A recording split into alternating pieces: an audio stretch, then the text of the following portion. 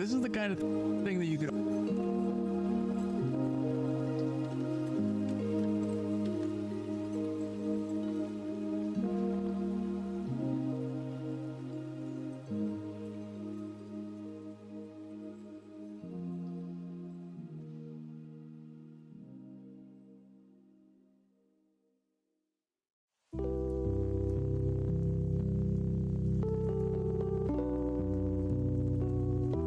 Hello everyone.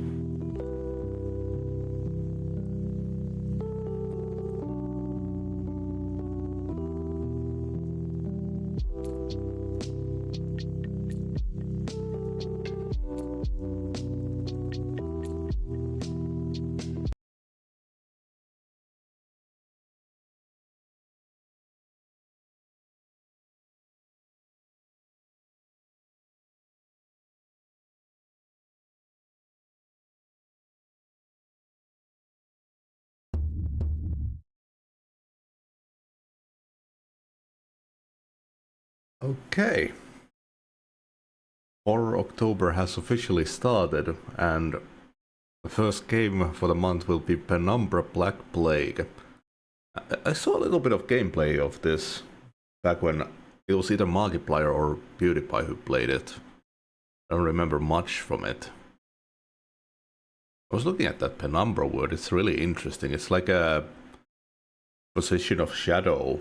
Like Penumbra is when you have, like, the sun is back here and the earth is here. So Penumbra is that spot to the side where you can still see the sun. Then there's Antumbra, where you can see the sun from behind the earth when you're far enough. And then Umbra is the point when the light is not visible anymore. Thought it was really interesting.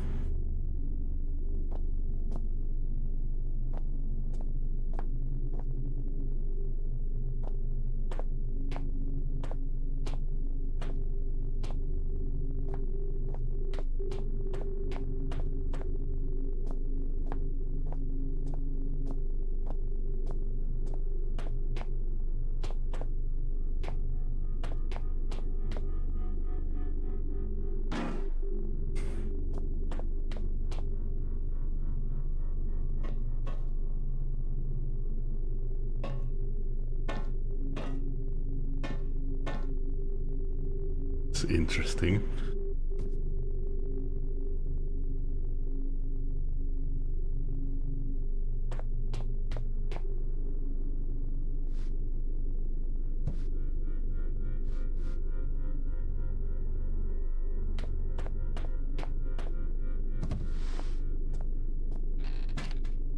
A very amnesia looking chest.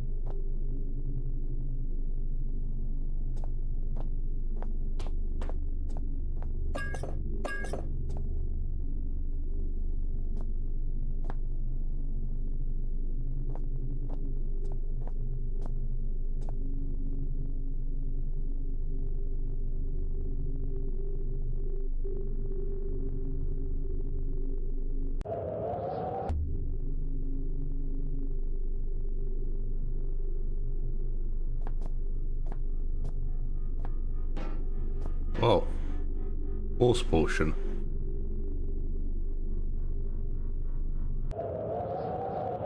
I move my camera. I was thinking that I would do no green screen for Halloween.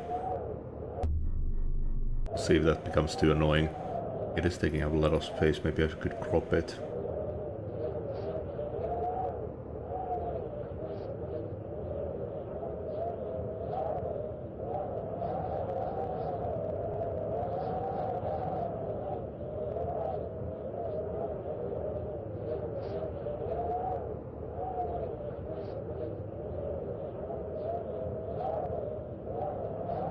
That could work.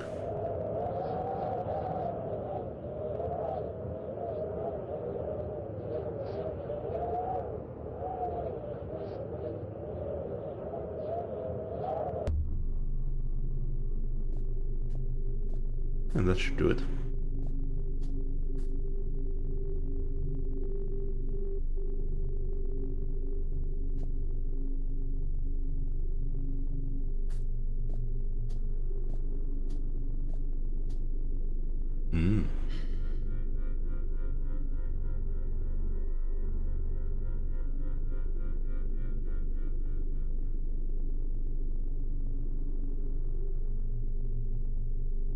Yeah, there's that panic mechanic.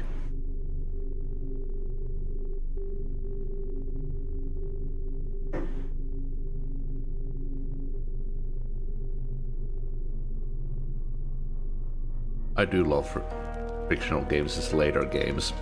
Amnesia: The Dark Descent is probably my all-time favorite horror game still. Without this knowledge, without this foundation, you could not have the will to do what I must now ask of you. I followed my father to the Greenland wastes to uncover his secrets. You had to know how far I was willing to go. Yeah, all the way to Greenland. I found a disused mining shaft and took shelter from the storm. You had to know how desperate I was. I was plagued by doubts, fears, and mysteries, and aided by a madman, Red.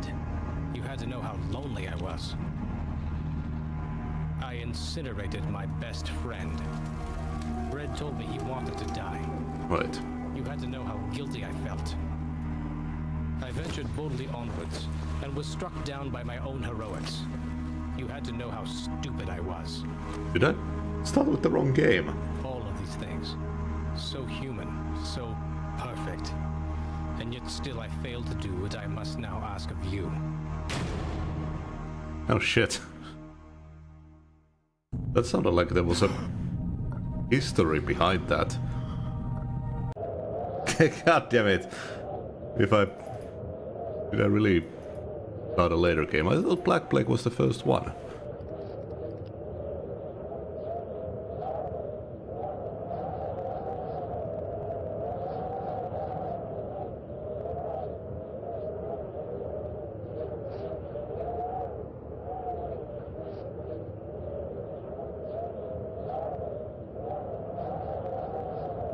Shit! This is the second one! I thought Black Plague was the first one.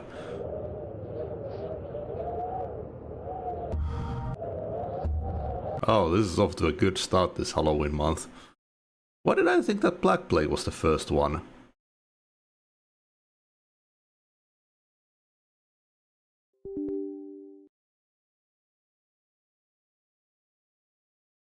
Oh, we got a little peek into the future, I guess.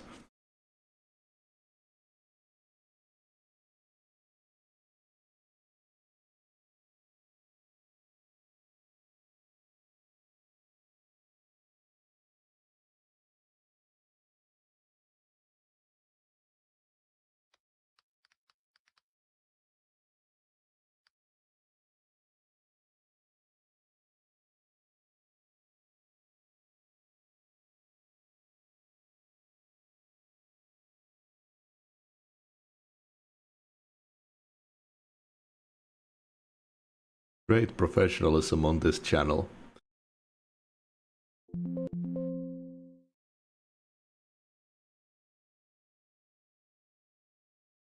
I was so sure that Black Plague was the first one in the series.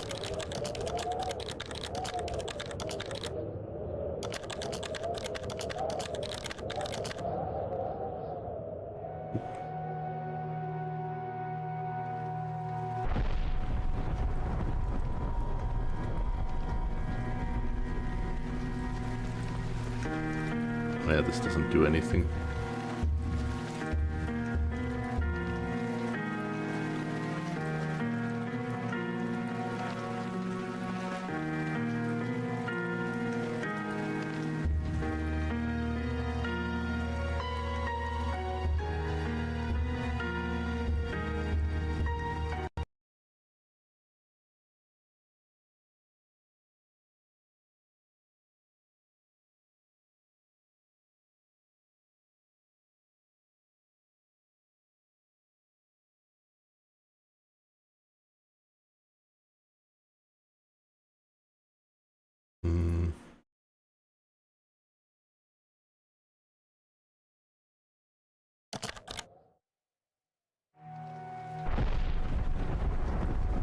Oh, we should probably read that first bit actually. I had never even heard of Penumbra Overture. That's why I thought that Black Plague was the first one.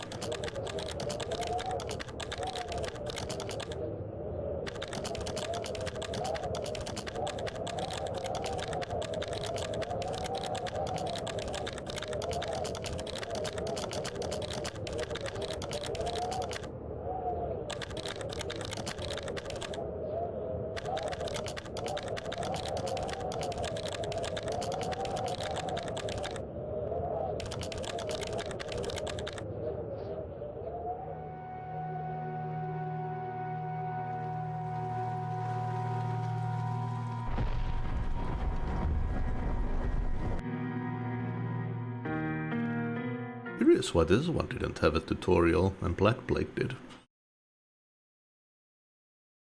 Maybe this doesn't have physics stuff. In this allegory, I'm not going to make the same mistakes my father made. Howard vanished from my mother's life before I was even in it. So when he sent me a letter a few days after Mum's funeral, it was the first I'd ever heard from him. Pity he was dead. Writing from beyond the grave must be a genetic habit in my bloodline. His letter contained a key, instructions, pleas for forgiveness. I figured the dead don't have much use for absolution, so I turned to his prophetic passing, which he inexplicably expected to come any day. Clearly averse to explanations, my father preferred to leave directions to a bank on Mayfair I'd never even heard of. In that bank was a safety deposit box in his name, and myself as executor. Of course, I went, as he knew I would. I discovered that despite the evidence, he'd been legally declared dead almost 30 years ago, and so the old book and collection of notes I found had, in the eyes of the law, been mine all this time. My father's instructions were to burn the documents, raise no further questions. But that was his error. No man's immune to the shameful trappings of curiosity, and my humanity got the better of me. The university I taught at was world-renowned for two things: physics and linguistics. I represented the first, and the man who stood for the second was stumped by my recent acquisition. The book was indecipherable. The notes, however, showed a location somewhere in uninhabited northern Greenland. It took me almost a year to book the last flight I'd ever taken. As I watched civilization disappear along with Heathrow, I realised my father had disappeared 3 decades ago, almost to the day, and I considered in turn what it was that I was leaving behind. We landed on a strip of ice a few feet wide, and within minutes I was pulling away on a chartered boat, beginning the 12-hour journey that would lead me into my past.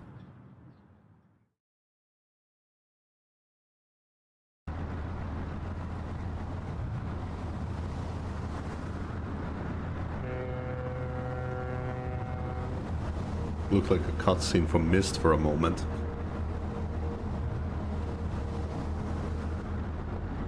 Okay, so they do put you in the game and give you an in-game tutorial instead of the separate one in Black Plague. Here's Eric, just a quick note before you set sail and leave me once again. I've left you a little something to remember me by in the chest at the foot of your bed. I really don't know why you still only have one bed on board. Taking shifts because of it is no way to get your rest.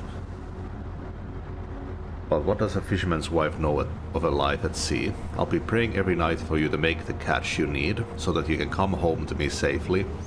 And soon, please don't be gone for 5 weeks like last time. I know I might nag sometimes, but I do love you, you know.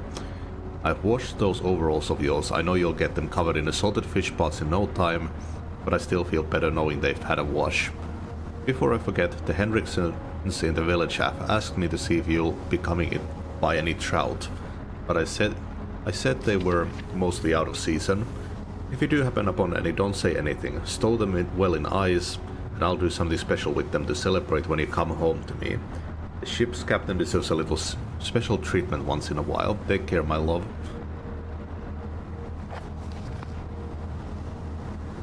Ooh.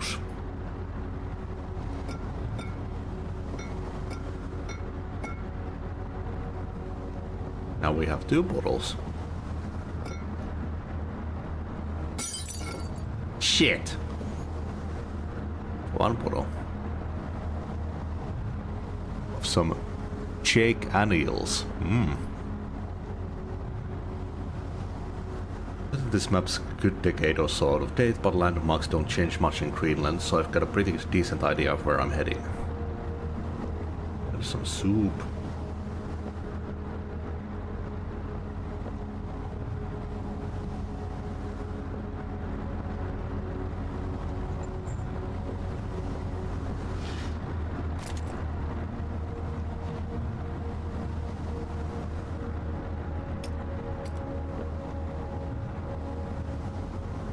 Pretty odorous. Glad I'm getting out of here soon. They must eat, sleep, and well, do everything else in one room for weeks at a time.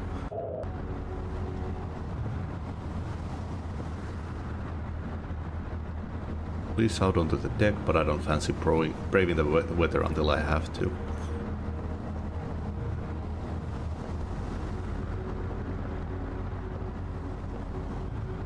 Good scientist always keeps a pen and paper handy, just in case.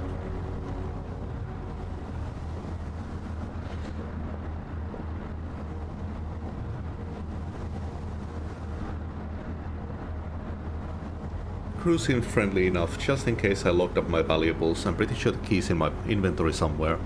Once I found it, double-clicking the left mouse button should get it selected. Then I can press interact on the padlock. Nice.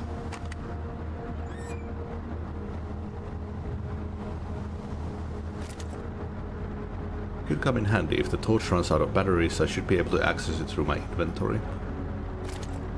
Some extra batteries to power my flashlight. There. Who the hell is that?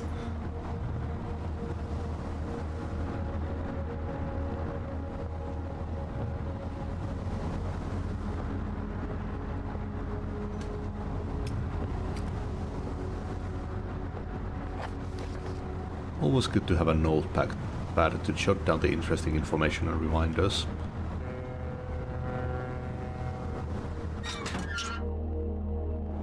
As I stepped off the boat, setting out into the blizzard that had formed around me, I realized how utterly devoted I'd been to the discovery of my father's past. I had no idea what to expect. Soon enough, my concerns were justified. I don't know whether I lost my orientation or my spirit first, but I lost feeling in my extremities soon after, and knew hypothermia was setting in. I started looking for shelter.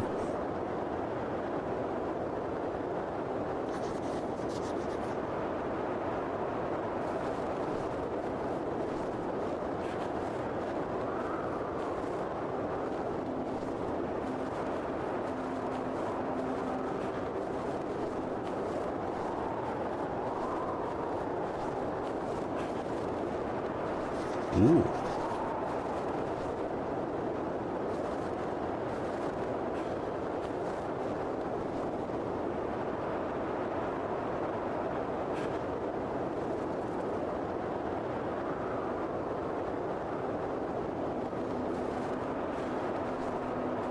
There a rock somewhere?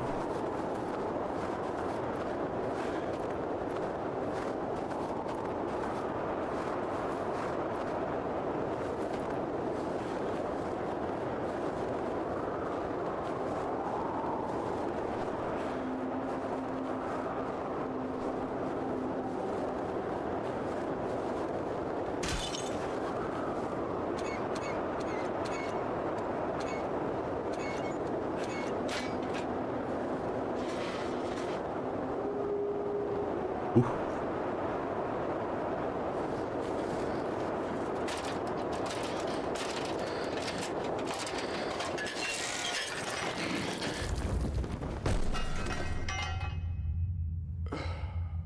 Not a good sound.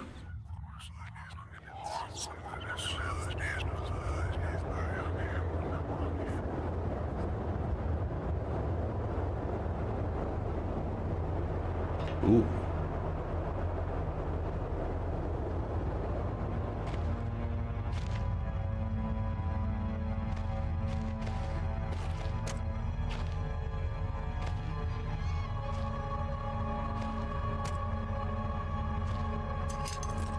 See, I can swing this hammer. If I hold, I can make back swinging by pulling the mouse right and then following by pushing left.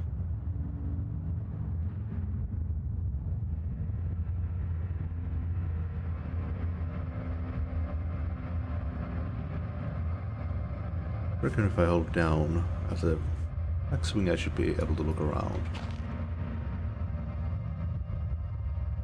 Oh, does this have combat?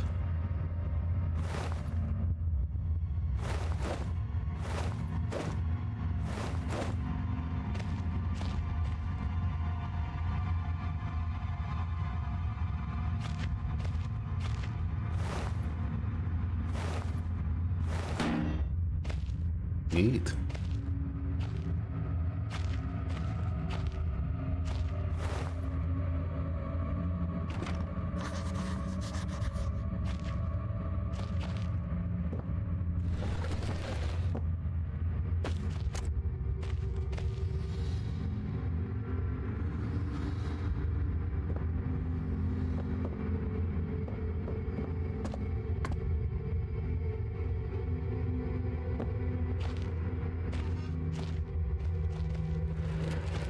Ah.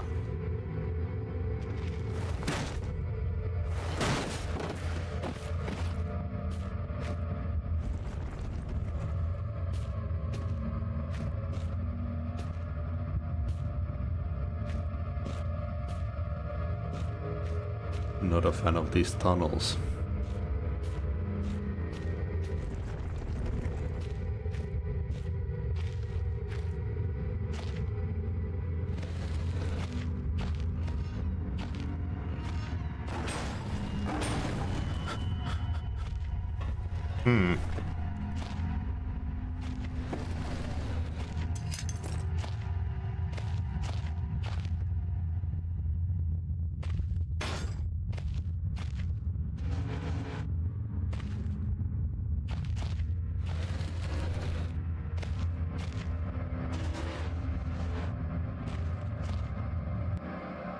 Whatever I was descending into, it was 100 feet below ground, protected by two solid metal hatches. Located in a remote Arctic wilderness and buried beneath the snow, I didn't know what to expect, but it made me feel something I hadn't felt since I was a child. I'd never given it much thought before, but I realized that our entire society is a network of safety nets. Emergency services at the end of a phone line, health and safety in the workplace, friends, family, lovers, all there if something goes wrong. Part of a carefully designed structure to prevent all but the most mundane of emotions. Once again, I felt like I did what I was when I was in school, surrounded by a closing ring of older kids. Knowing anyone that might help me, friends, parents, teachers were too scared or too far away.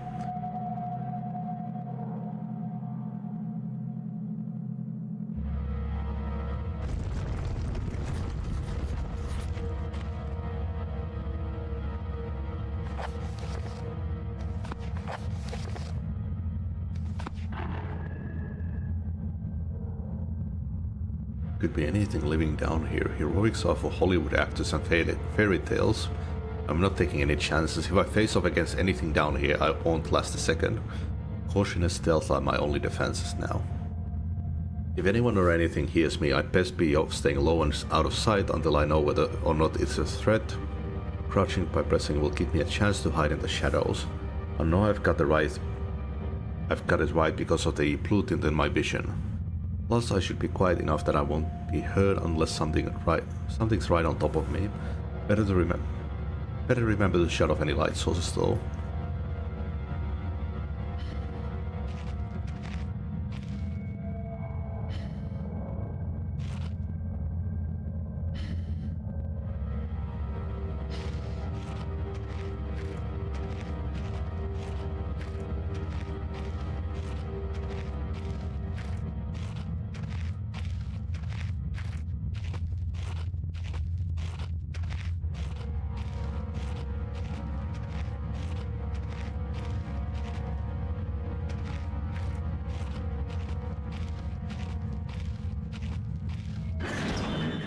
Okay, so that's our hub.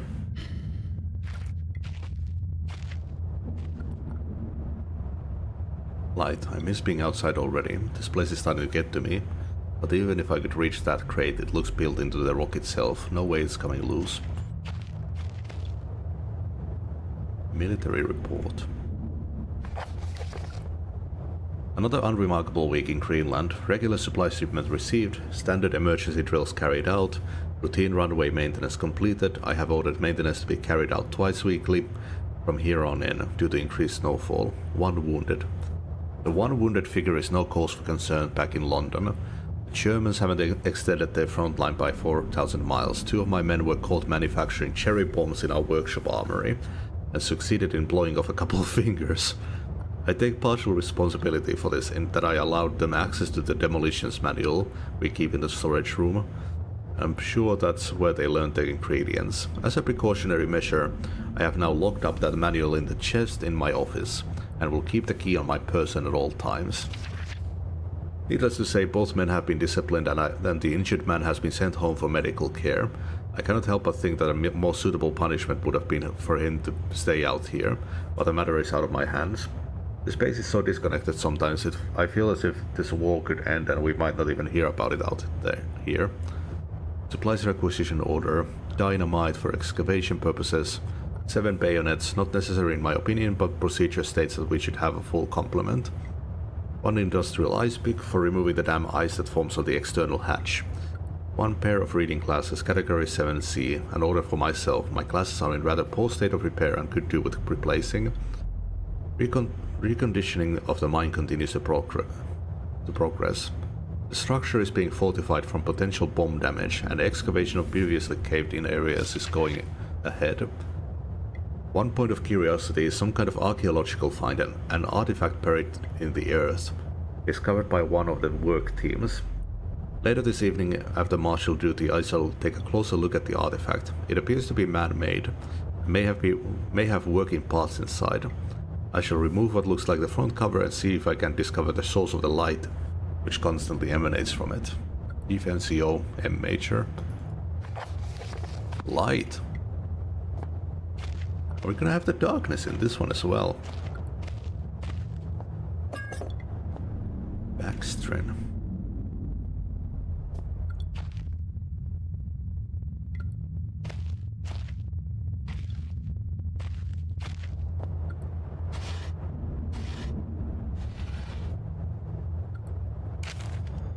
Copenhagen boast. Psychotropic deposits at the bottom of a death mine.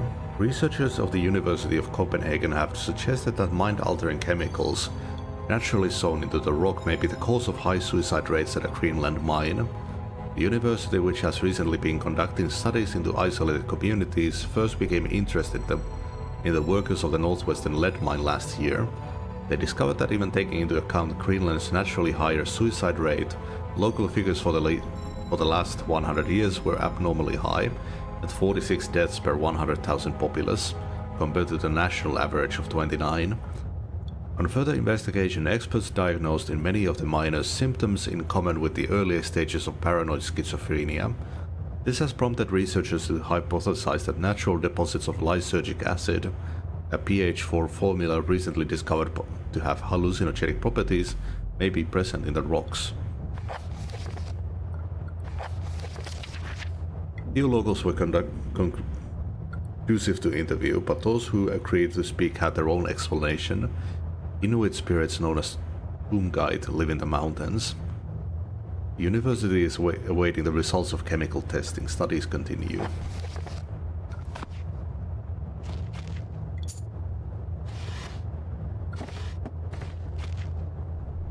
Yeah, that's the same stuff as in Amnesia.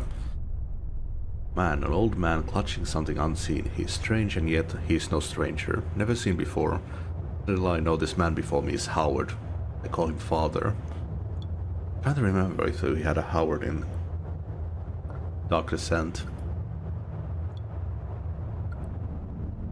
What the hell? What just happened? I don't know if it was such a good idea.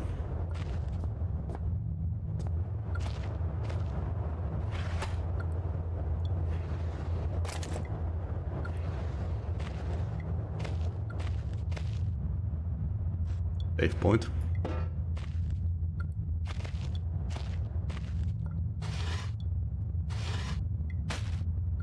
Beef jerky. Nice. Doubt this is the key. Oh. Okay. It wasn't on this person.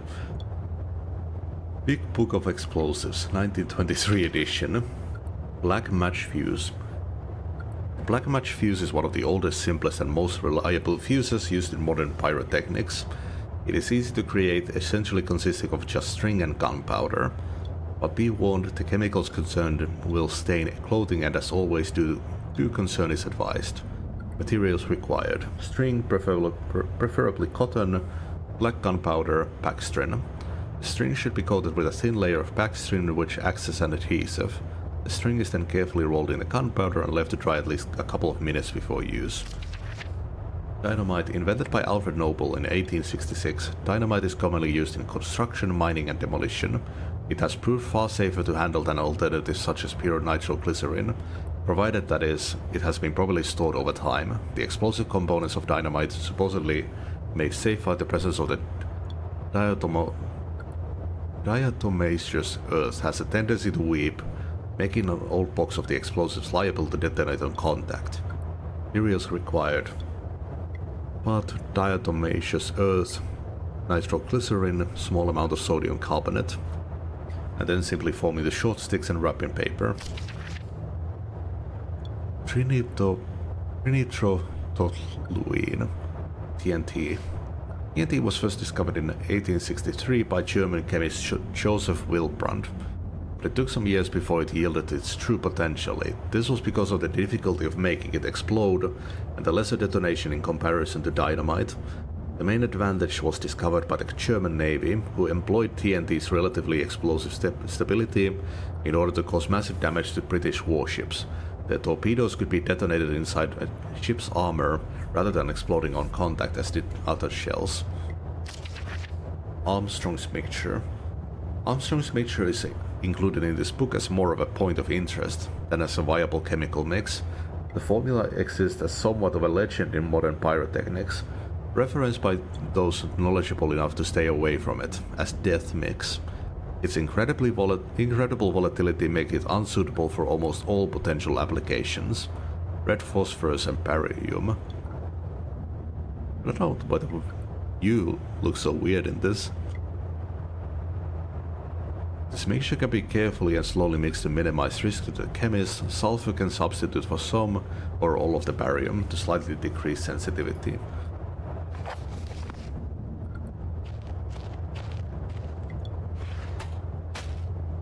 Nice, more jerky.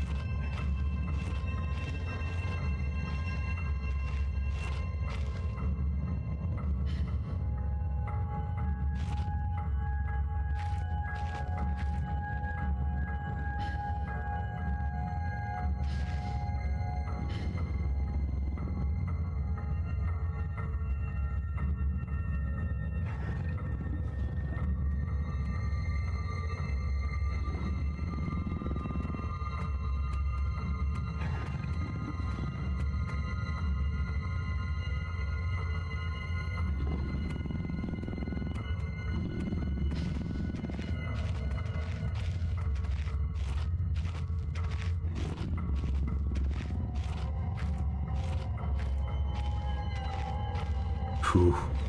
I love the frictional games for this feeling.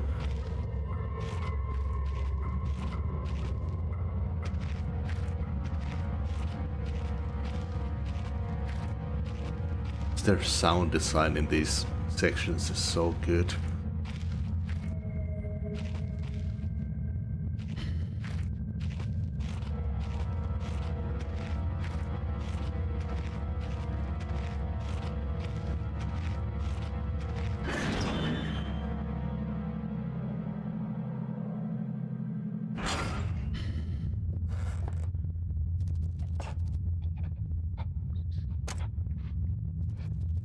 If this light wasn't empty, it'd be handy as a thing to have. Look from the other side. Does that mean there's someone still inside? I can hear chattering. Thank God, maybe I can get some answers. $4 equals sad.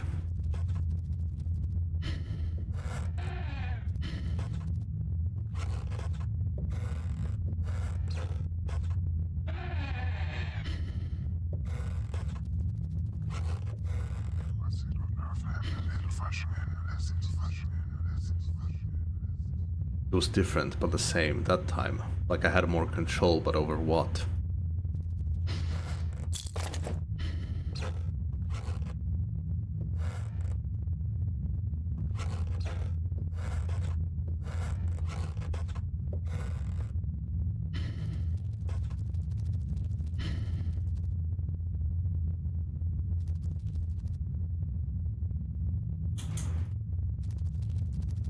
Moment.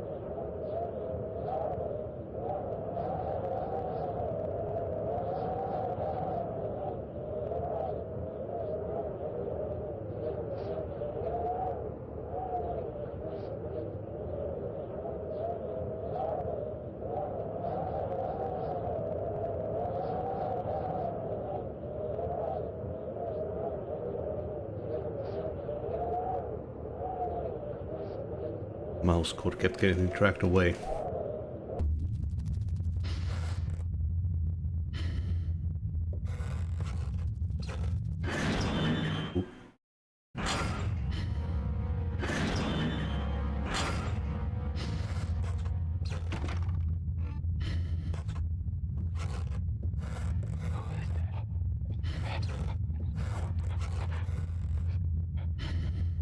Four bugs equals sad.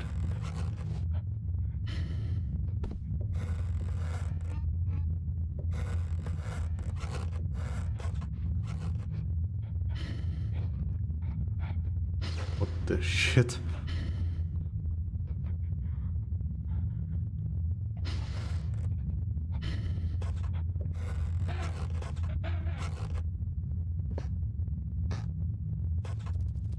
Storage is great for transporting ore, I suppose. There's a draft coming from the base.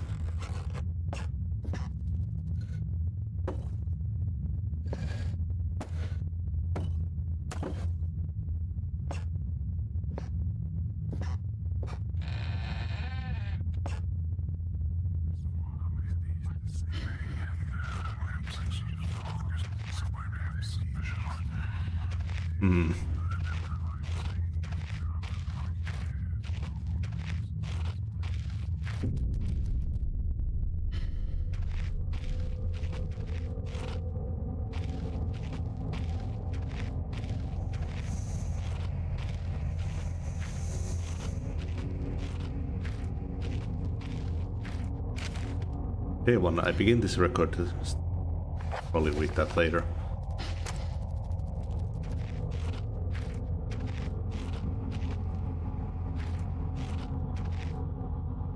Horrible sight.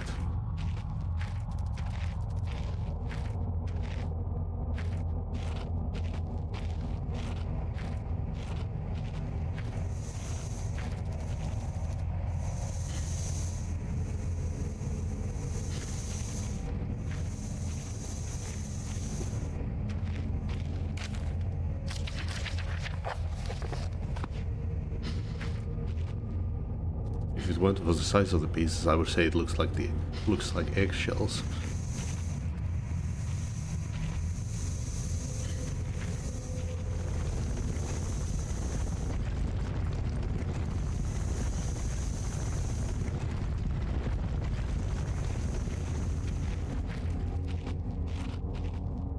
Ugh.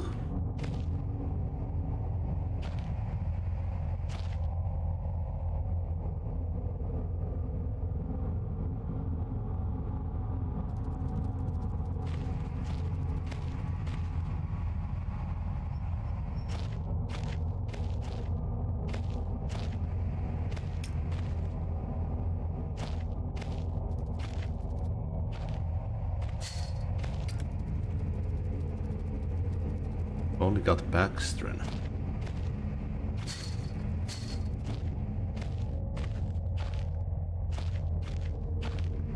Might have to return here later. Begin this record still in the hope that the great work we have undertaken here might be the one of scientific value. Despite the chaos which has ensued in the 6 hours my aim is to remain secure until what help there may be arrives. And to that end I have barricaded myself into a small workshop area in an abandoned part of the mine. I hope that the meager food rations here will keep me alive, and that those I hide from will not jeopardize that. Perhaps this mine really is cursed. It's almost precisely 30 years since the incident that brought us here, and now 30 years on, fate has struck again. 30 years when my dad disappeared. I forecasted that today the rescue crews would arrive, but I can only hypothesize that they would be unaware of my location, and hence busy themselves evacuating the other survivors. If they have not arrived by tomorrow, I will go out in search of them. My first mistake was to make assumptions on the matter of rescue. My second mistake was to make assumptions on the safety of this mine. My third mistake was to act on both those assumptions in going outside of my safe haven. My best estimate is that I left the workshop where I was secured about 2 days ago in search of aid, and I have found only danger. I approached the old living quarters, but curiously, I could find no sign of life whatsoever. I returned in what I thought was the direction from which I had come, but soon found myself in an unfamiliar locale. Confused but focused, I attempted to make my way home, but found myself threatened by some species of feral creature, which seems to have made this old mine its home. Although the specimen bore significant interest to me, I chose to retreat, only to find myself outmaneuvered and outnumbered by the beasts. I turned and ran, injuring my ankle in the process, which I believe now is most likely a sprain, rather than a fracture. For some time I cowered and fled into the dark, but a few hours ago I discovered a door leading to a smaller, disused part of the mine, the key for which I have in my pocket. Within that area I discovered a storeroom, and I think it should keep me safe for some time. This place is a maze. A lesson learned: I will not venture out again until I am certain that the area is safe. Rescue seems increasingly unrealistic. Supplies diminishing, lots of spiders in this place. I do not like spiders. I caught one of the accursed 8-legged beasts nestling in my open mouth when I woke up this morning. In my surprise, I swallowed it. Oh, not so much the act of swallowing which concerns me, but the genus of arachnid.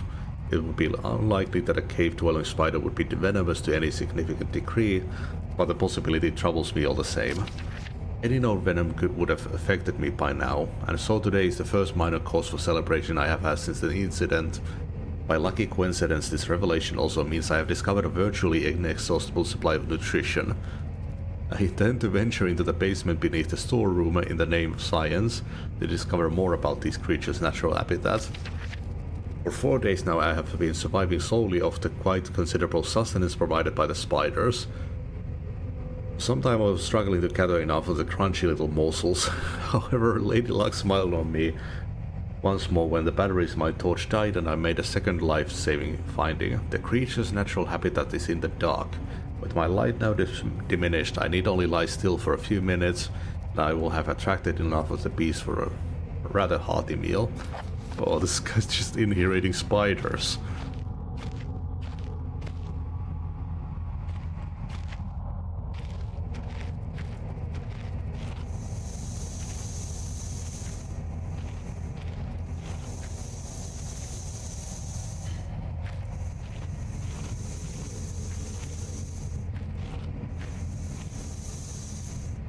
Oh shit. That was a quick death. It seems like there's nothing in here yet, so I might need to discover another location first. Oh. I can't just climb up either.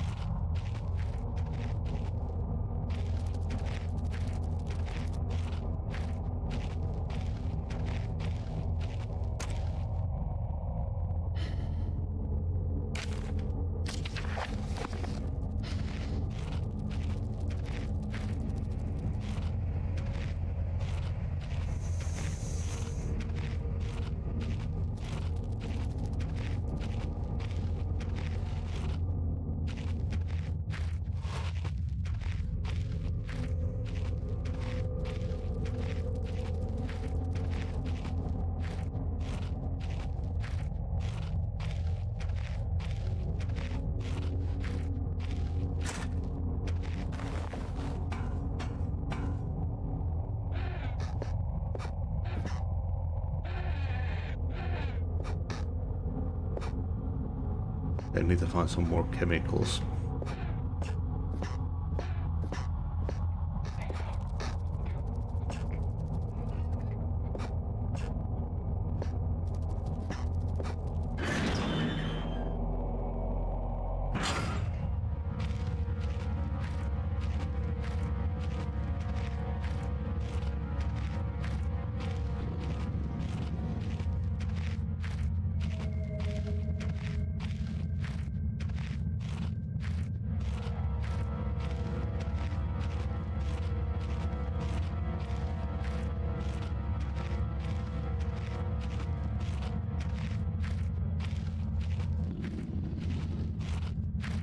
Playing random sounds.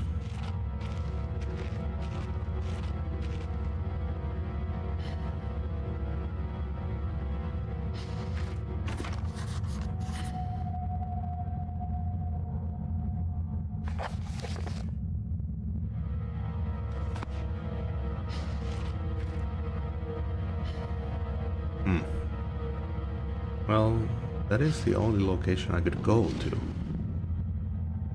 Explosives, northern area and a workshop are behind this door.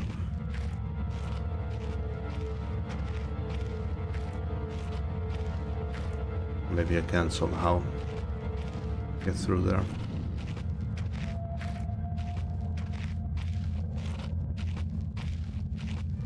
I mean, I have that one chemical, but I thought I needed something else for it. Wait, did I need to require cotton wood? Spider cobweb work.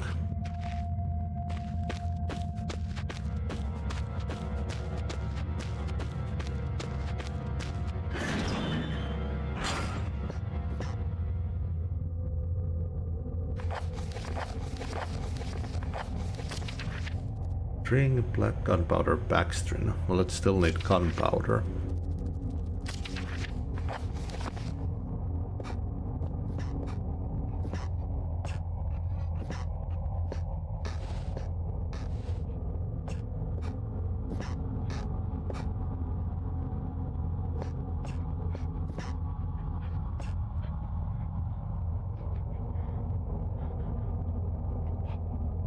Something fuel.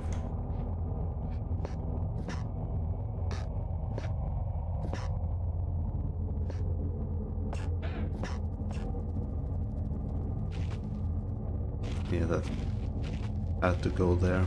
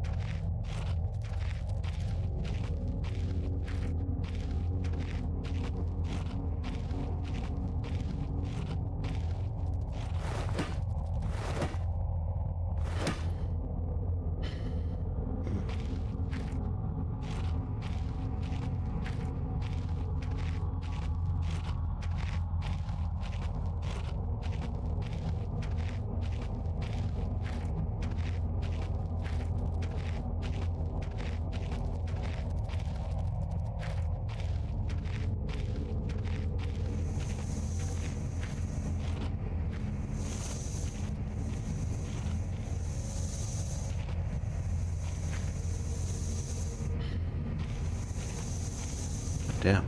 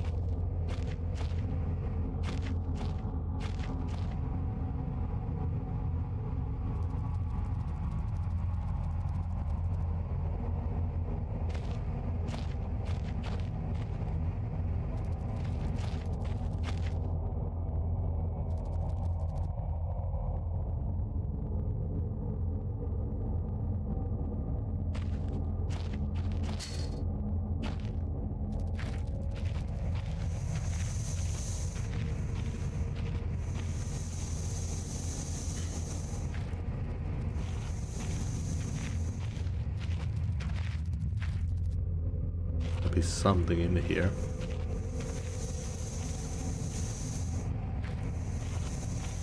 God damn.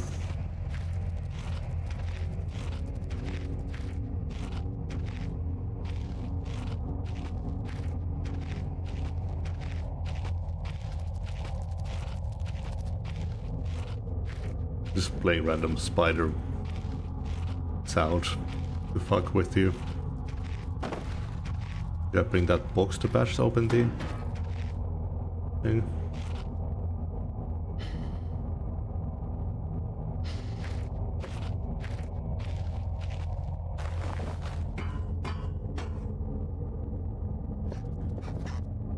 Tipo, some kind of container. Heel.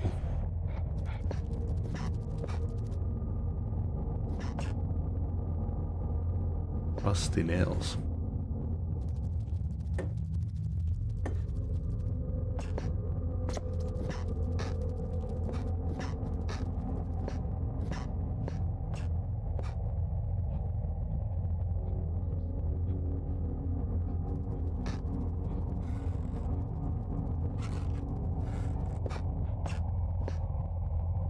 If I bring one of these rocks with me.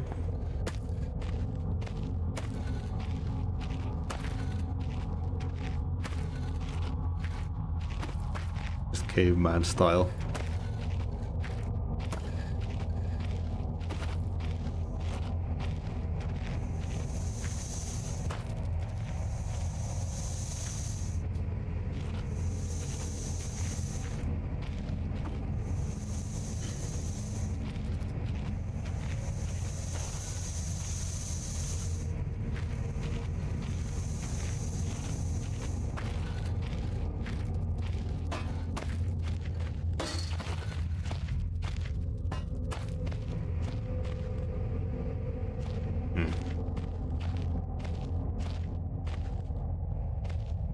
Was that?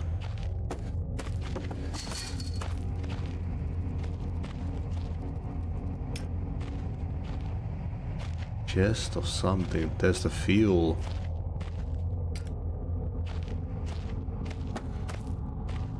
I mean, something collapsed when I got here the first time. What was it?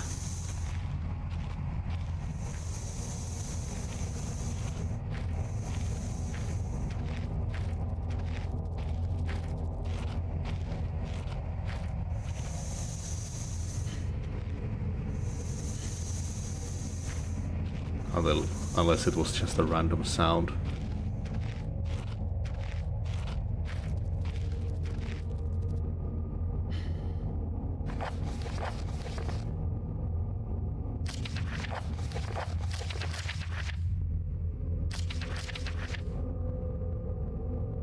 Red phosphorus and barium makes that unstable thing. I don't know. I've got backstrin.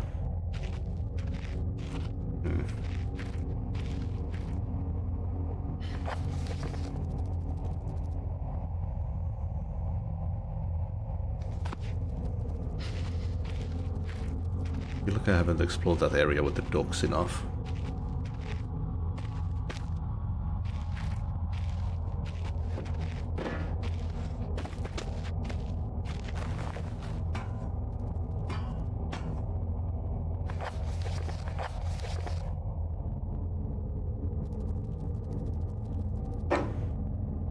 My earliest assumptions on the benign nature of my cellmates may have been made in error. After a careful autopsy, I am concerned that there may be a small volume of natural chemicals stored in the stomach which I ingested regularly over a period of time, may have become psychotropic or even lethal. My only real chances is to break out of here and raid any stashes of supplies I can find. However, the evidence against such a move is insurmountable. I have no source of light. I swore myself I wouldn't leave until I heard human voices outside. The spiders are so tasty. So the marks I have been making on the walls and my scribbled diary entries, which in the dark may amount to an illegible scroll, today is the 100th day of my new life. Over the past month, my edible friends have become more and more aggressive, and I have swelled in numbers and size. Whether or not this is a result of my plundering their ecosystem, I am unsure. However, at this rate of growth, they will soon be too large to crawl through the gaps in the walls. For all I know, I could only be seeing the tip of the iceberg. If all fails, and I am never recovered, I hope at least that my study of, and indeed involvement with these fascinating creatures, will one day be regarded as an important point in natural history. The greatest names in modern science got there more through fluke than talent, and it appears that this rule has extended itself to my discovery of this delicious new species. I only pray that the second rule deems my breakthrough too insignificant, for all great discoveries tend to consume their inventor.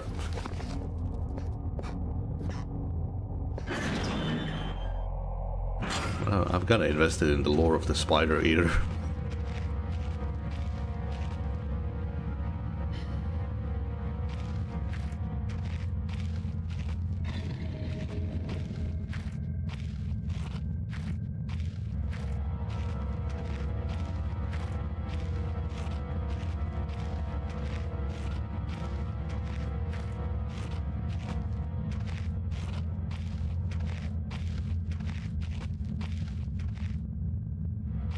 Have any keys?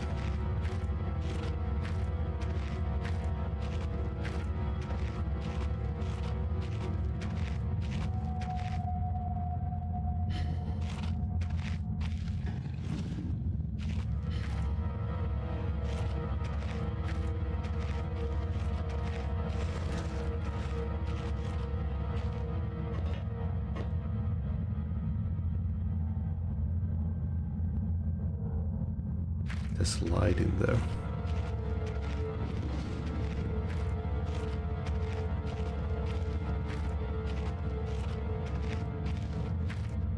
Gotta check that I didn't miss anything in the office.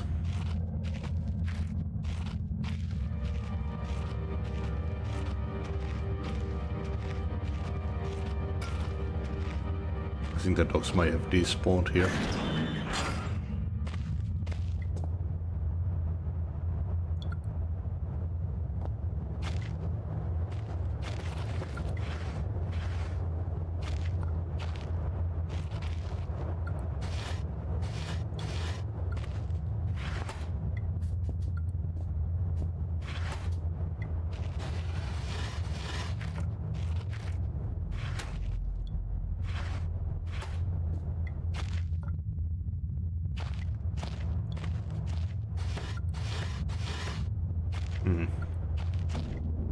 I mean, other than this place, the underground bit is the only one left. There was nothing at the entrance. I'm missing something.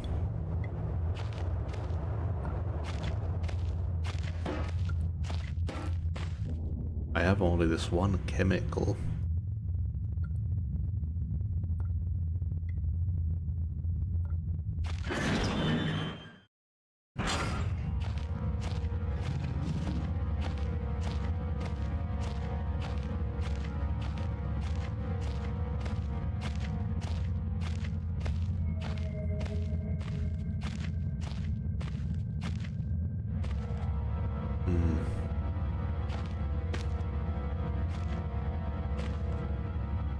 Oh, this is flammable.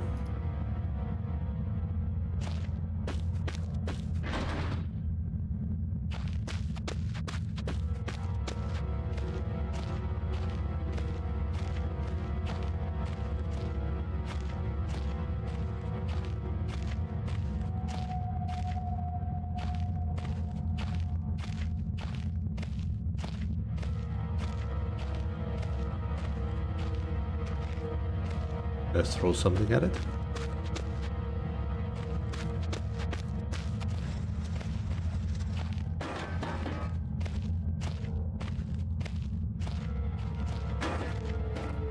Nope.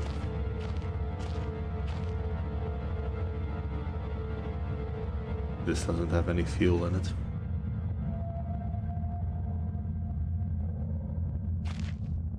Yeah, so it must be back here. Whatever I need to do. In the storage room.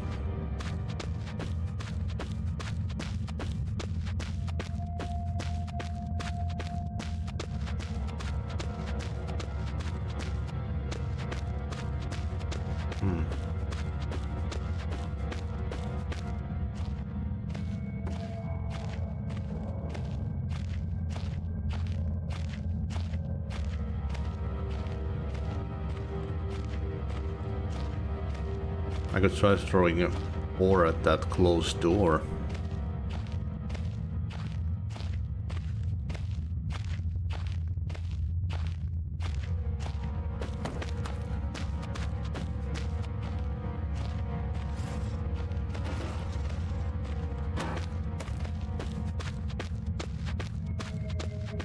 Didn't seem to work when I was throwing the rock at the lock.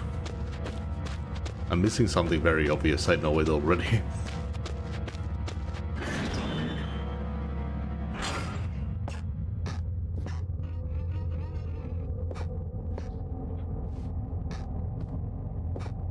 I'm gonna take your shoes.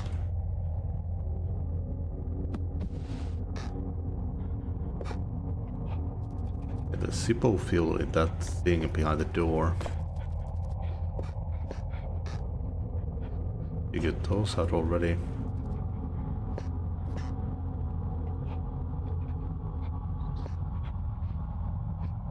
Work of either a child or a deranged mind.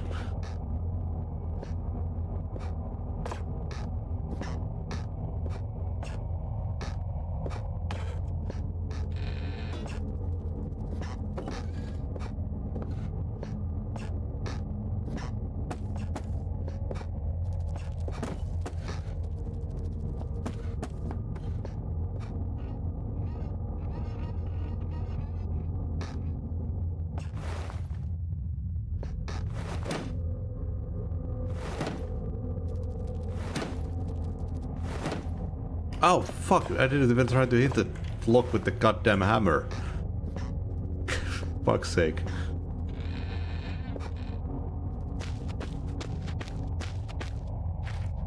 I'm not used to having a tool like that.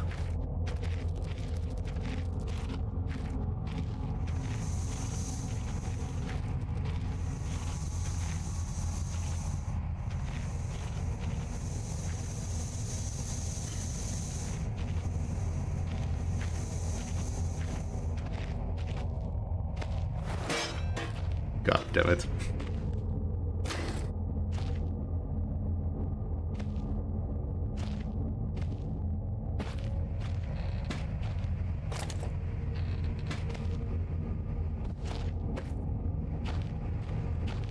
Okay.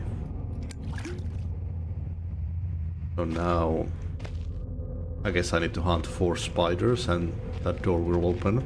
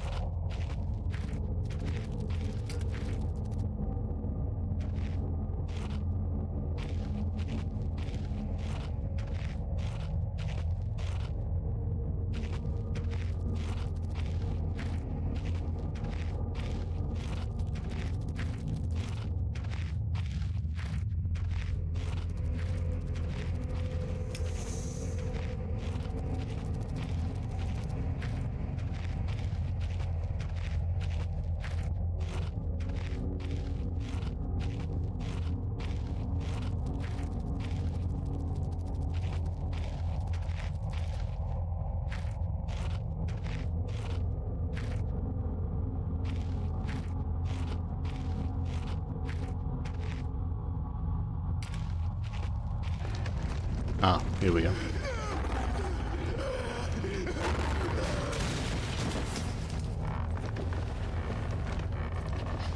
Oh. No, Spider Guy, my favorite.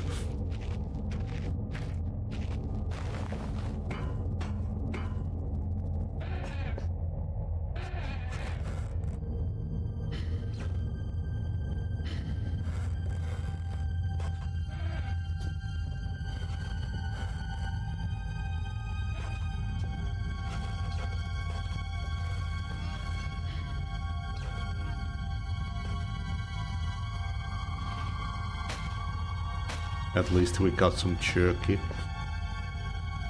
Hole isn't large enough for a man. Not that I'd go anywhere near it, even if it was what burrowed out of this tunnel.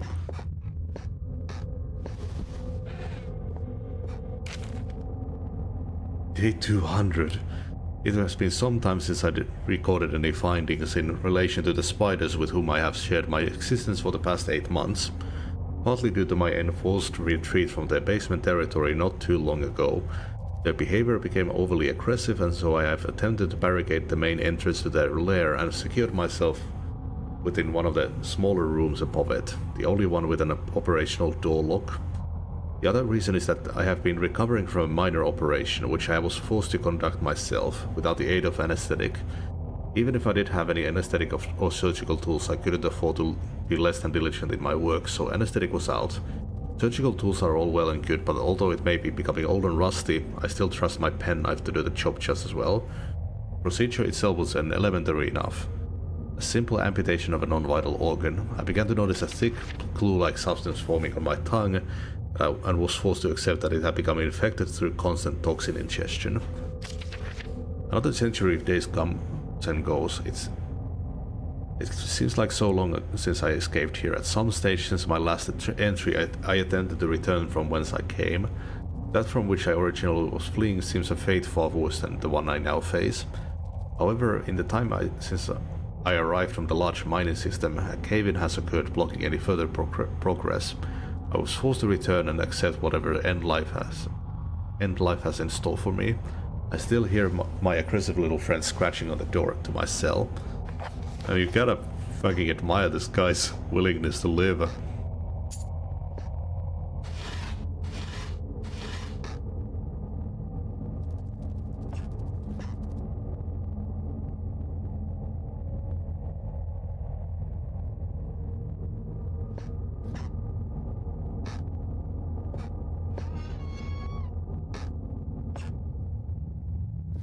God damn, he had a big tongue.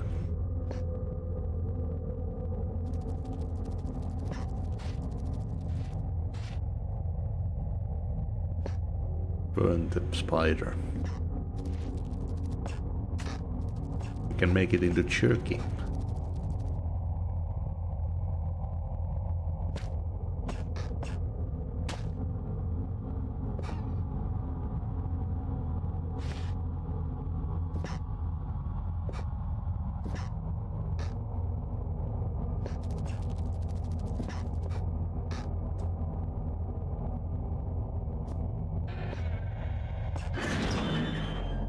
Well, now we can get further. Definitely spawned another spider, another dog.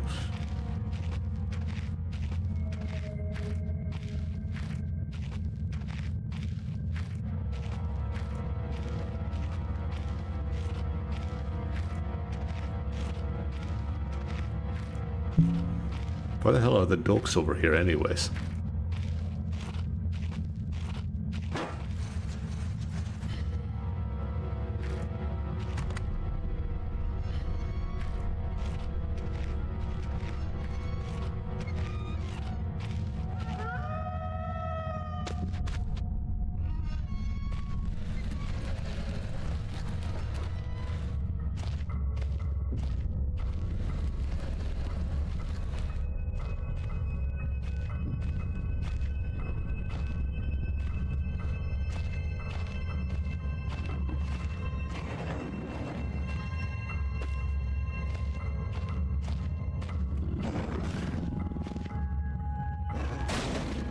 Whoa.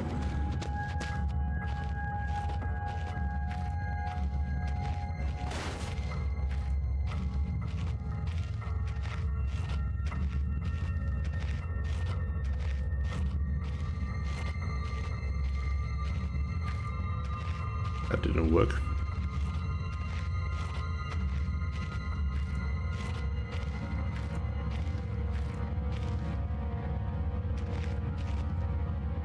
The workshop explosives is to the west.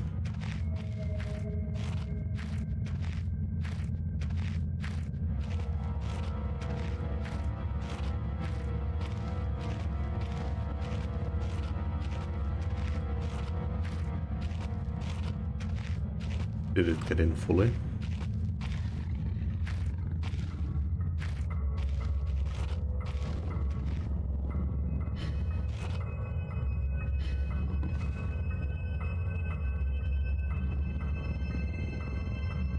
Looks like it may have gotten stuck.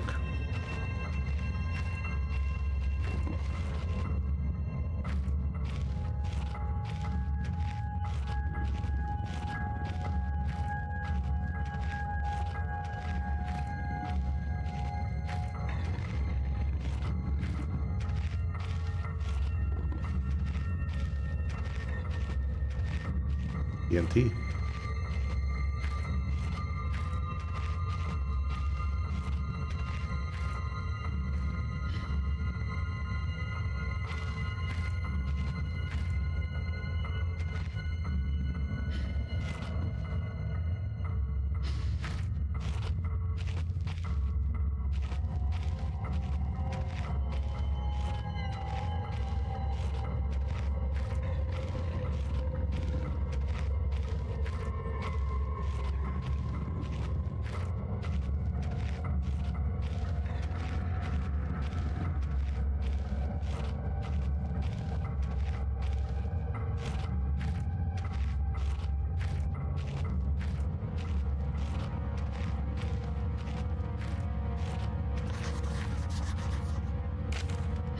I love my workshop. It is too great a hunting ground to let others scorch their faces. One cannot help but feel for those with such a delicate mousy morsels of which to munch, for Red ate ravenously of their flesh today and shall continue to do so. This is possible thanks solely to the button bad eye installed on the door, and yet Red's mind is working somewhat backwards today. Okay, so this is the red guy.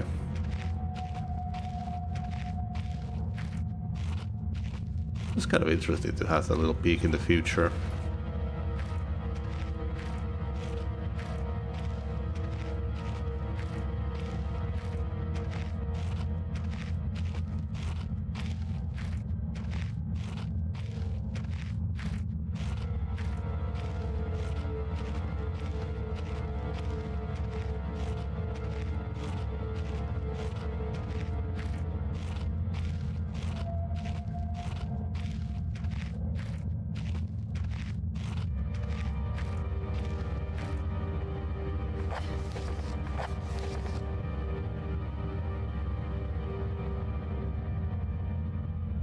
Eight, 4, 1, 2.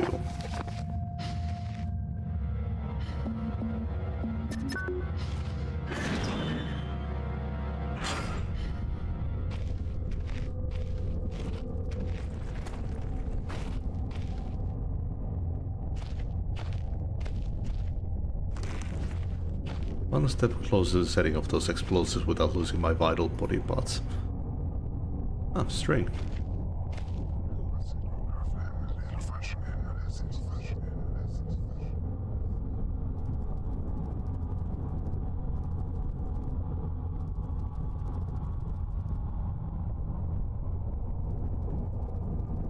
This must be tied into what's going on here. If I keep experimenting, I may discover something useful or have a heart attack.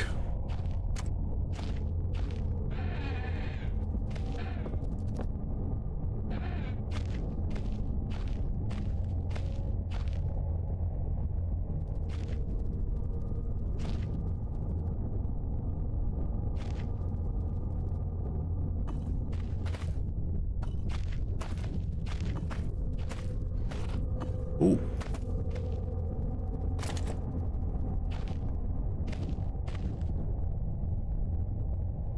Looks ancient. It's so old I don't even know what it would have been used for. like a pulley system.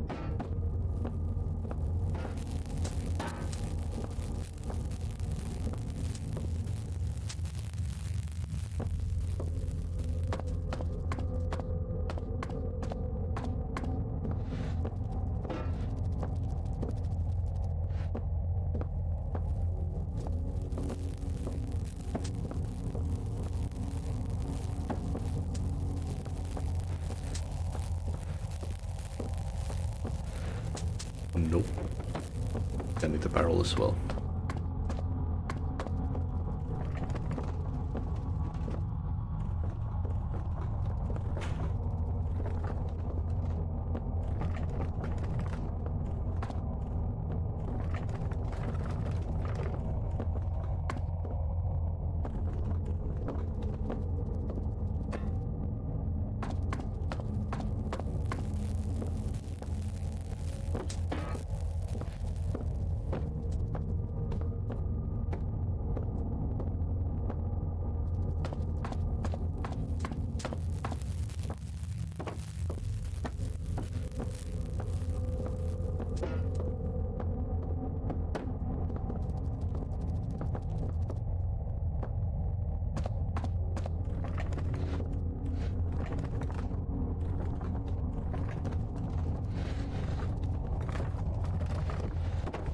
Nope. Was there a thing here too?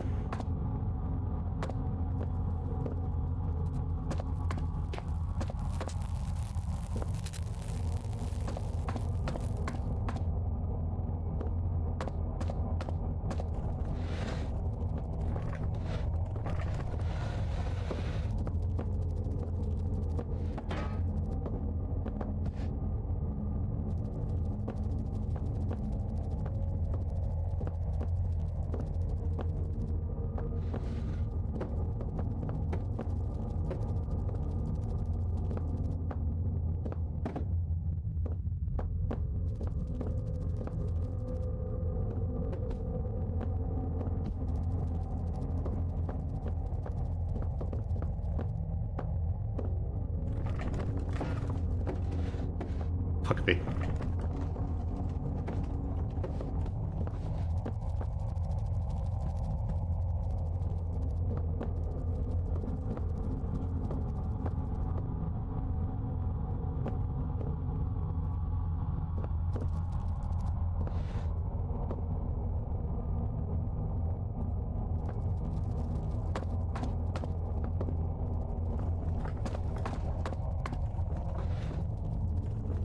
Seems kind of possible. I don't know.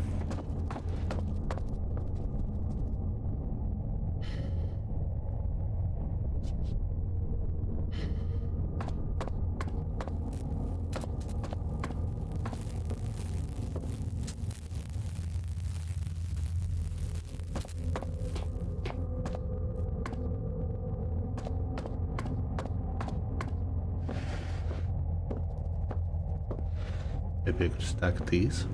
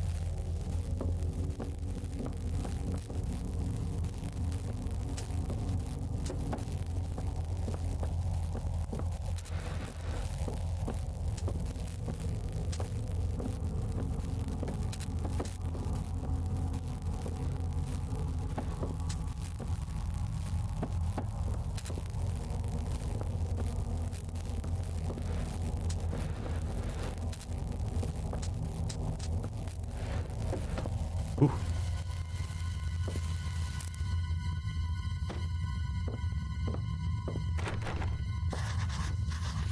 Well, damn it, how am I going to get in there now? Looks very weak and old. Like me.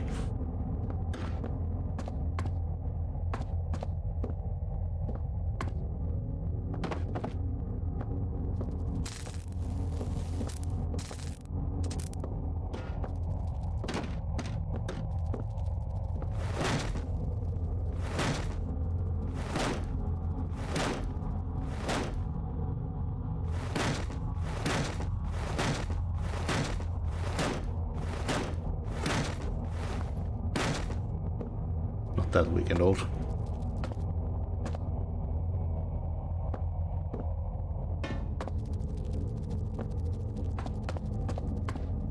There is that TNT barrel, but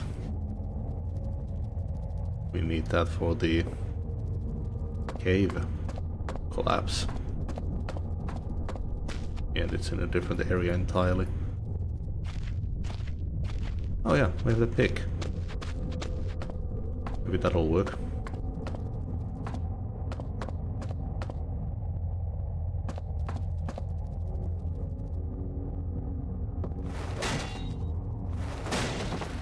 Nice. More power.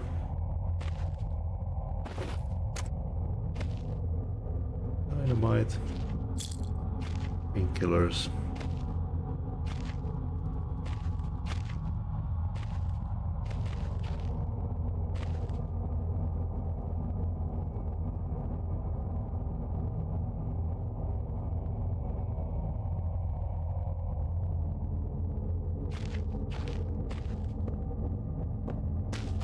Can I just plop some dynamite in that cave collapse?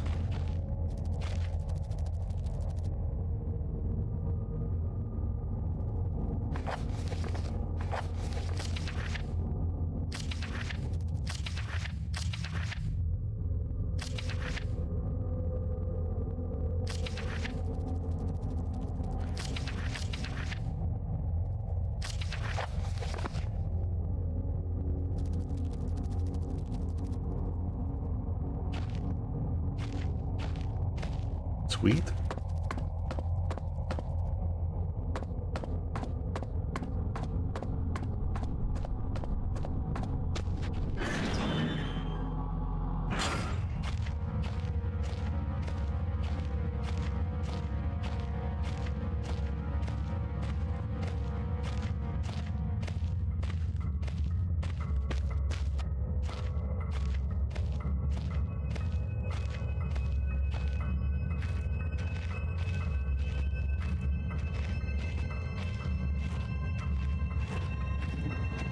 Oh, dog got in.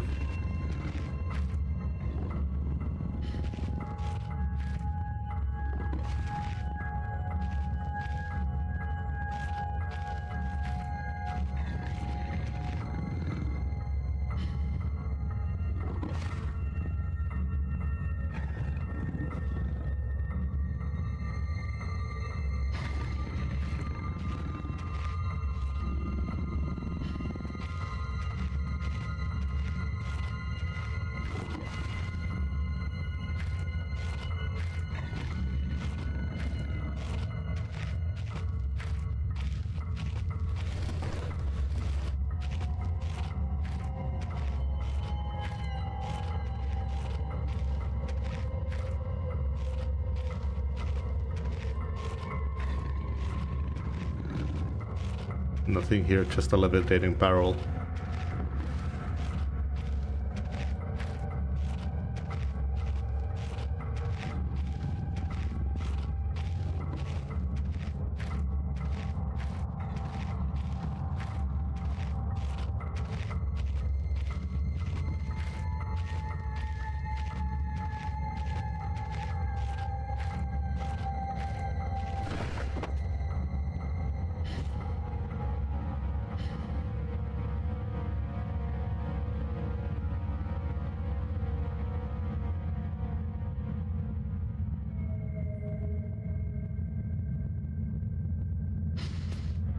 Oh yeah, I need to dip that in gunpowder. That's green.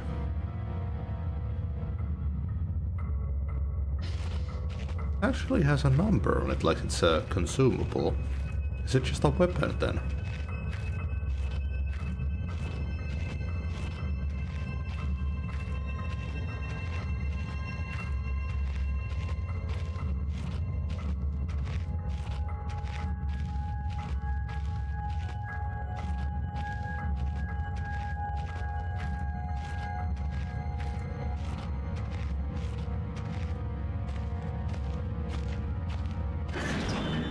Didn't spot any gunpowder in that area.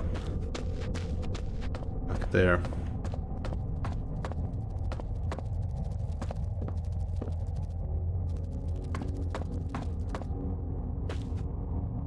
Gunpowder kick.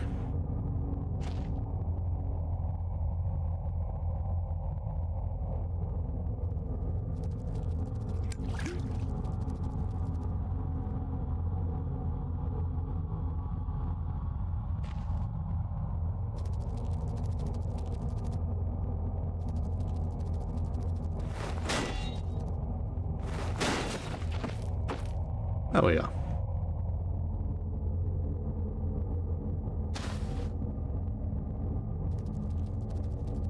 Okay.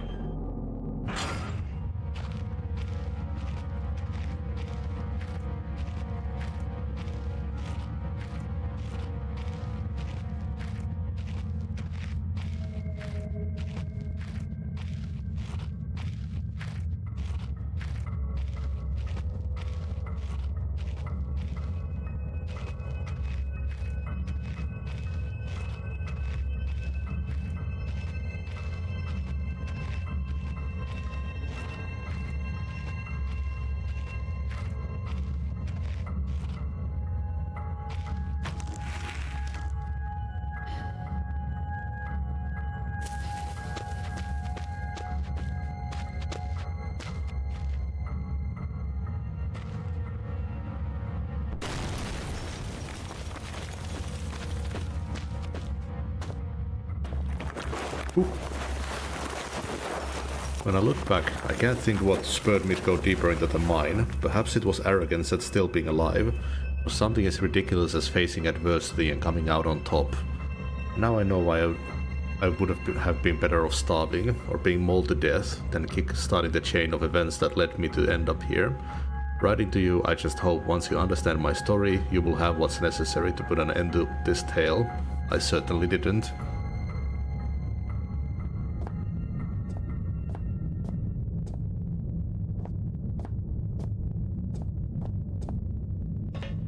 A lot more modern looking area.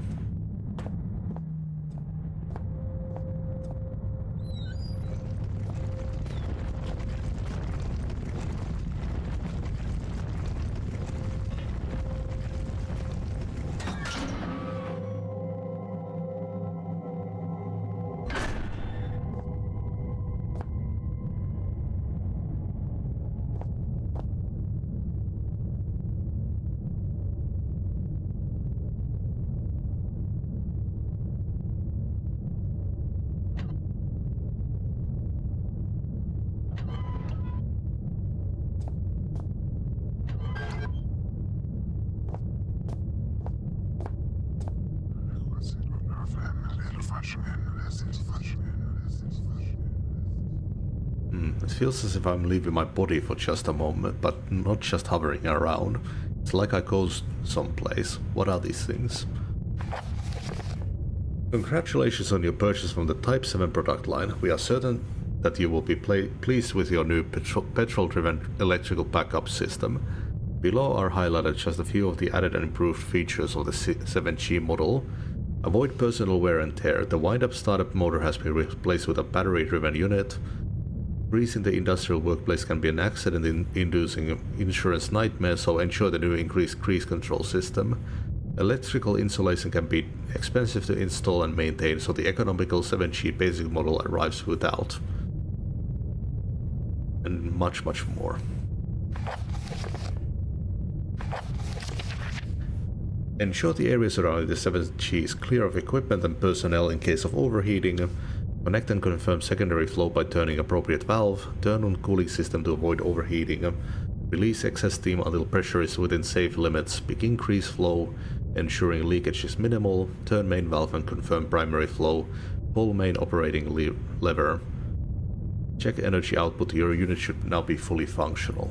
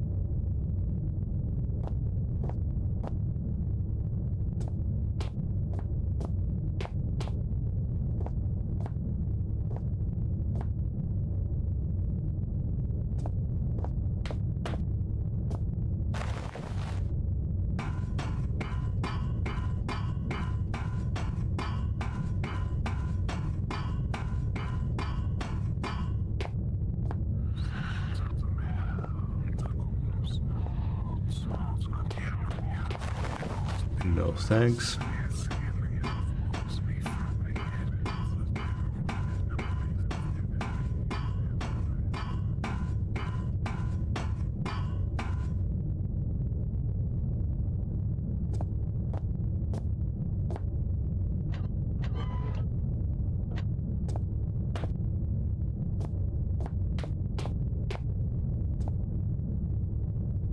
I should have sparked the starter motor. I suppose it can't get by without a battery after all.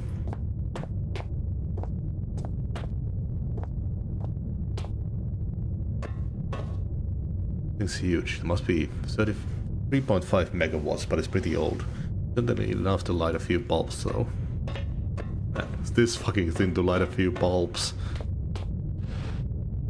The battery symbol on the side, but it's welded tight shut. If they had some kind of machine for opening these, it's not here anymore.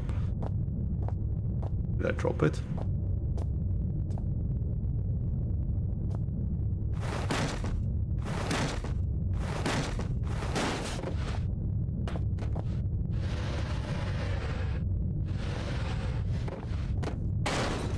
There we are.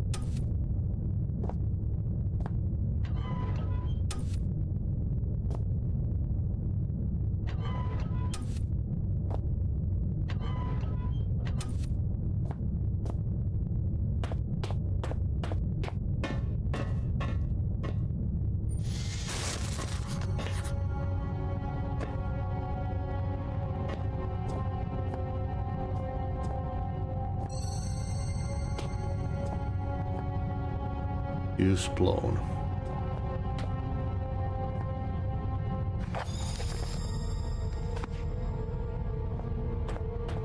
Okay.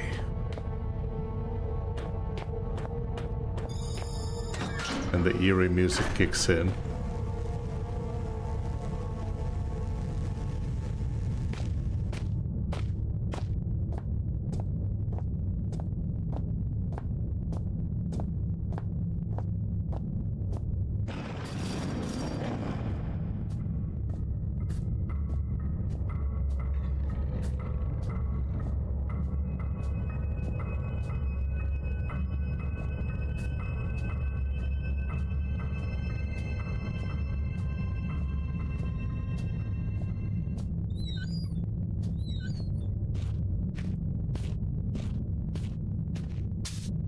Room. Jerky. 50 amp fuses, but the box is empty.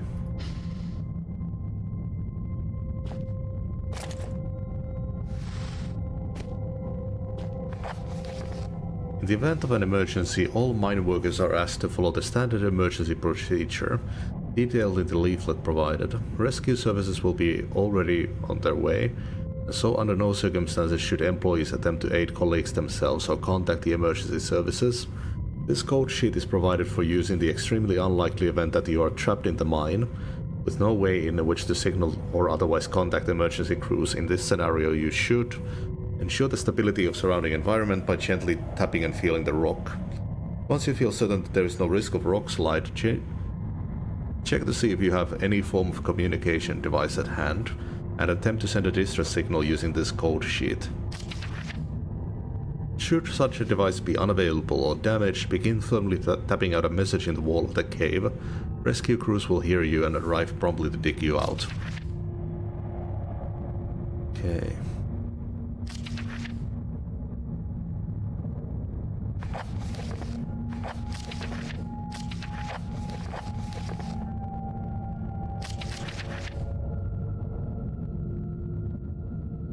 Do we have to do SOS?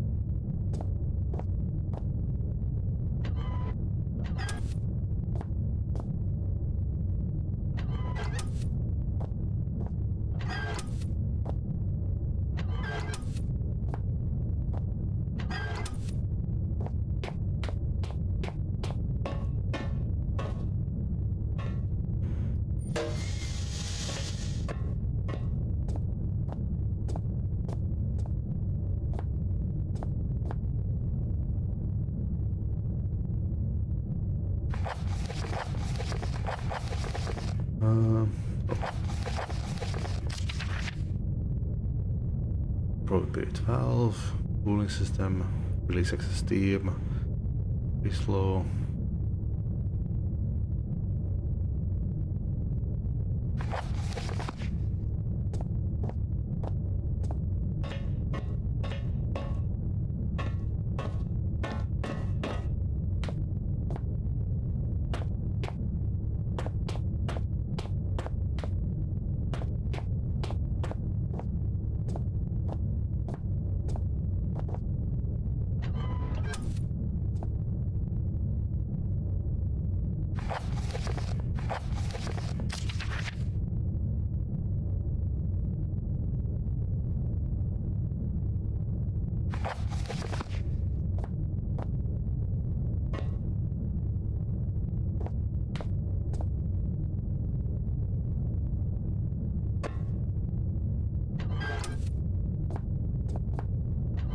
Okay, I need to get the right order.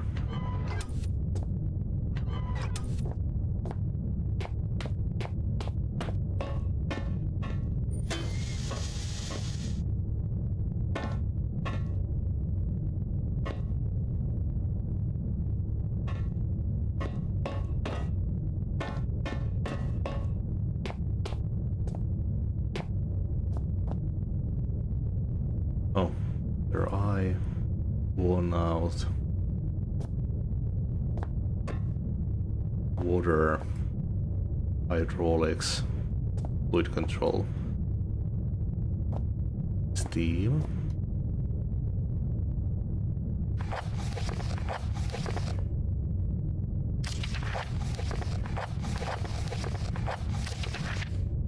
Area is clear. Secondary flow.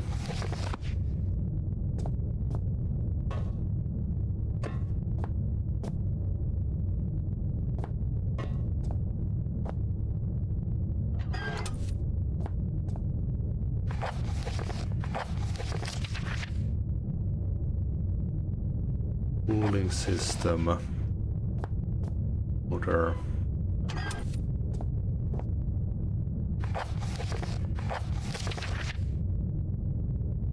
Excess steam. Already did that one.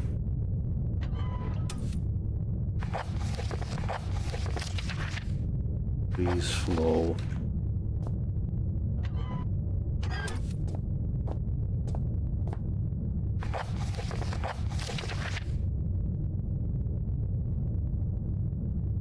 Main valve and confirm primary flow.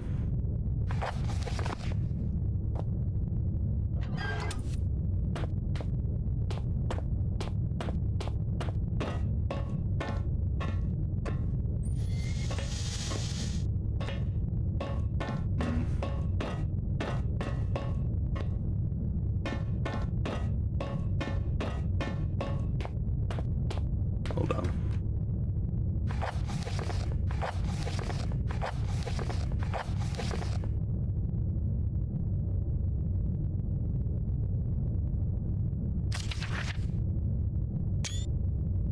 There we go.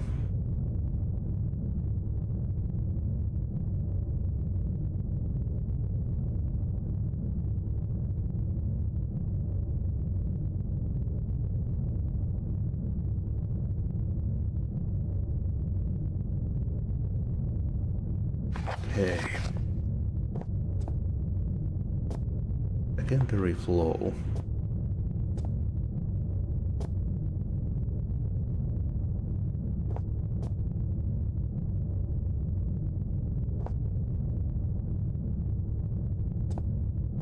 I would assume that this is primary flow.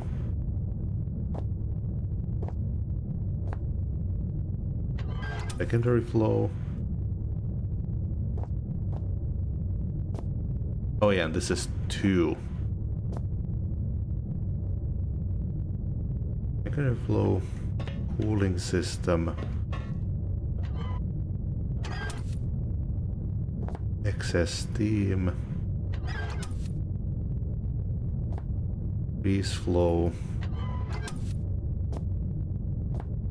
Main valve. Confirm primary flow.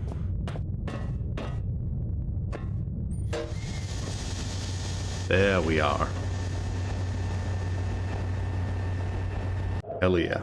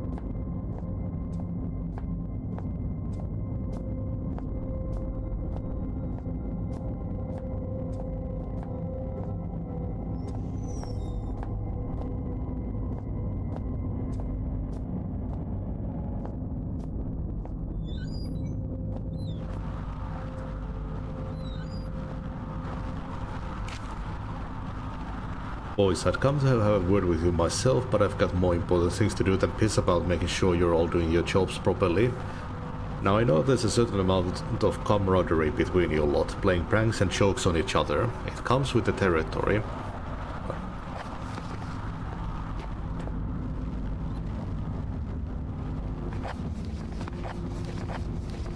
Comes with the territory, and that's fine, so long as you don't add me on your list. God knows you need something to keep you entertained down here. However, you all know full well that Penrose has some very deep-seated issues with his height. So anyone who thought it would be a good idea to sabotage his generator then hide all the spare fuses on the top shelf in the storeroom would quite clearly need his head examined, you get me? In other news, Jones, I want that inventory done yesterday, and the rest of you, it's not all fun and games, you hear. On a serious note, another radio's gone missing, and you'd better hope to God that means one of you lost it, because stealing ain't a pretty word in my book. It's the third one this month, which means which means the amnesty on coming clean is fast coming to a close. Then there'll be repercussions, got it? What's strange is you're all supposed to be working in pairs, so nobody should be able to get their hands on a radio without the other spotting it. When I find out who's responsible, I'm gonna find out who they got away with so long. How they got away with it so long. Then I'm gonna fling them out into the snow and leave them there. They'll just disappear into the night, just like all those radios. Harvard lead mine up, foreman.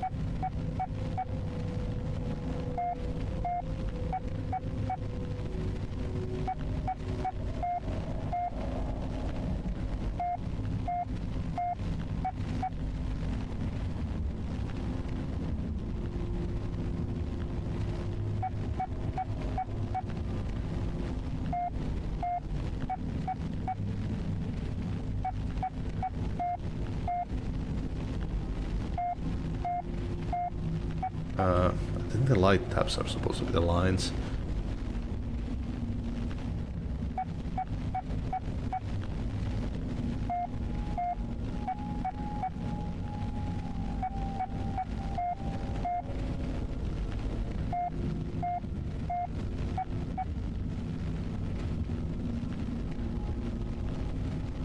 Row 2.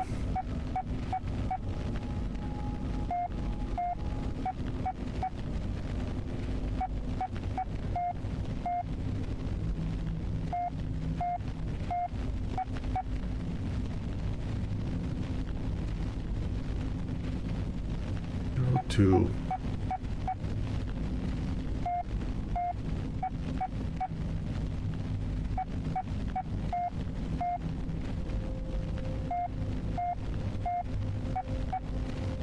row 283.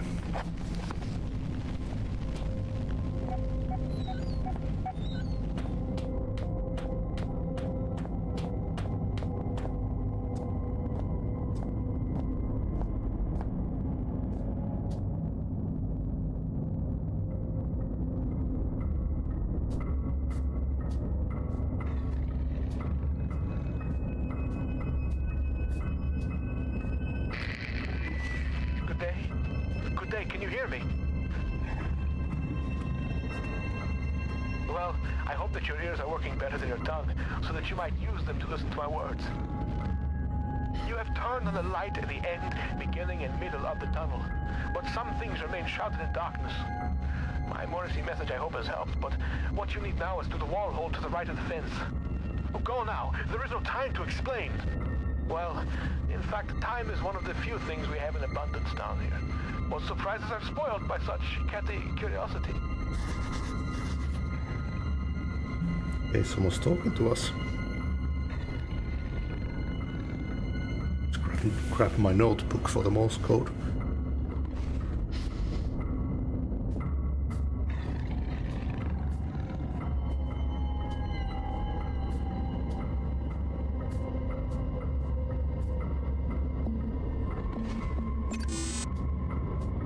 Oh.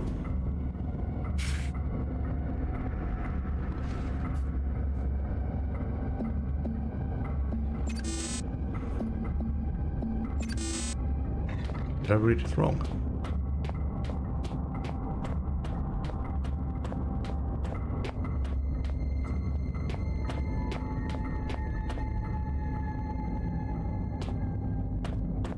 What if I could trap them in here?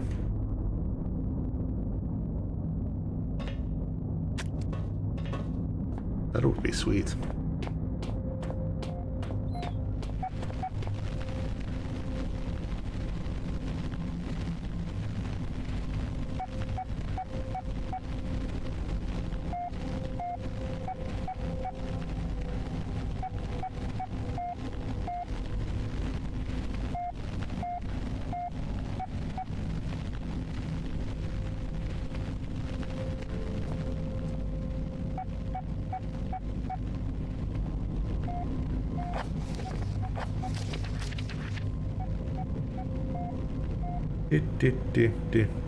That's 0.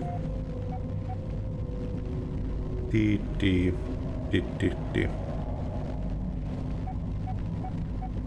That's 2.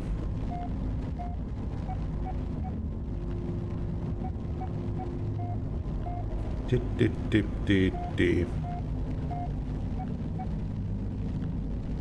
8. D. No. D. Should be 3.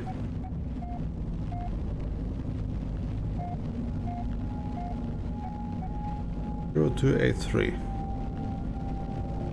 Oh.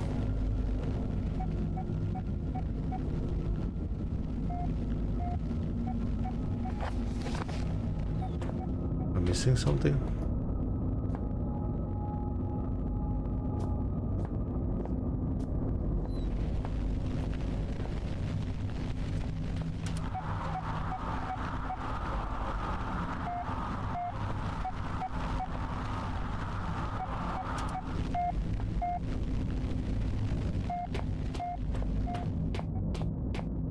Is it backwards again?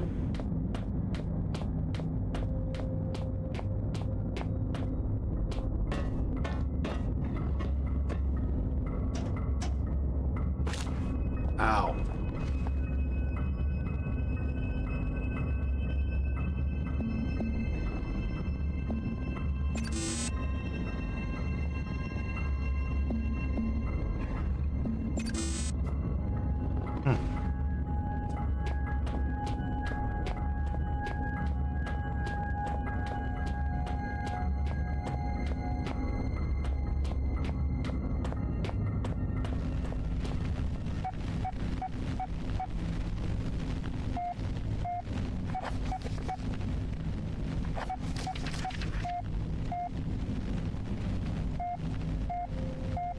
Or is it, am I reading this wrong? Is it the exact opposite?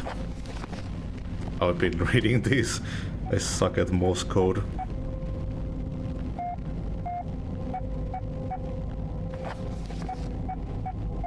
Oh yeah, it would probably make sense that the long beep is a line. God damn it. So it would be 5.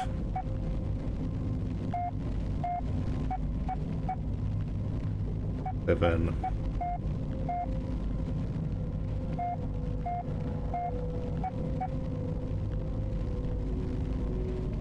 3.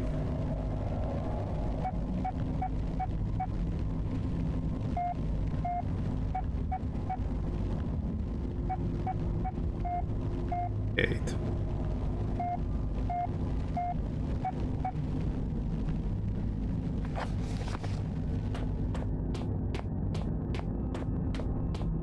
I can never remember how these work.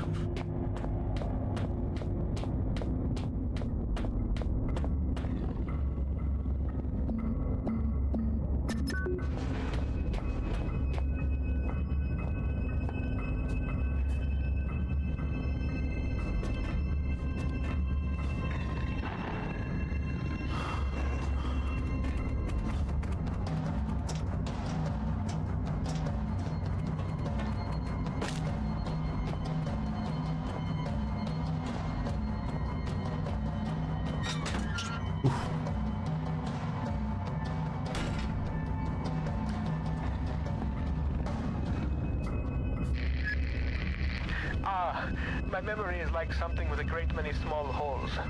We shall be needing to perform some minor demolition work so that we might one day meet again. For this task, we shall require the use of a large, earth-eating metal monster, and that monster is thirsty for juice from the place where things are kept.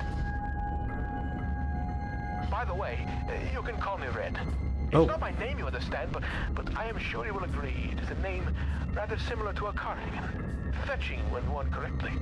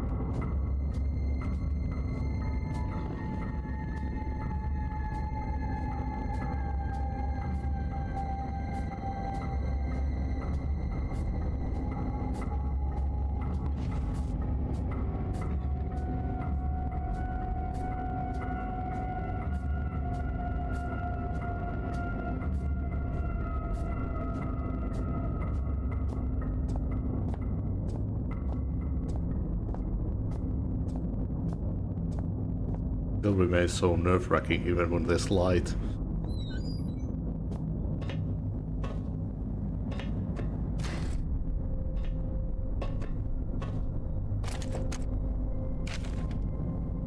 See no report. Leader, unlike the other findings, 66B appears to be of manufactured rather than natural origin, and so warrants additional interest, and I need say security. The bulk of Substance 63 was discovered only 6 yards from where Artifact 66B was buried, and appears at least in part to consist of a solidified form of 63, with a number of operable appendages. The artifact emits a low level of light from a seemingly inexhaustible energy supply, suggesting its origin is indeed as we suspected. Of course, the ramifications of this fact are clear, and appropriate measures are already being taken. Progress in becoming enlightened as to the purpose of the device, if indeed it served a purpose in the traditional sense at all, has been slow. Following protocol to the letter, I assigned my secondary officer to the artifact on Phase 7, only for him to go missing the following day. He eventually returned to the site from a previously uncharted area of the mines, presumably having discovered a new route. Avoiding the cave-ins at this stage we can only assume what transpired, since he remains in a state of disorientation. Far be from me to question the decisions of the elevated caste, but I am struggling to understand the necessity of conducting standard scientific testing in this case. I, of course, have full faith in the abilities of the research team, put together and sent here by my immediate superior. I simply wonder whether their time might be better employed on the main site. Nevertheless, it is comforting to know that the actions of every member of the organization are carefully choreographed and controlled by those far outranking myself, both in stature and wisdom, and with this in mind I feel fully justified in filing an official request for further manpower. We have already lost a number of workers to unforeseen events, largely while engaging in the studies mentioned earlier, and further investigation of the area calls for volunteers to carry out tasks altogether too hazardous in nature to risk the well-being of more elevated organization members. In particular, the tunnel system above the secondary site requires immediate cartography. There's an organization going after these things. I do like how it feels like all these games tie in together.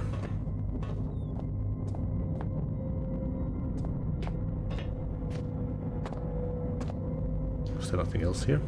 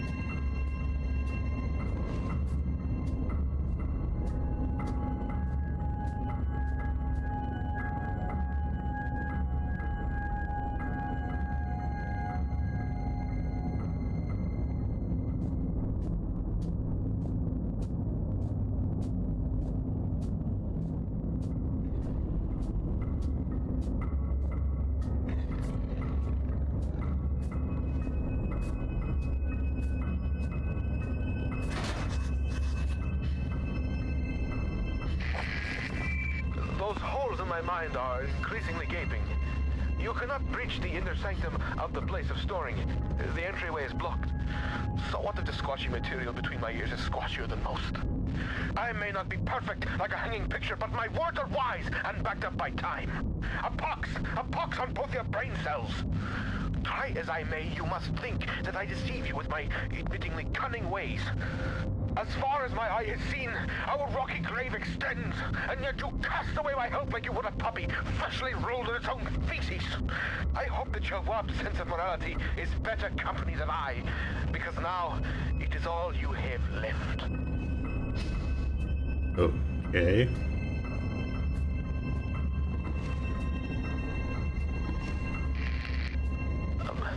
I'm sorry. Sometimes my emotions are like a disobedient pet. Uncontrollable and often rolling in shit. Better safe than sorry, they say. But I think we are both sorrier than we are safe. A tunnel lies between a nearby watery cave and the place where things are kept. Take the second right from the closed door, and you will find what you seek.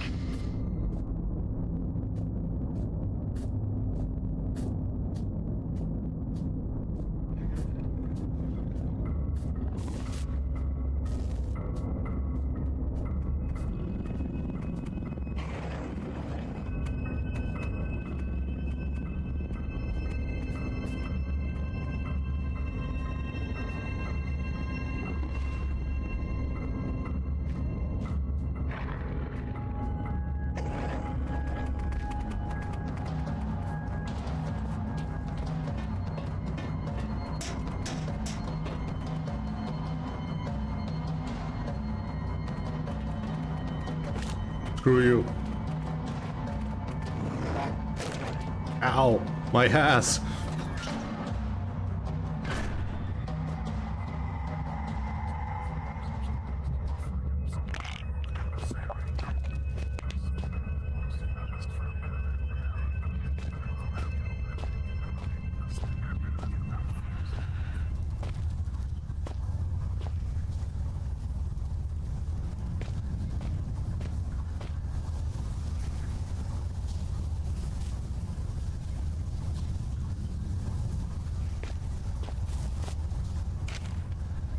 The testing substance continues to defy identification. Both chemical and xeno investigations fail to produce meaningful results. Testing continues. Bromine test normal pH 5, acid amide test negative, ammonia NH3 negative unreactive, hydrochloric acid solution negative for sulfate, sulfide and chlorate ions.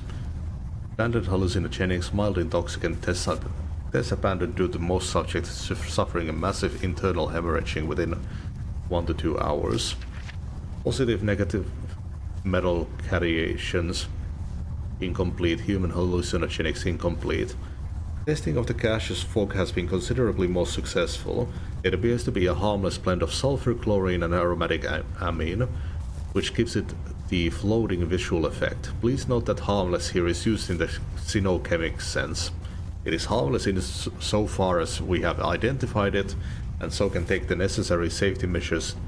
If directly ingested, it would naturally be lethal. Potassium dichromate vapor, positive for sulfur, litmus test negative for all but chlorine. Hydrochloric acid solution positive for aromatic amine. Work continues on the issue of transporting the substance so far. Removing it from its dormant location causes its base state to radically change, producing massive heat, to the detriment of 3 workers, one of whom is no longer operational due to his injuries. Following heat dissipation, the substance appears to turn dead, unreactive to every test we have the equipment to run. The prevailing theory is that somehow the disruption of the material causes it to enter hugely accelerated chemical decay. We estimated its half-life to be approximately 0.4 seconds. God damn.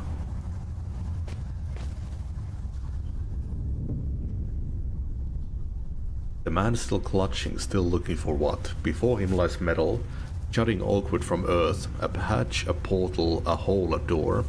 Unfamiliar text, who are these figures huddled around?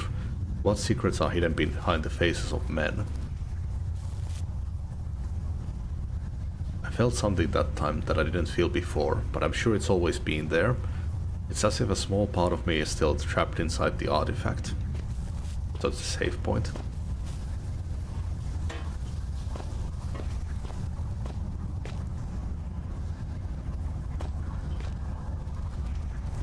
Looks like some kind of excavation. Although not like any mining operations I've ever seen. I don't know where that mist is coming from, but I don't fancy getting any closer to find out.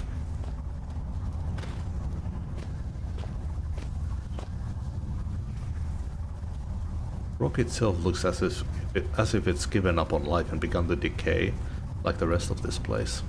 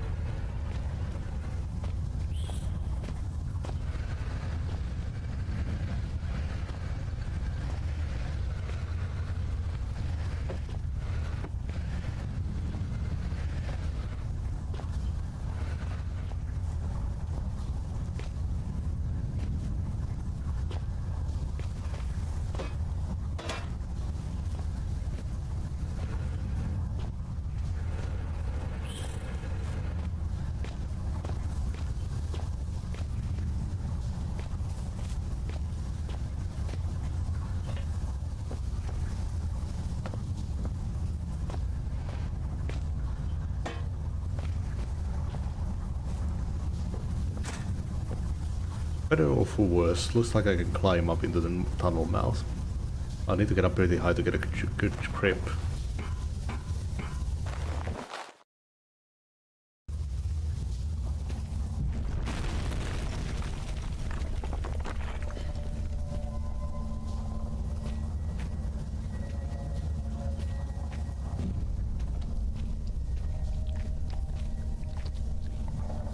Ooh.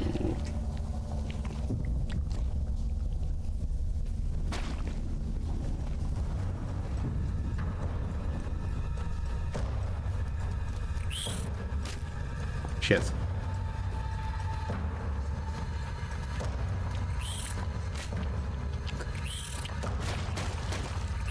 I think I was supposed to block the tunnel I was coming from.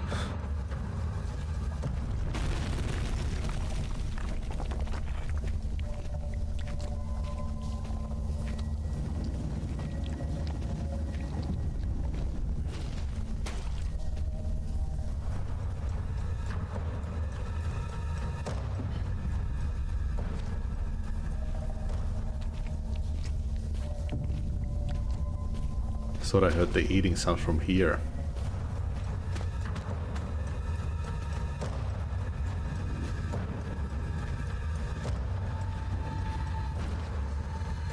What?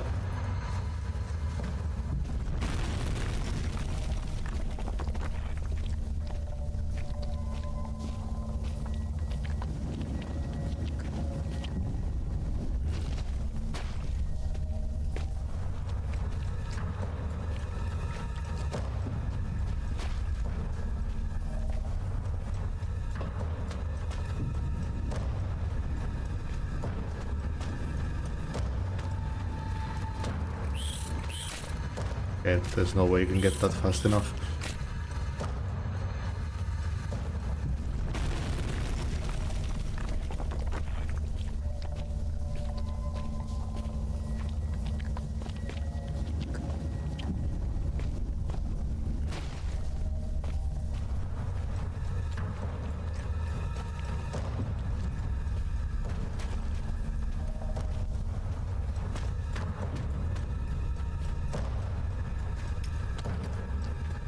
Whoop, I'm fucked.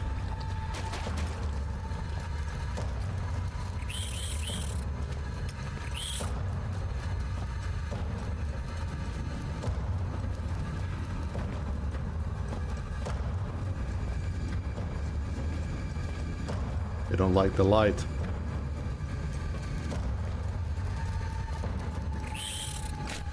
Ow! Bastard. No, don't come in here with me. Now you should find yourself in the watery cave of conversation space, with a tunnel above you from times ahead. In this tunnel, for both our sakes, be careful, not curious. Does it look like the boulder even gets stuck there? Oh, I'm saved in a really bad spot.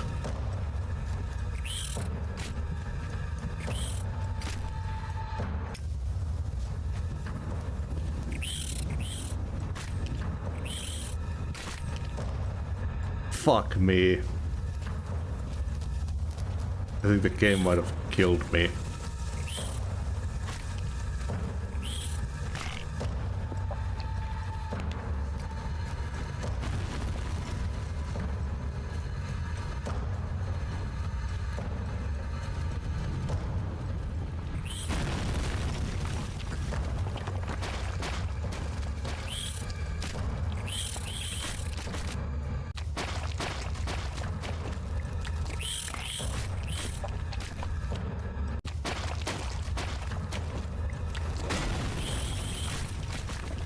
God damn it.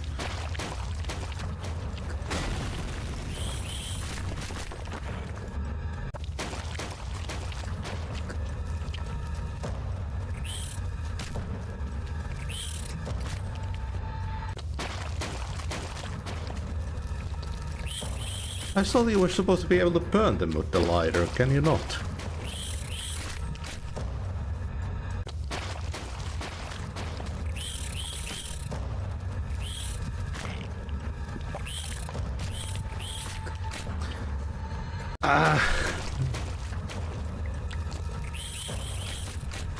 This pisses me off so badly.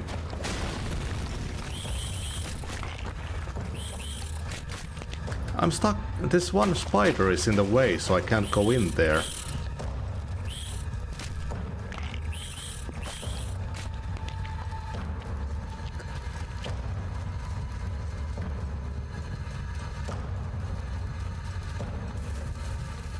Oh, well, that's this too.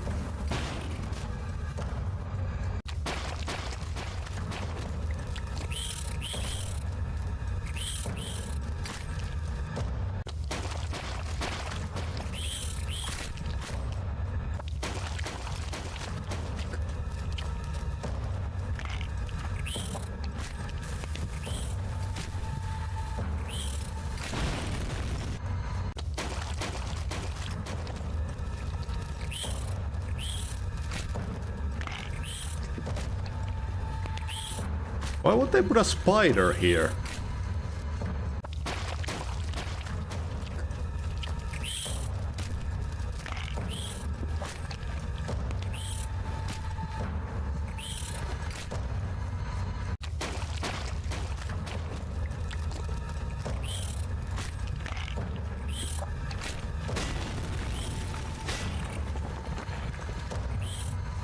And of course it doesn't die from one swing either.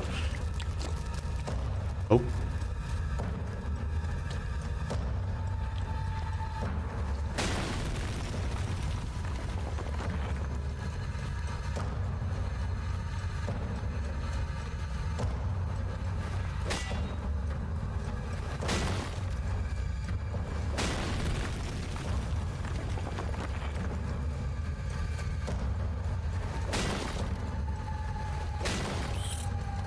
Shit.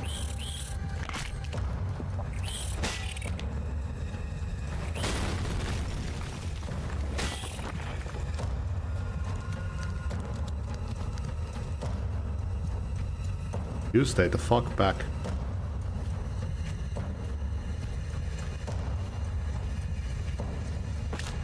Can't believe I survived through that. The game fucked me over so badly. Don't have any painkillers now either. Oh. There should be some insect repellent in that red and white cross box in that room. Just in case those spiders found your flesh delicious. How does my brain flesh know your fluids are leaking? Because the red tricked you.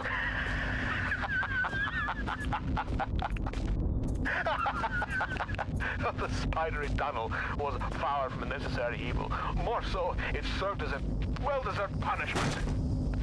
You know, mind has been lost to the ravages of time, but poetic justice is struck with a sonnet and an eight-legged baptism of fire. With justice now served cold, I hope that we can be good friends. Now reclaim the key and go-go juice, and find a way to the mining monster. How is this guy our friend?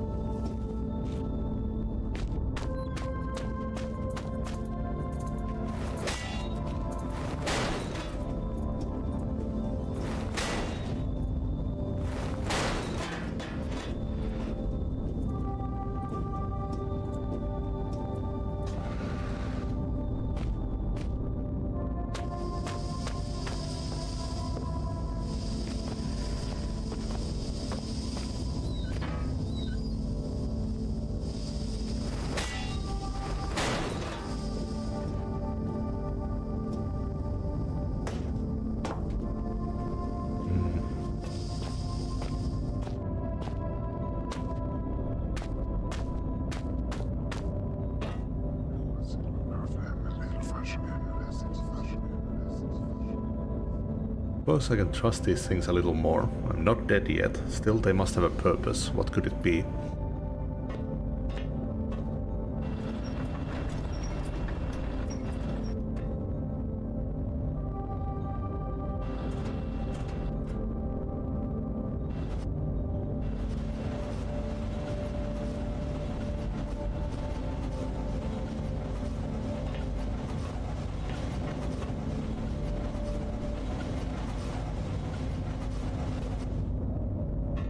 We can put something harder on that.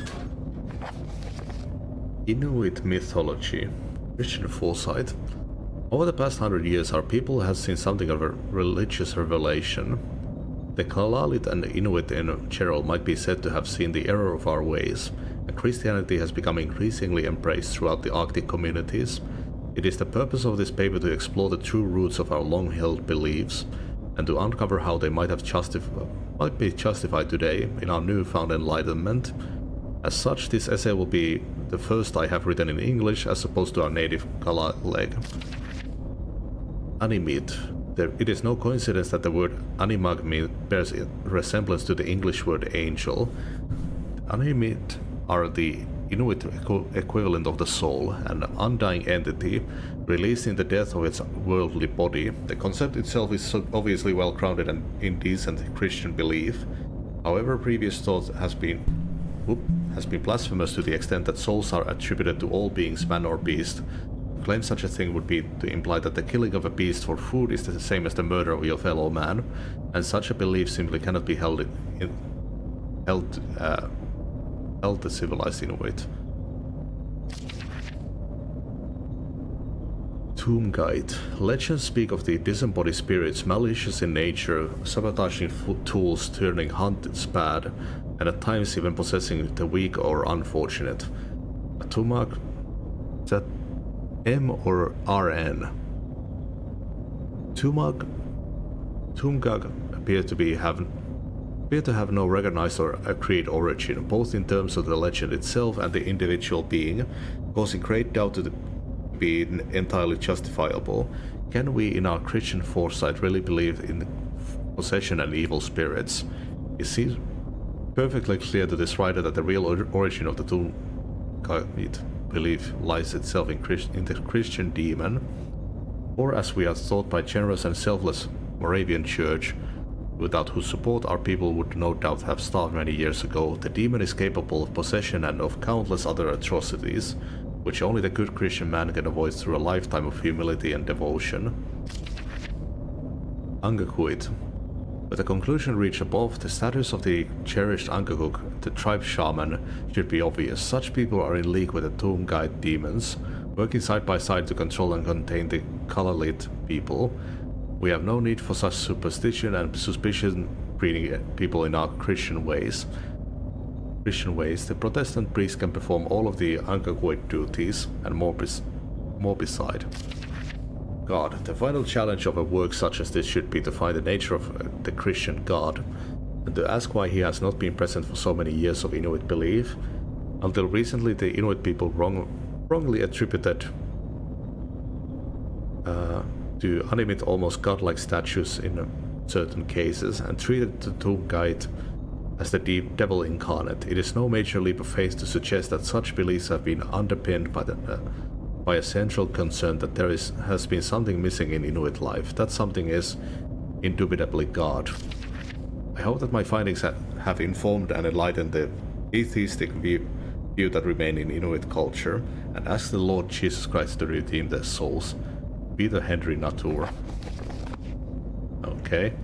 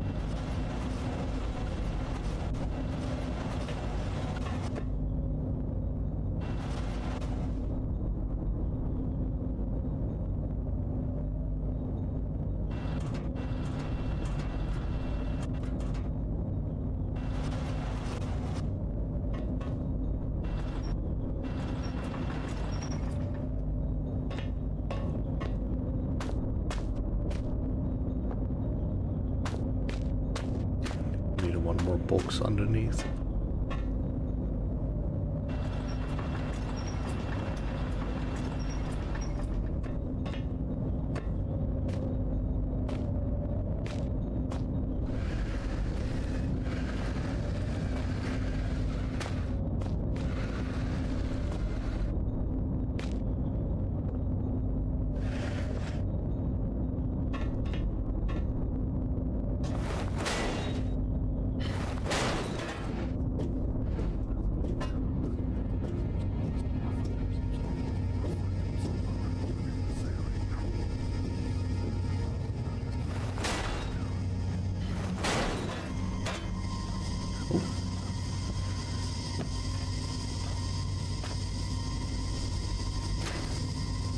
According to Red, I just need to find a key as well. It should be somewhere around here.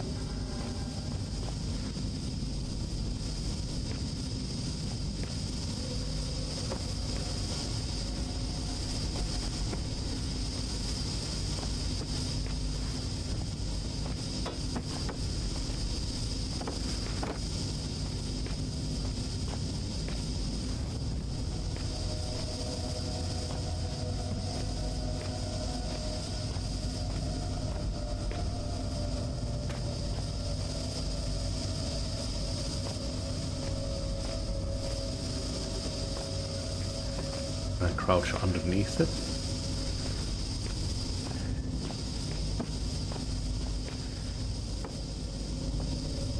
Oh. Okay, just a key.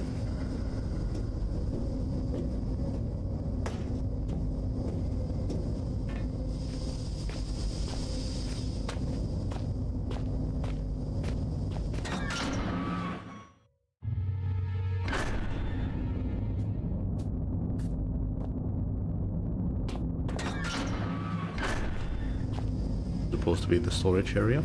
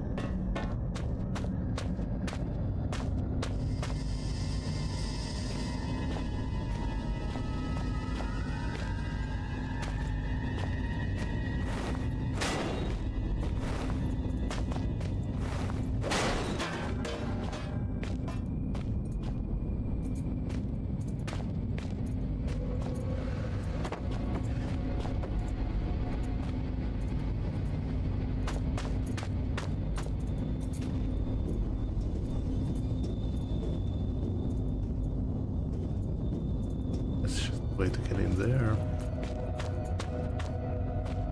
Oh.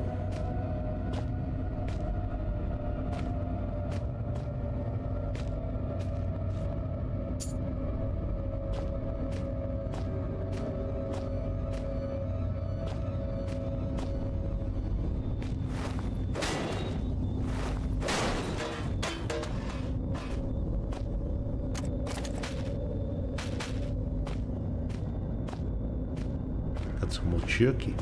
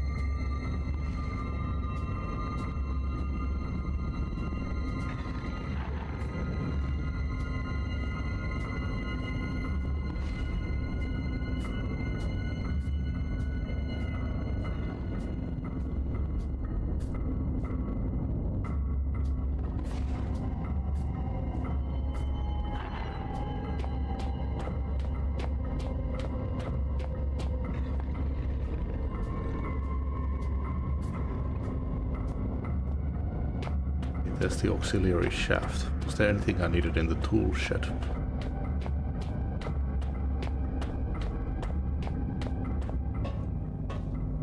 No.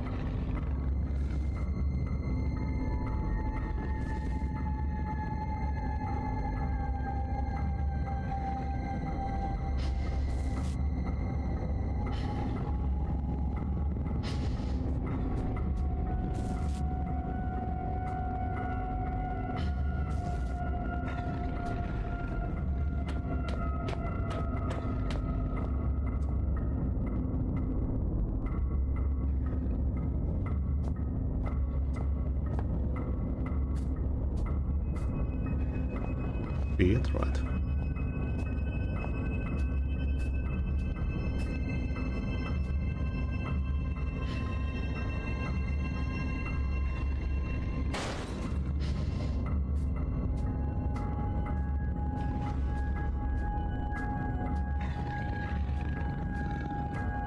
Oh shit, they can just break the door. Okay, never mind. I thought that would have been a way to trap them.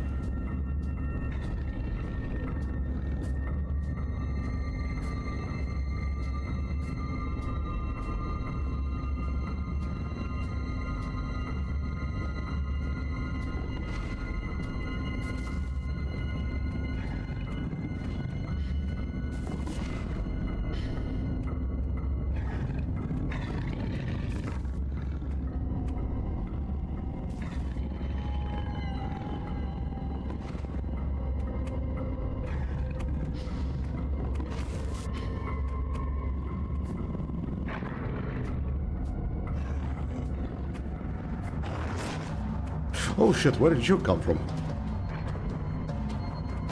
Eat that. Not me.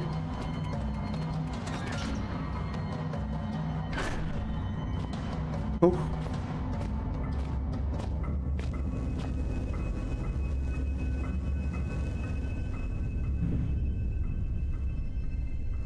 From out the door rises something vast, something terrible. It strikes a man, knocking him down, and those standing by him wither into the darkness. Screaming beings.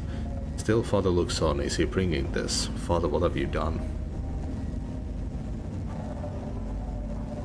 When I use these now, I feel as if I'm not the only one. It's getting crowded in there. Like I'm just one visitor of many. Strange thing is, they all seem familiar.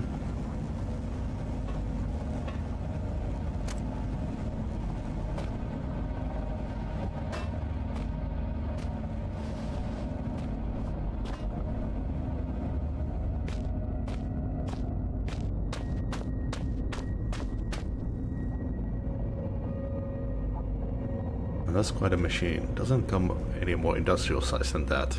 Those teeth at the front look pretty sharp. The whole thing just looks mean.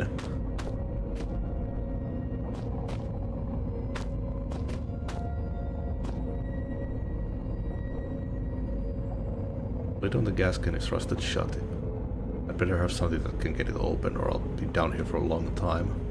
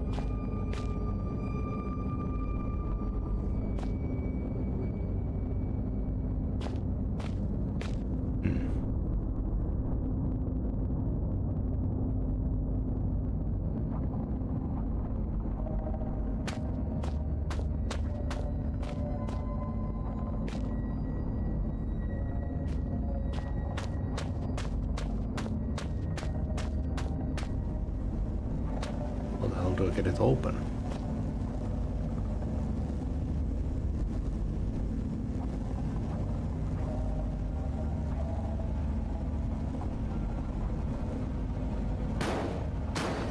Ah.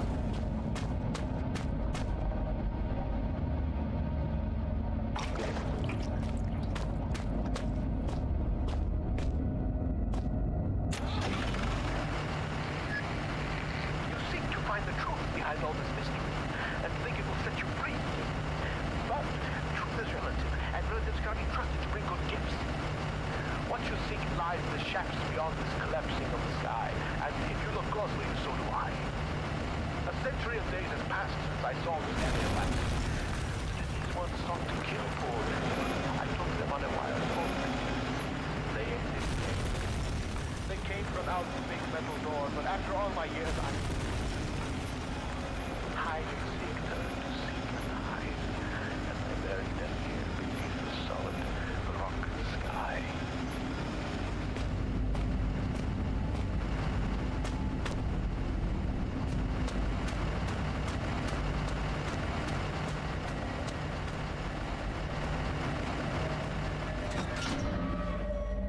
seems so strange now.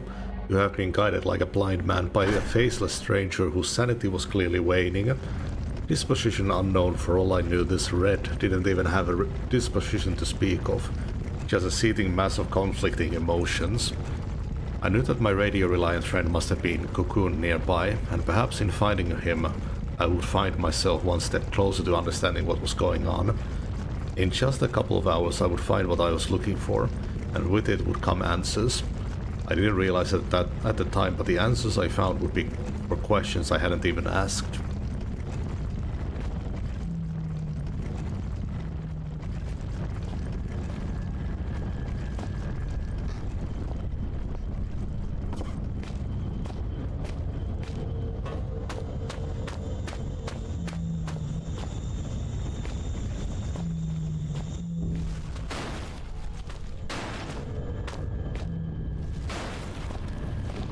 Oh! Oh, my mouse got out of the window.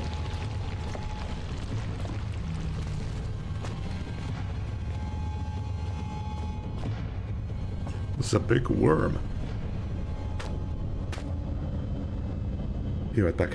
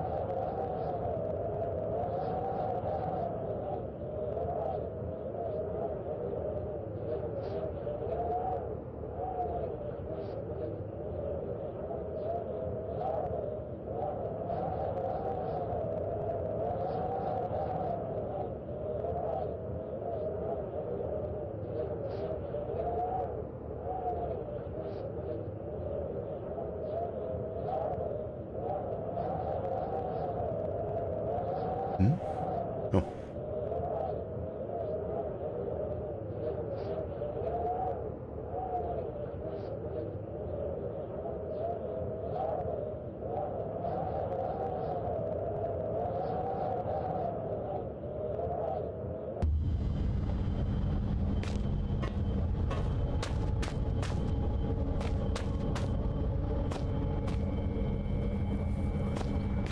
Big worm.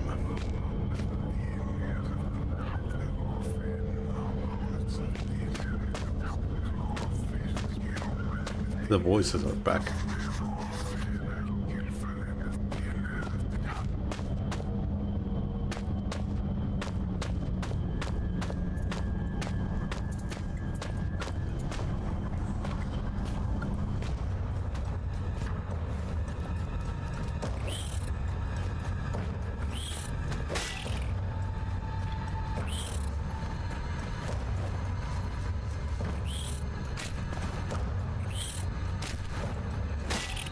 Melee is so clumsy.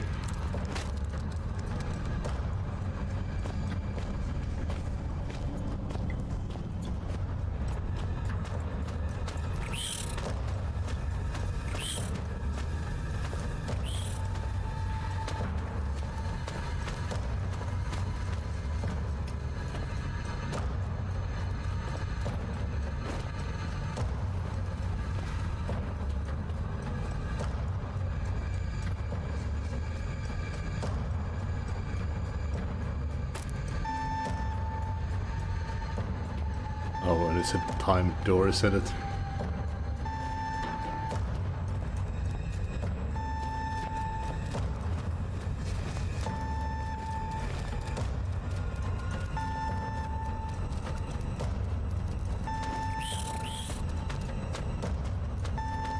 Yeah, the dragon swing melee system isn't working for this game. Indiana Jones. Ow, my toes. Okay, I'll just die real quick.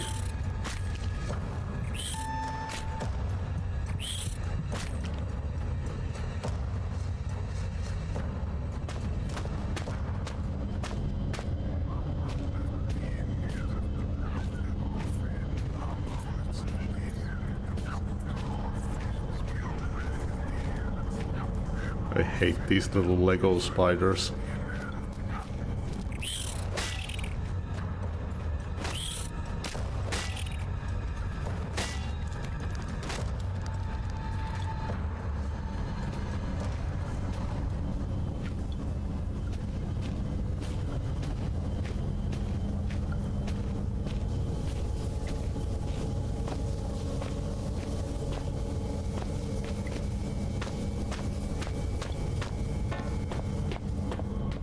Anything useful here?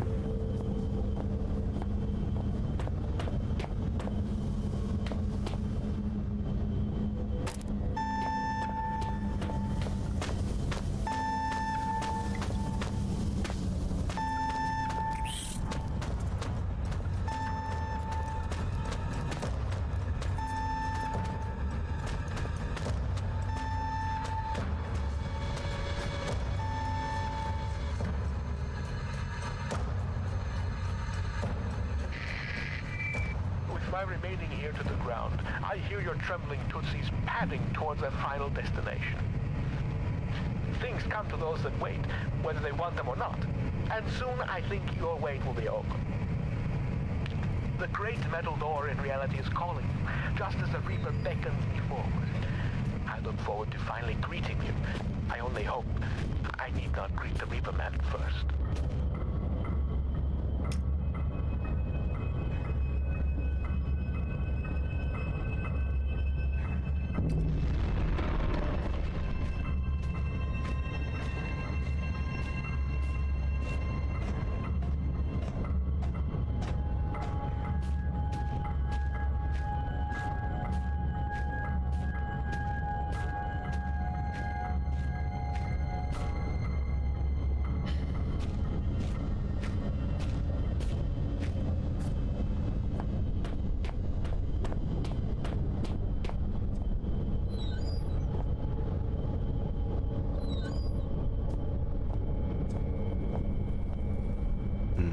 Their notepad.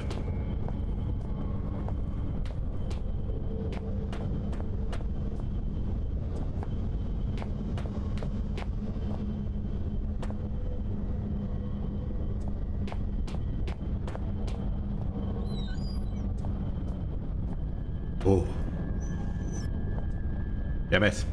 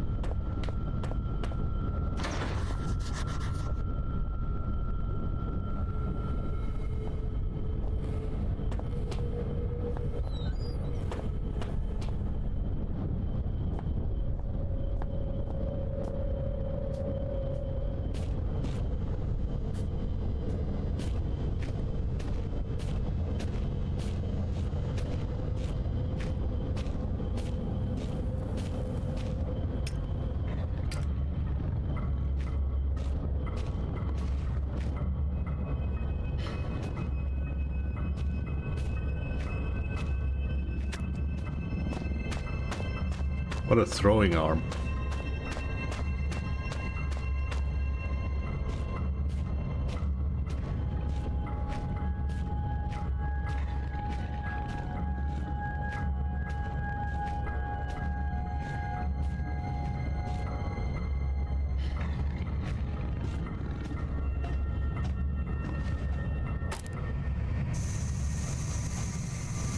Ooh.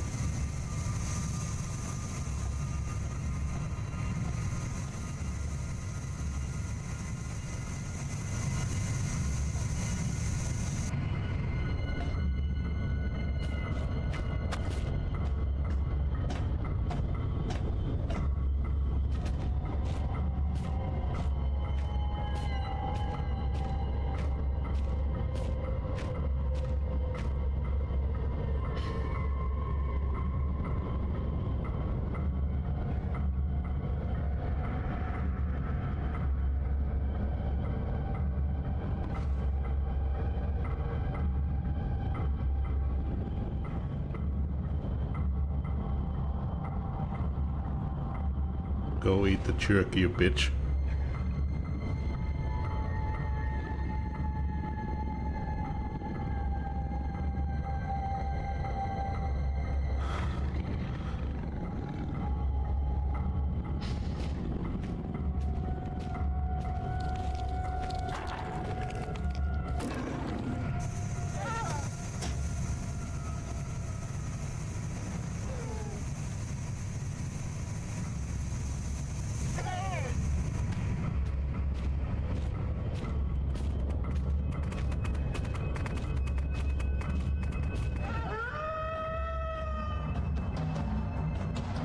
That did nothing!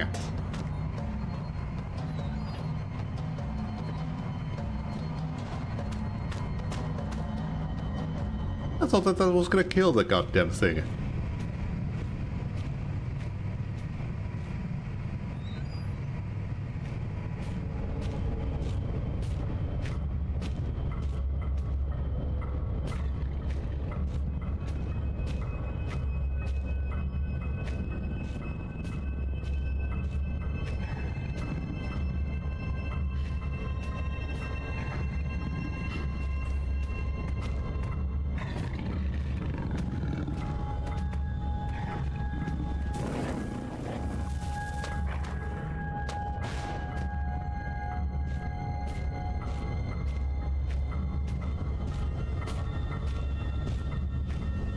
That did it.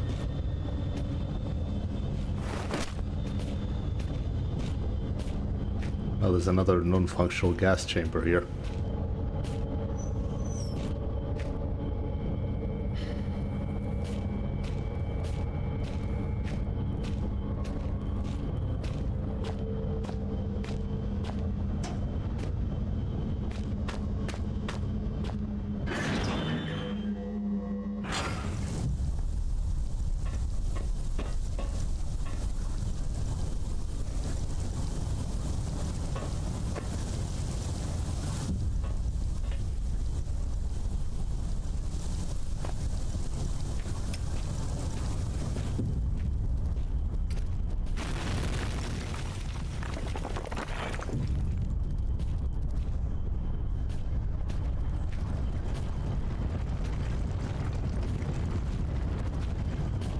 Oh, that worm is gonna be here.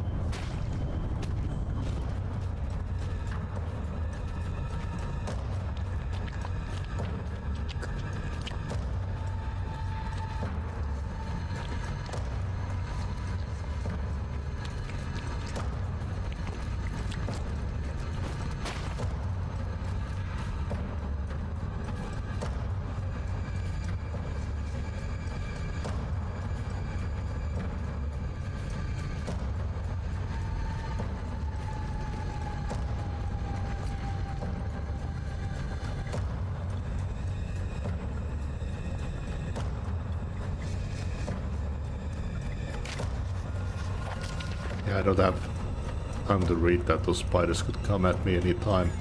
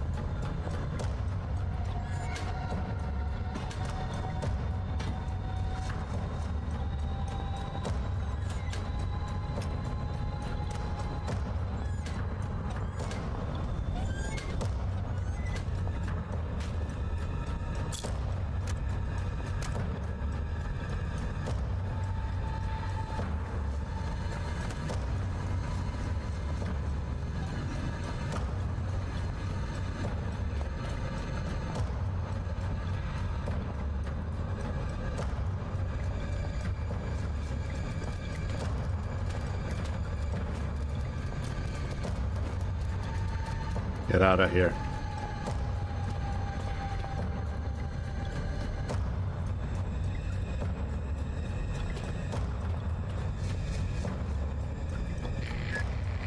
Unless my friends lie somewhere near you now.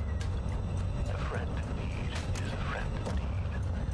But a friend that stands is a poor conversation. May they rest in pieces, ruptured, decomposing their pieces.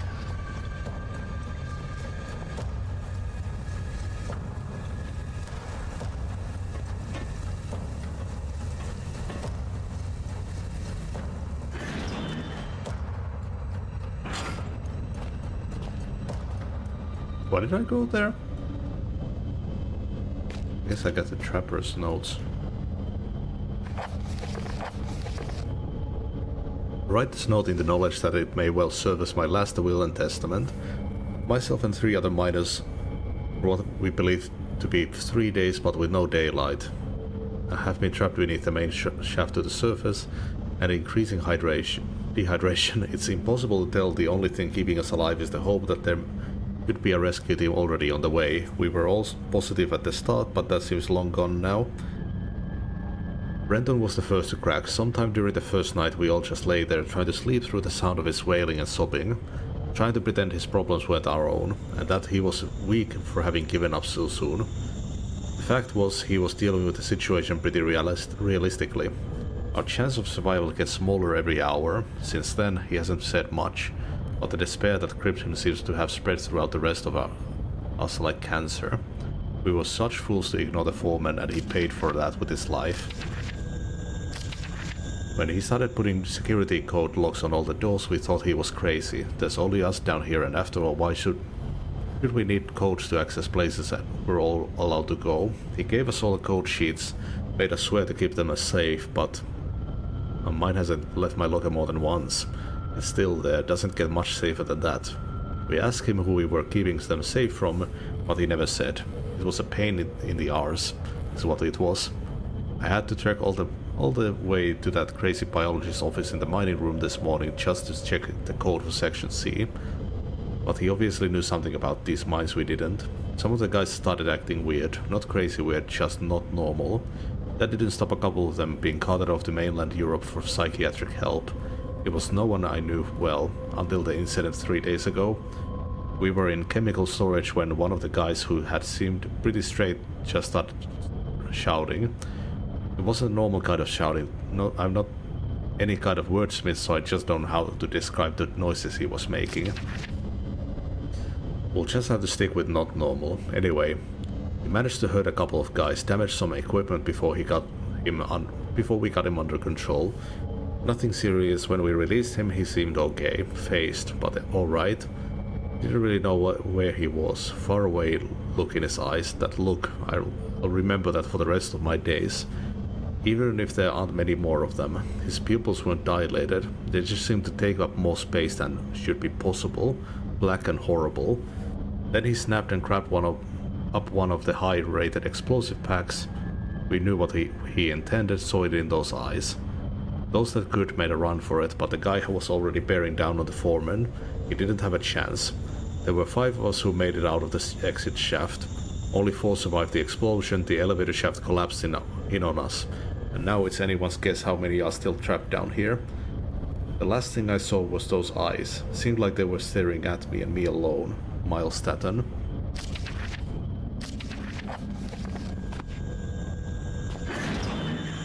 Gonna make sure I didn't miss anything here.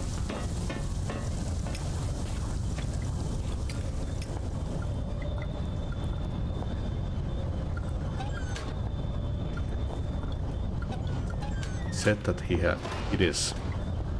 Oh, it's here. Blank paper.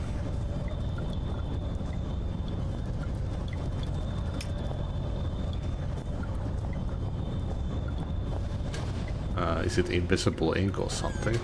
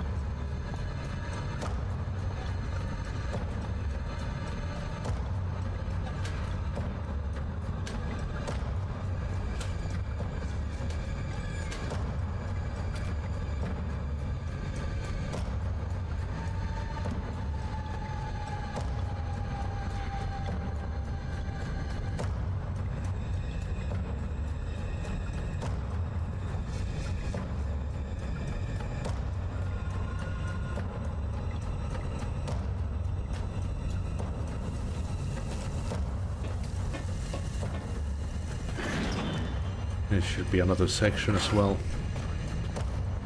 Or another shaft. Shaft 12.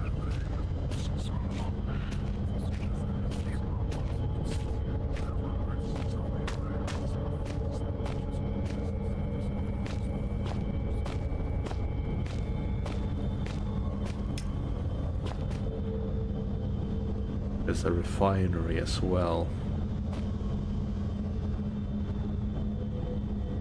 Section C is locked off.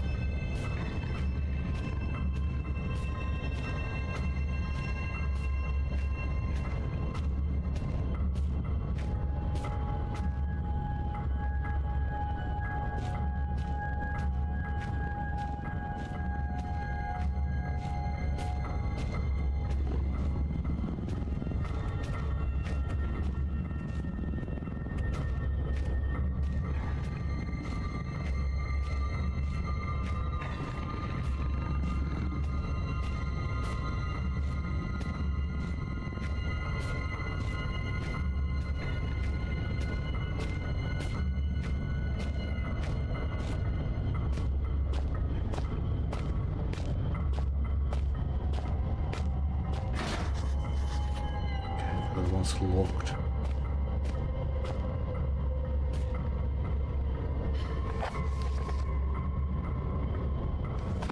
Refinery will probably get us in there.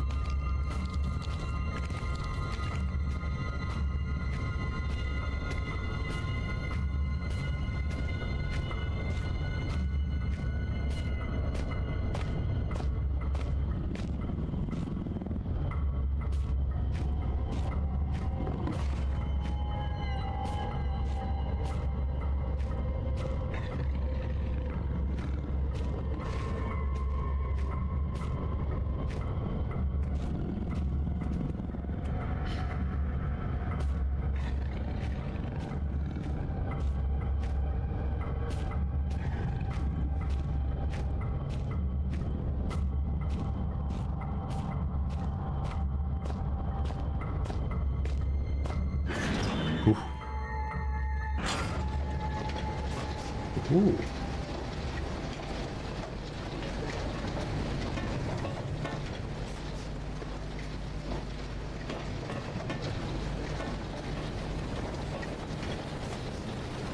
Must be the hub where all the rocks from the mine is collected and refined. These pistons will crush every bone in my body.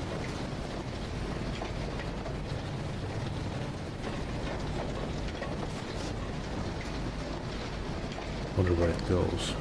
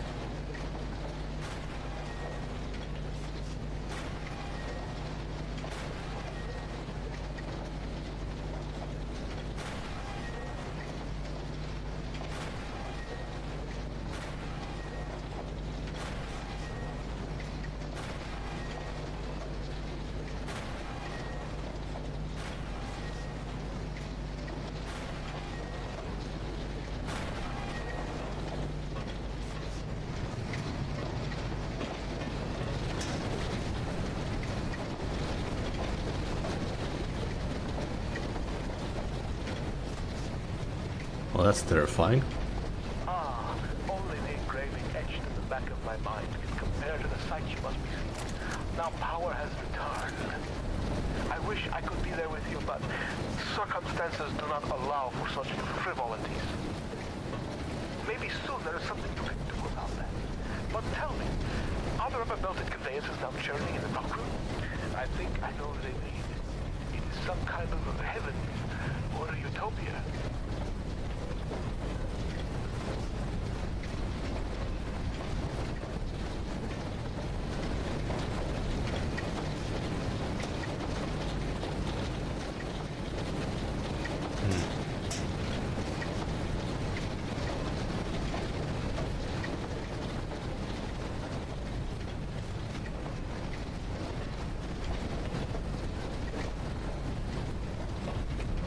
Is this little bit?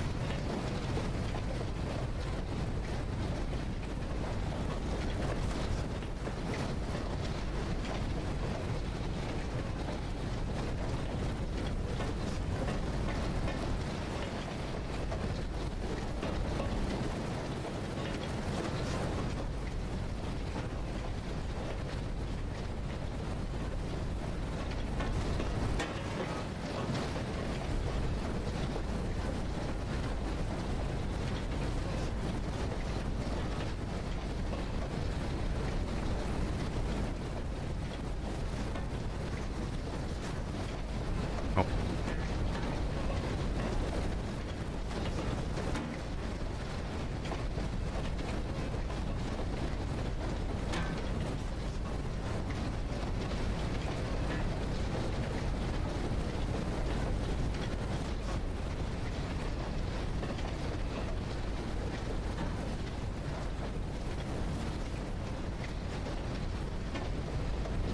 That didn't work.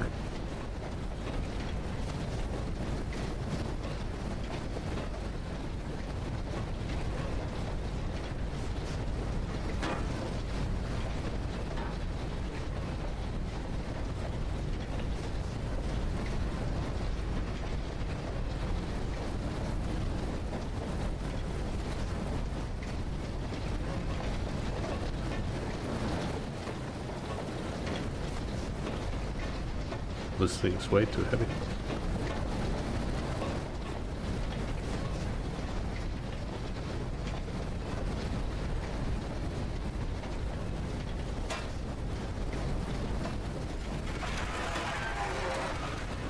There we are.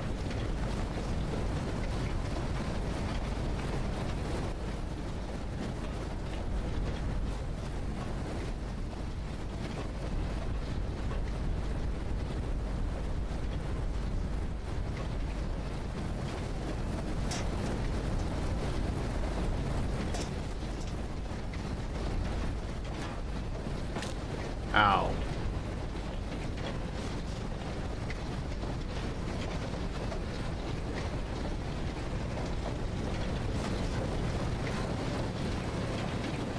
to drop a rock in there. No, that should be enough.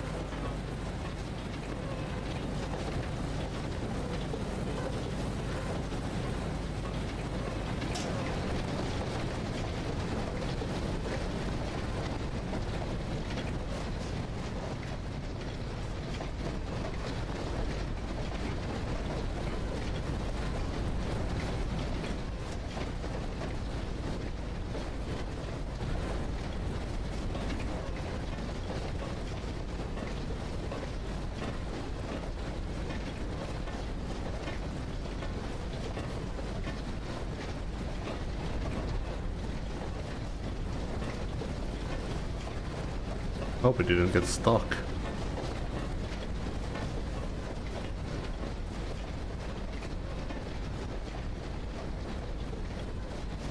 Hello, Yakuvari.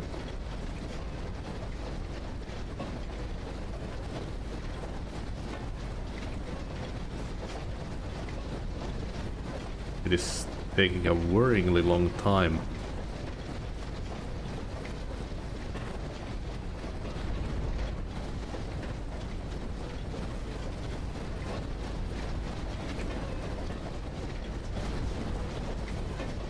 Shit.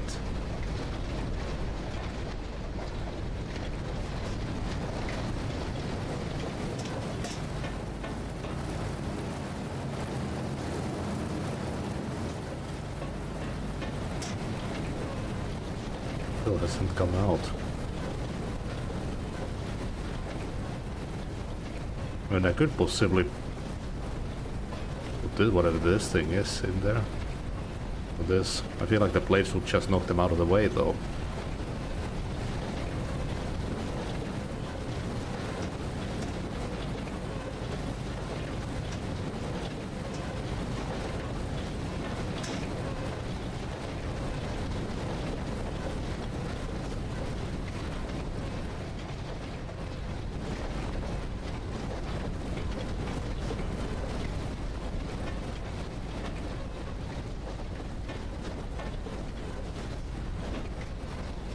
It really is. God damn it. Oh, you little shit. I guess the rock was the right thing.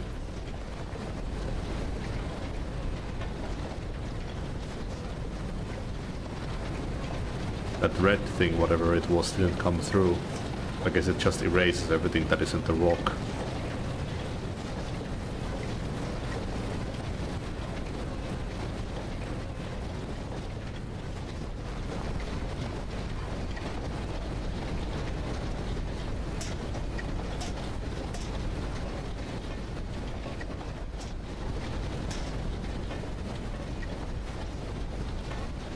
Got it.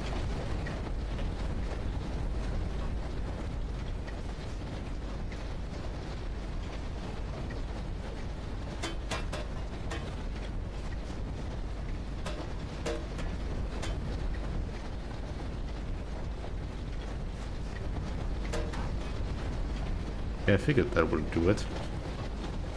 So the rock is the only thing that comes through.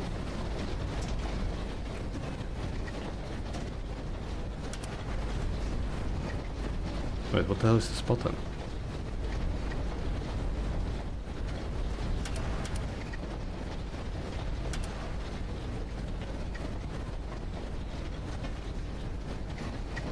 I tried to put a barrel in there. Ow, fuck me. Tried to put a barrel in there, but it just disappeared. Well, I guess I could try it again.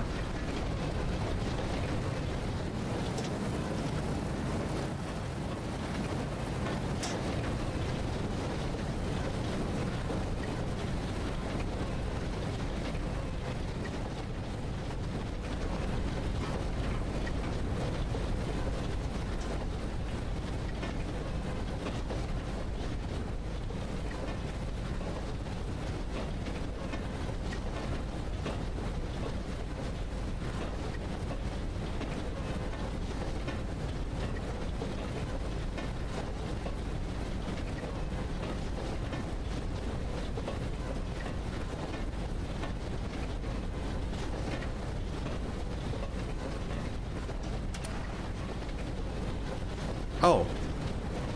It opens the shutter on that. Yeah, the barrel disappeared again. Not sure where this one leads though.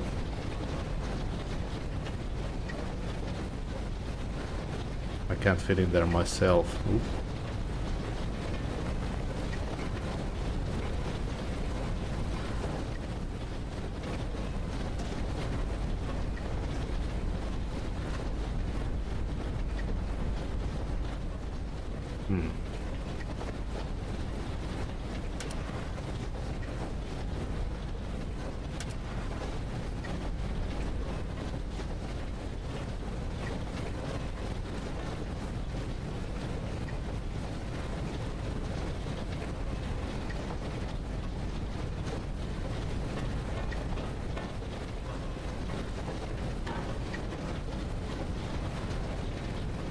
Barrel doesn't even fit in there.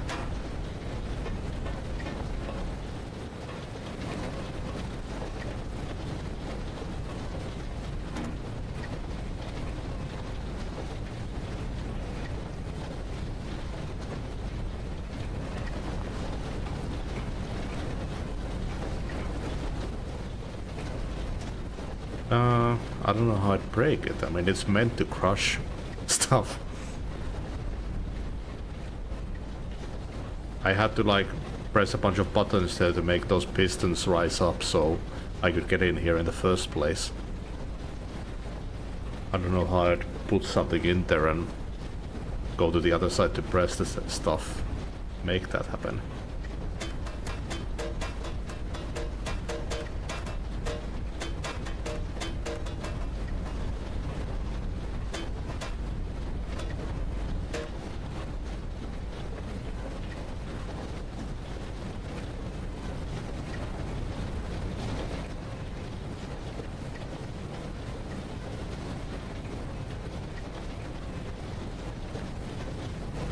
Won't even let me read those.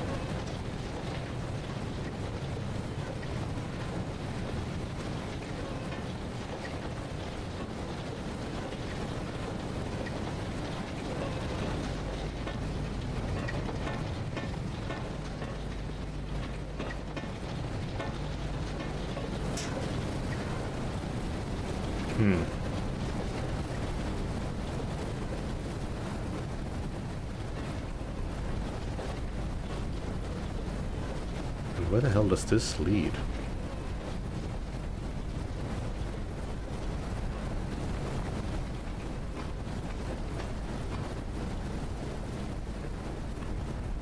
I know that the only other door that I can access is locked, so I feel like I have to solve something here to advance.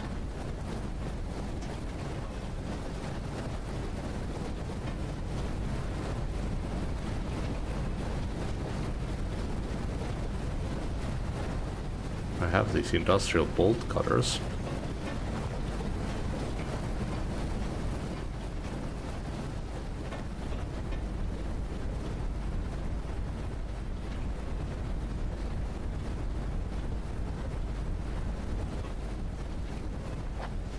Found a door leading to Sector C, but I need a code. Found a note, but as far as I can tell, there's no code written on it. There's something in the way behind the door leading to Shaft 12. Another route is required to get in there. I'm imagining that it's made with invisible ink or something. A code on that note, but I need to find the stuff to reveal it.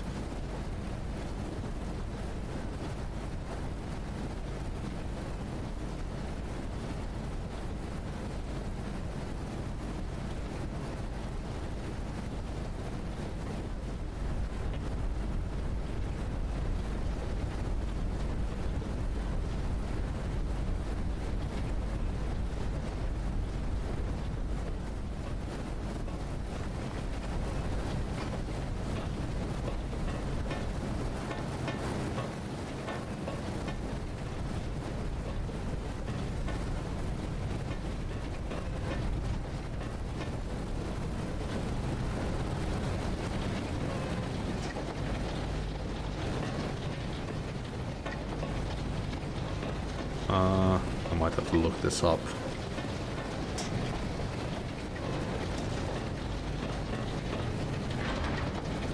Oh. Okay, so they jammed the door when I got here, so I am supposed to have everything I need to solve this place.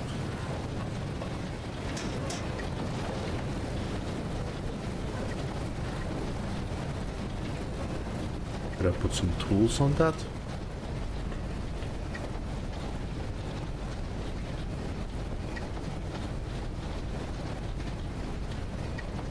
It is lighting up.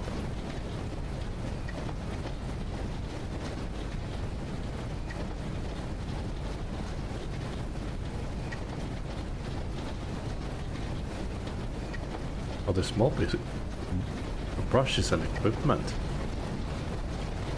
I mean, I could try hitting this thing.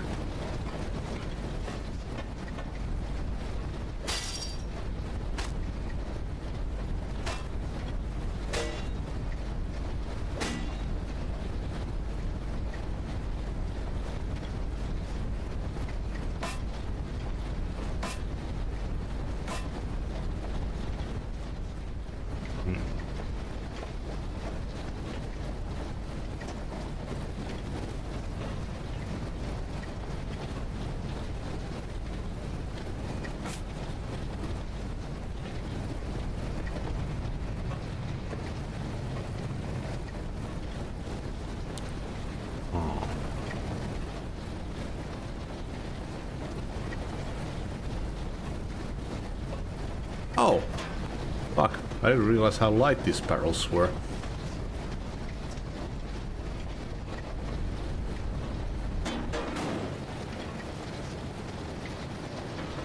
I was expecting that we could like float this like you've got some kind of power armor.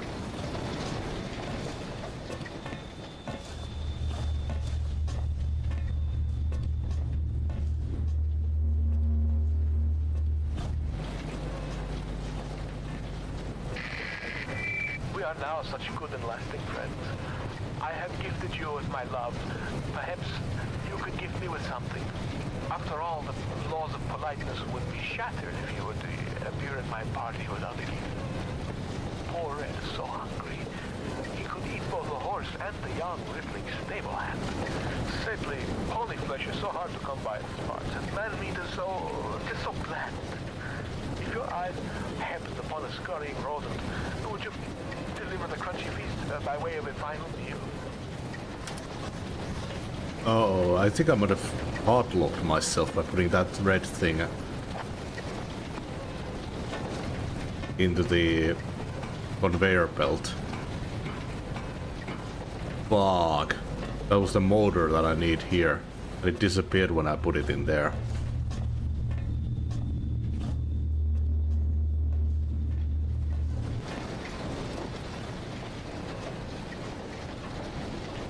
Just barely saw it after you, after doing it.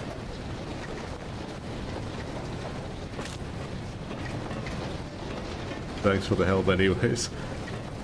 Shit. Can I load back when I came here first? Oh, it put me so far back. God damn it. Well, gotta go with it. I should have... yeah, I should have saved before I... Well, I don't know when to save, that's the thing.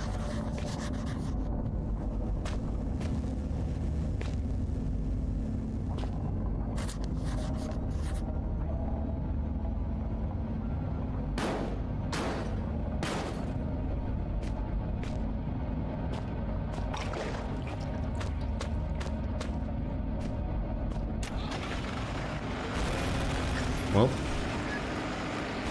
To find the truth behind all this mystery, and things that you free.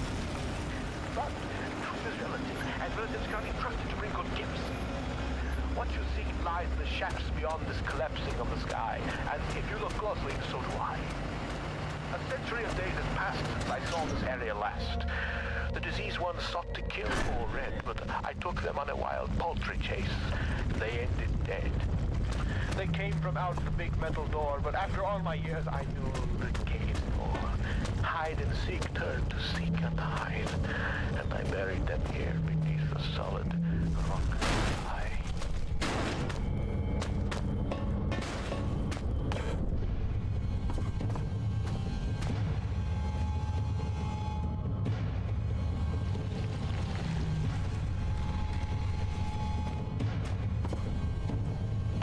Big worm.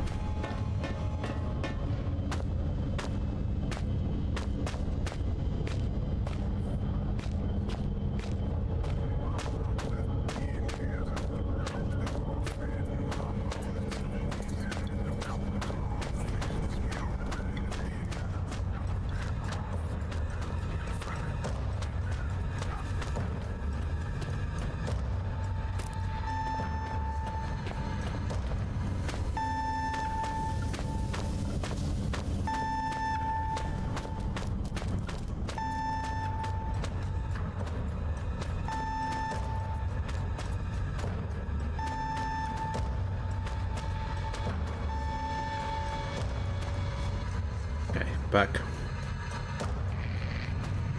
With my remaining ear to the ground, I hear your trembling Tootsies padding towards their final destination. Things come to those that wait, whether they want them or not, and soon I think your wait will be over. The great metal door in reality is calling you, just as the Reaper beckons me forward. I look forward to finally greeting you. I only hope I need not greet the Reaper man first.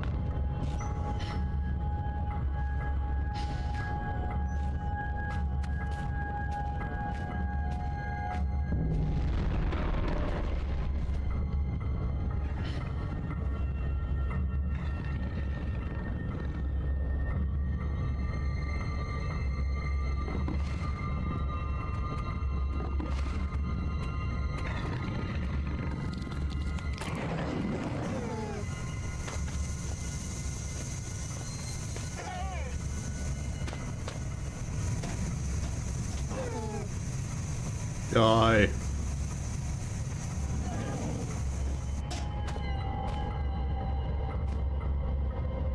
Okay, so if you don't close the door on them when they're in there, they can escape.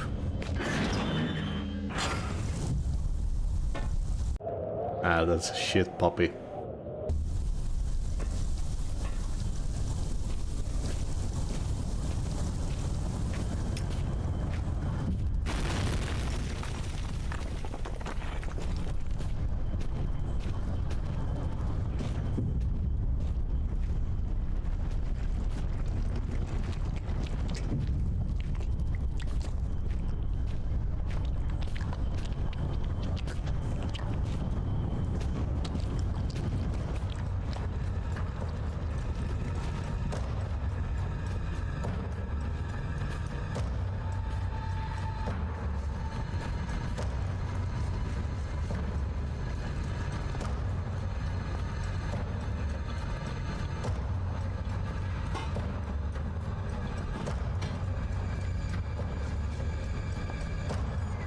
Hit the note.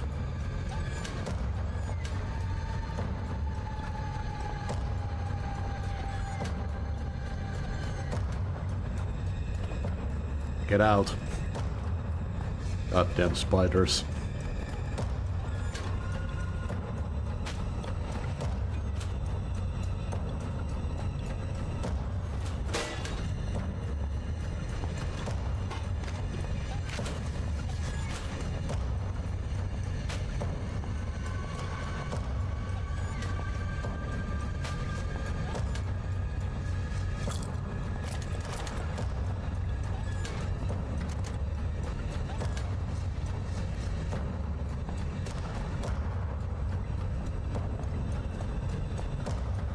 Okay.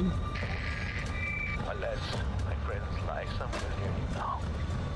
A friend indeed is a friend indeed.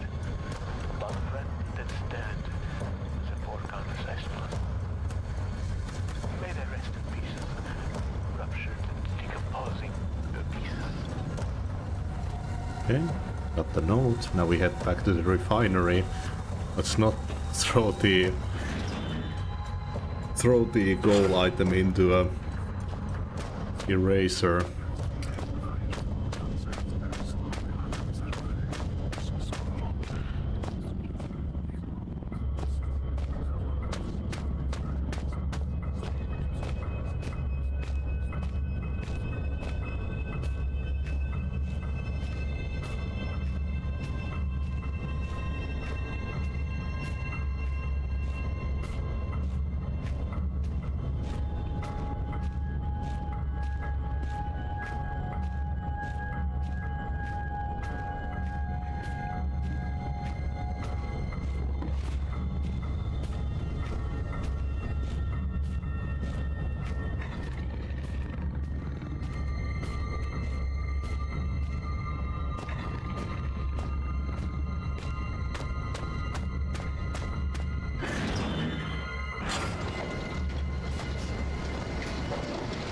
Whoop.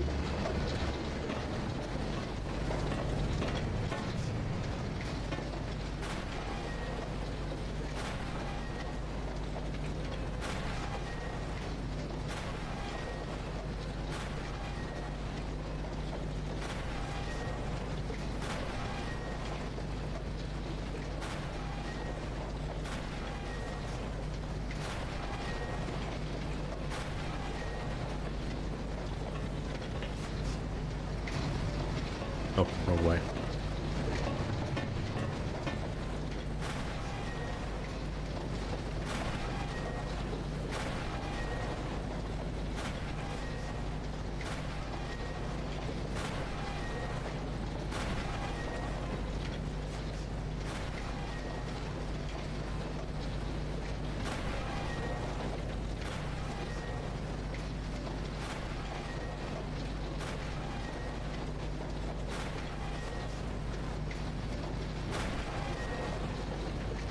Doesn't help that some of these can't be pressed again.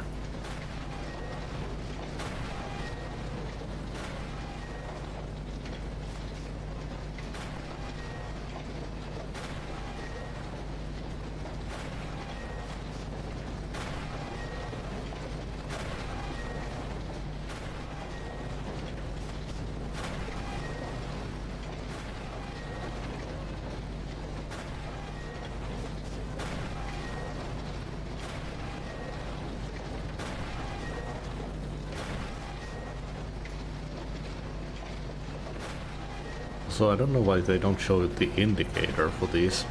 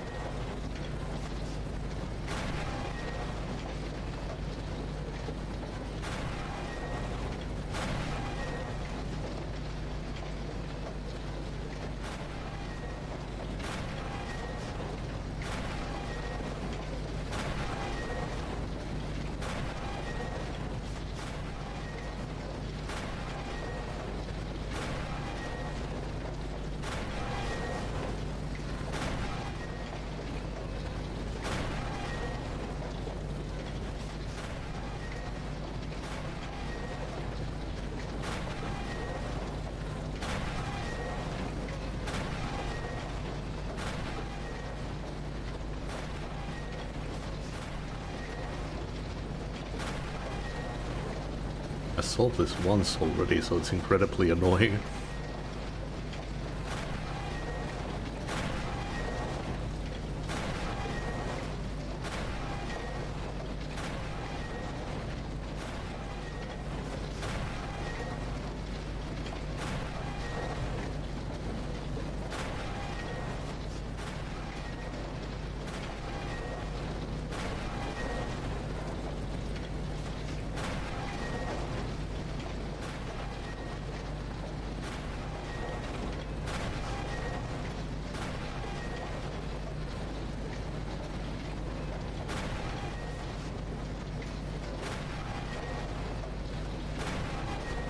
There we go.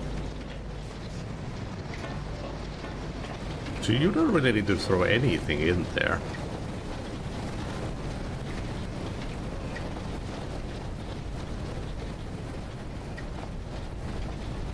Ah, only the engraving etched in the back of my mind can compare to the sight you must be seeing. Now power has returned. I wish I could be there with you, but circumstances do not allow for such frivolity. Maybe soon there is something you can do about that. But tell me, are there ever melted conveyances now churning in the dark room? I think I know what they mean. It is some kind of heaven or utopia.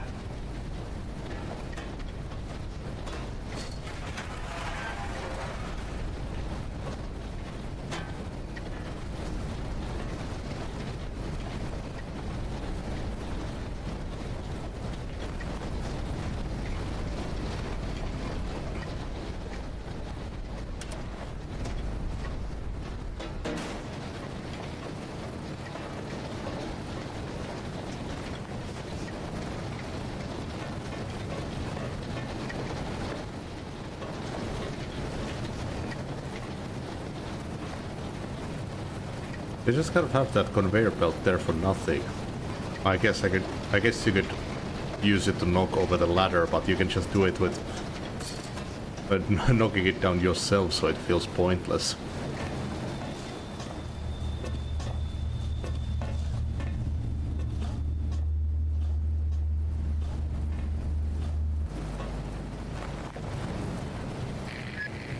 We are now such good and lasting friends. I have gifted you with my love. Perhaps you could gift me with something. After all, the laws of politeness would be shattered if you were to appear at my party without a gift. Poor Red is so hungry. He could eat both the horse and the young, rippling stable hand. Sadly, pony flesh is so hard to come by at parts, and man meat is so bland. If your eyes happened upon a scurrying rodent, would you deliver the crunchy feast by way of a final meal?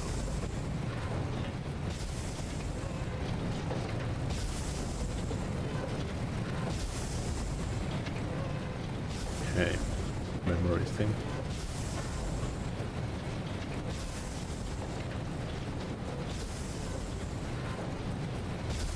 Kind of hard to see with all the steam.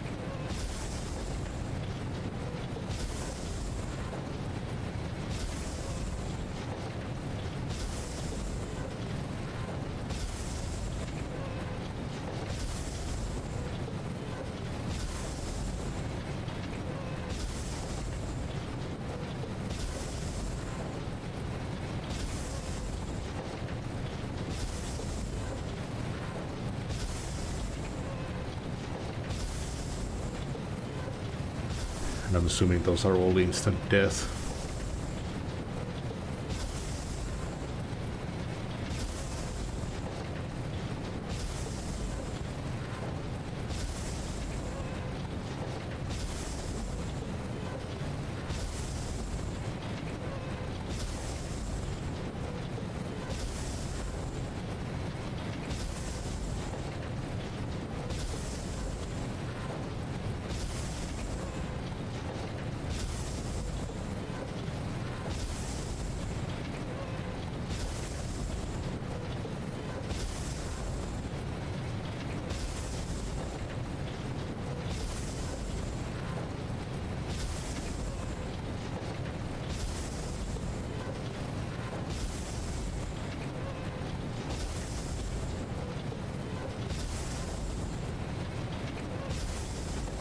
We might notepad.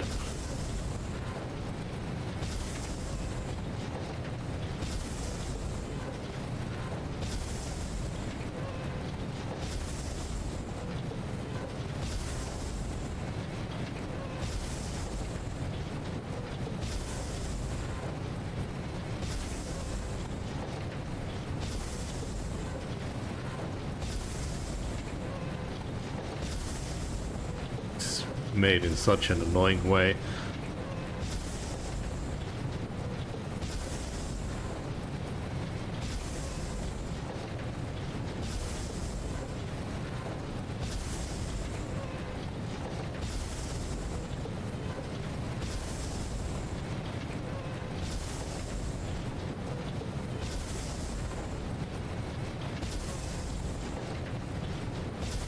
Oh, I guess I can try.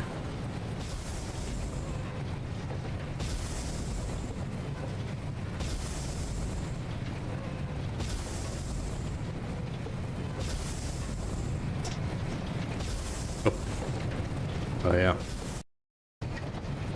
Okay, at least it puts you right here.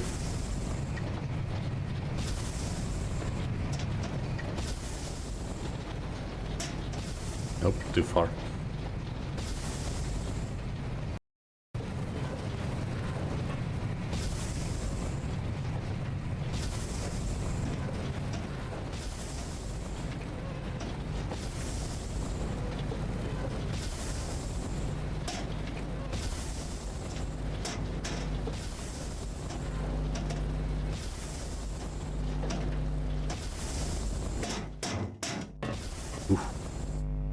Not my favorite iteration of that puzzle. Oh. Oh, I'm supposed to do that while I'm in there. Shit. That's a whole another level of annoyance. Oh. Ooh. Thankfully not.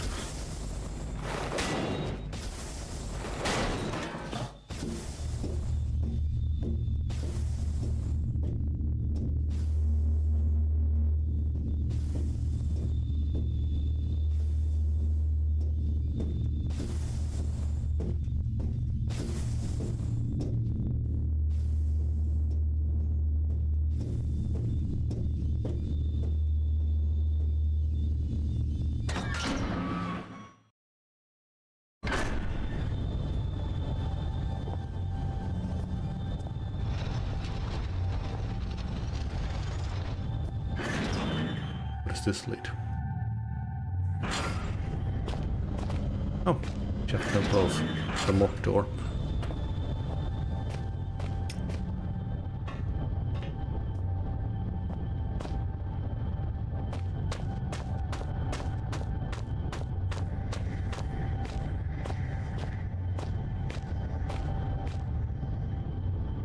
Well, it's new. The cement's almost wet. Can't have been put up more than a week ago.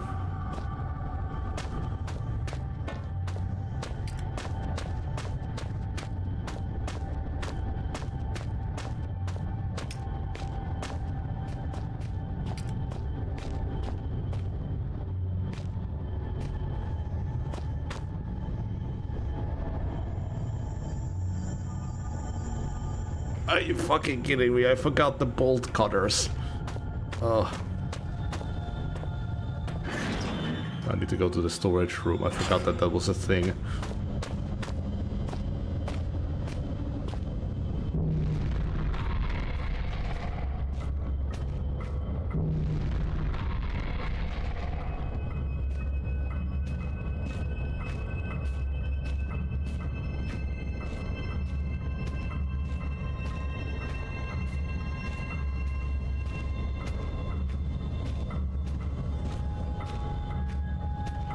But which was this?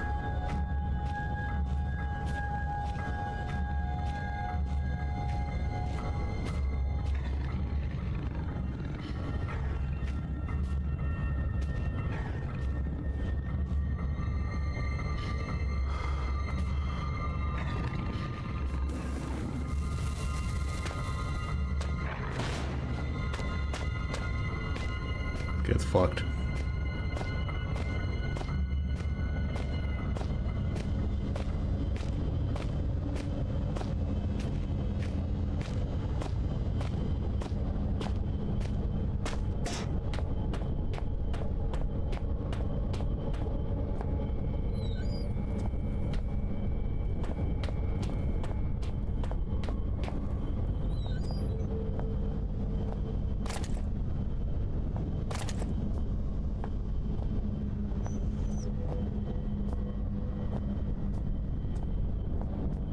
Okay. Now we should be able to head forward.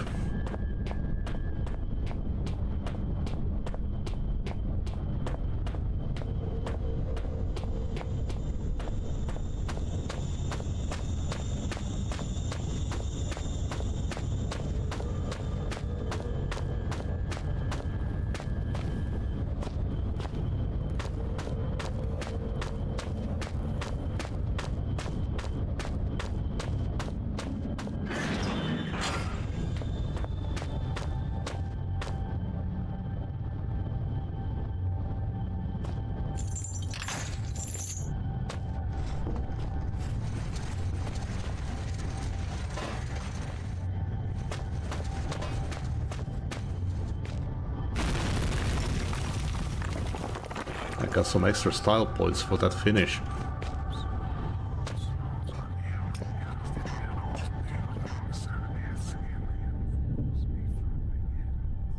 A cohort, a man with no name. It is he who opens the gateway to hell, a grin on his face.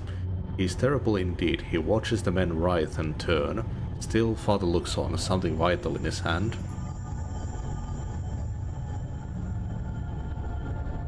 When I use these now, I feel as if I'm not the only one. It's getting crowded in there. Like I'm just one visitor of many. Strange thing is, they all seem familiar.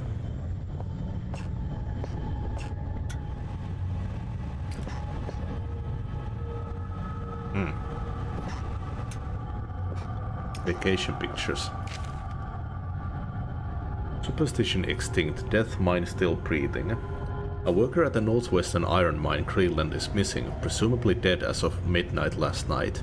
Locals fear foul play. Mining now forms the largest single industry in Greenland. At 16 years old, the northwestern iron mine is a relatively new part of the larger complex, which also includes a lead operation and is built on the site of an old mine. Later converted into a military bunker and finally closed in 1952. The iron mine retains its excellent work record, in spite of the recent disappearance of an as of yet unnamed worker. We have discovered that the man in question was a young laborer brought in from mainland Europe, possibly Denmark, and authorities on both sides of the strait are currently attempting to contact any family he may have left behind. The man disappeared 10 days ago and the mine foreman has now exercised his power to declare him presumed dead. This decision, we are told, was not taken lightly. A full search of the mining operation was commissioned to no avail. Without the appropriate equipment or transport, the man could not have survived on the surface. Although superstition in Greenland has seen a decrease in popularity over the past few years, some local inhabitants still claim that the land itself is cursed. This very paper ran a report almost 40 years ago to the day discussing a high suicide figure for the area, but findings at the time were considered to be inconclusive. Lars Jensen.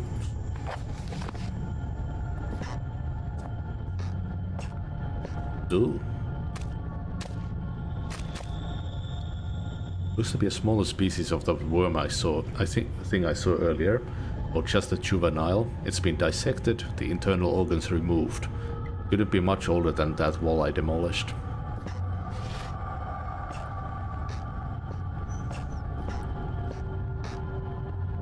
Mess of statistics and crude drawings on this chalkboard. They all relate to a large species of annelid. Is annelid for science term for wormy boy?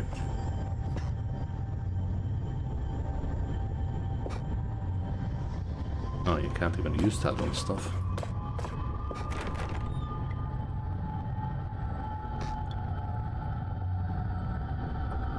Poking the key out isn't... Oh. I literally just need this paper for this. No, I can't use it.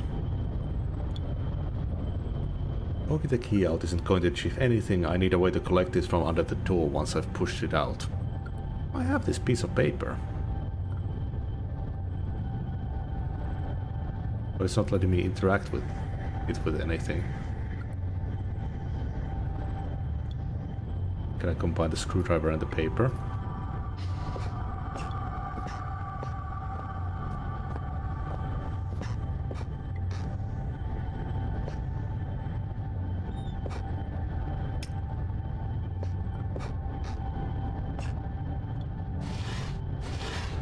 Ah, I need a different paper.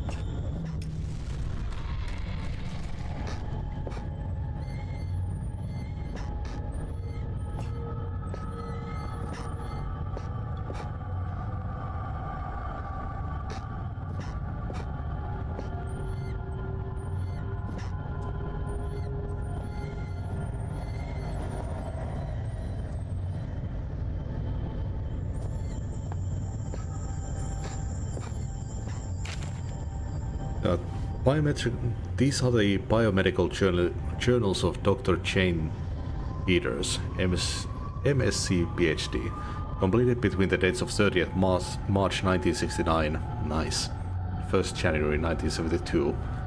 At the Northwestern Research Station within the Northwestern Iron Mine, with the permission of Delta Mining Corp., replications of selected extracts left at the disposal of mine foreman. Subject of study, genus Rhyacophila, grey rockworm. To investigate the abnormal presence of the caddis in the Greenland rock. Method: collection of samples, if indeed they can be identified correctly, standard series of testing, observation, dissection. Personal notes: upon arriving at the mining facility, I was immediately stunned by the sheer volume of fauna that find a way of life down here. Despite the conditions, in general, one would assume that species whose natural habitat is past a certain depth would find the intrusion of human activity too great a threat to remain in place. However, almost the exact opposite seems to be the case in this instance. It is curious that certain areas of the mine appear to be entirely without life of any kind, and yet other deeper areas are teeming, and were the situation permitting, I would embrace the opportunity to commit further time to study of these organisms. However, the study of my stay here shall continue to be the genus Rhyacophila. Me, finally some writing paper, look at me, just using up the pages to scroll down whatever comes into my head. What is this stuff anyway? Some kind of research paper. No matter, it's paper all the same. I can finally record what's been happening down here, for I suppose about a year now. Must be near the end of 2001 by now. I wonder when Christmas was. No matter, too tired to write now, we'll rest a little first. Samples collected. The collection process has been far easier than I anticipated. The setup of the artificial environment for the rockworm went without a hitch, and the specimens themselves are so abundant as to make keeping them out far more challenging than containing them. They are all healthy size, perhaps even beyond recorded size, and I can only assume that it is due to some lack of natural predators down here. The specimens are as follows: 3 adults in artificial habitat, 2 larval infants dead. I've been down here 2 days now, was meeting to record events every day, but was too busy securing the area. I've used some supplies from the old mining system to wall myself in here. It seems as safe a place as any, so those things should at least stay put for a little while. To that end, seems I've had a pretty lucky stumbling here. All this old research is about something similar to what's been hunting me ever since I escaped the shelter 4 days ago. Don't get me wrong, after what they did to me back there, I'd rather be facing anything else, and after almost a year of fighting for our lives, we didn't really stand a chance anyway. I don't know how many are left inside. But this is good. These notes might have some way to fight the things. The rockworms that followed me here. I don't know how they knew I was coming, or how they managed to follow me in the dark. But maybe I can work that out now. I found some old newspaper clippings. I guess they're referring to this mine. I had no idea it was so old, so big. I can see why they built that facility here in the first place. A lot of history buried down here. It worries me though. We'd been resting all our hopes of rescue on me, of the scientist who escaped right near the start of it all. He got out almost as the chaos began, so we figured he might have made it out and brought help, but maybe me and him are due to the same fate. I must record that what's been going on, give the world the answer it needs so it doesn't fall prey to what's been released down here. But first I need to worry about myself, find a way out of here, and work out how to kill these worm things. Observations. The creatures are indeed larger than has previously been recorded. The juveniles seem to be still growing, far beyond their natural limits. Although the adults have now expired, I will watch with interest to see what the lifespan is of this particular subspecies. The worms appear to have 3 senses, as would be validated by previous research: taste, smell, and an extremely sensitive sense of touch, which allows them to detect vibrations in the rock in the same way that the human eye lenses beams of light and processes them into spatial images. The natural prey is insects smaller than themselves, and heaven help those insects because the worm is a vicious and efficient killer. He's wrong, they have no sense of smell. Today I attempted to distract them with a concoction I found lying around, but to no avail. However, it does seem that they detect movement via vibrations, which would explain how they can't see in the dark. Damn, there's almost no way to escape them down here. I'm on their territory now. Lifespan is 3 days and counting. I can still hear them outside the walls. As an extra precaution, I've locked myself in the smallest study area, connected to the main lab room. If they get through that wall, I doubt this door will stop them, but it's better than nothing barely. Conclusion: this subspecies of genus Rhyocophila is highly adapted for this environment. If released above the surface, it seems like it would quickly destroy the existing rockworm population, and soon after that the population would grow to a size far outstripping its own food supplies. Given its increase in size and lifespan already due to unknown conditions, I would hypothesize that the worm, if left in such conditions for a reasonable period of time, perhaps 3,000 to 4,000 years, could grow up to a further 3 inches, making a total of almost 1 foot long. However, should those conditions change or indeed magnify, physical evolution could occur far more rapidly. It's the 5th day today, and I swear they have begun to surround my location. I can't tell whether or not they have breached the wall I built, but I'm certain they've entered whatever area surrounds the room. The future looks increasingly bleak. I intend to record here the events of the past year in the hope that perhaps what occurred here could be contained or driven away. Now I realize I could write all I want, that no one will ever make it down here to read it. So why write this now? Good question, I have no answer. All I do know is I'd rather take my own life than die at the jaws of those hideous monsters. I have tied a noose. Those monsters may feed on my corpse, but they won't take my life. Damn, 10 pages.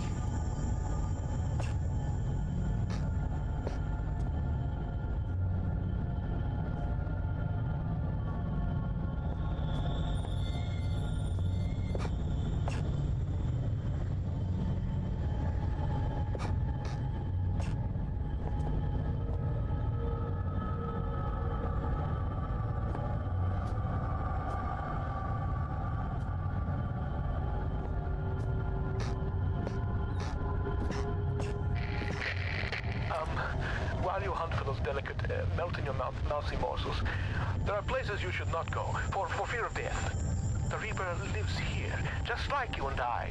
And just like you and I, he must ingest the living flesh of those less fortunate than him. There is a small place that I do not want you to visit, even on your holidays, because it is dark and evil place that I've been. When the darkness has overwhelmed my small decaying mind, some bad things flowed from my mind and through my pen. The brilliant blue ink itself seemed to turn to blood into my grace. And by the way, should you turn peckish, red is at its finest sautéed with a little engine oil. Okay.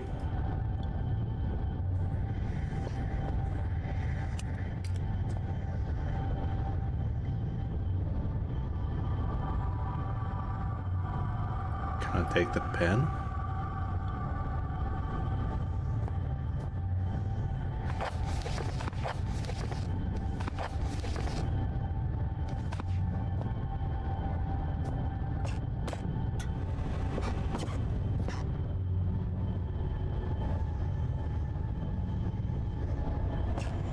I use it in front of this.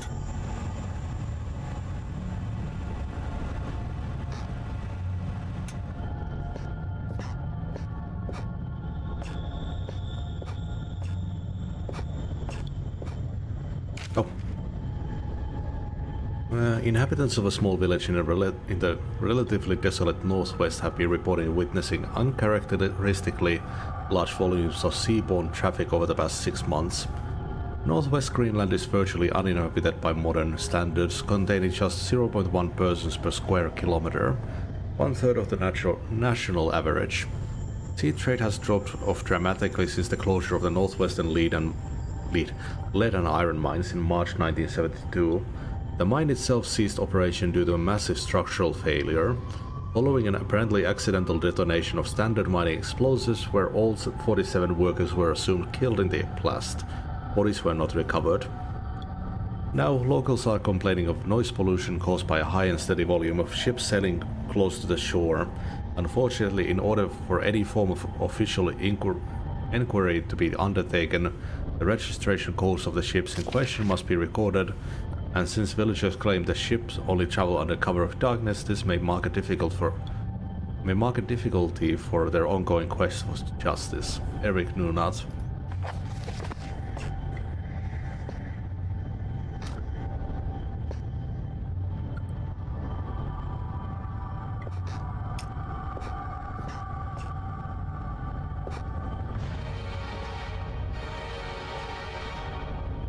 Shit.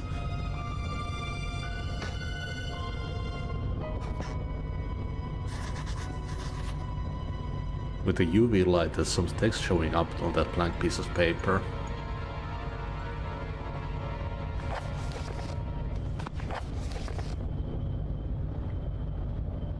That is a nice reveal. I really like that.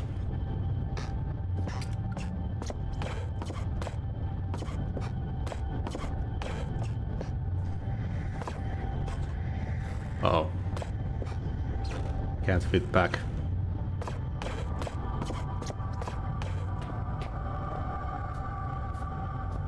I don't think the minecart was supposed to land there. There we go.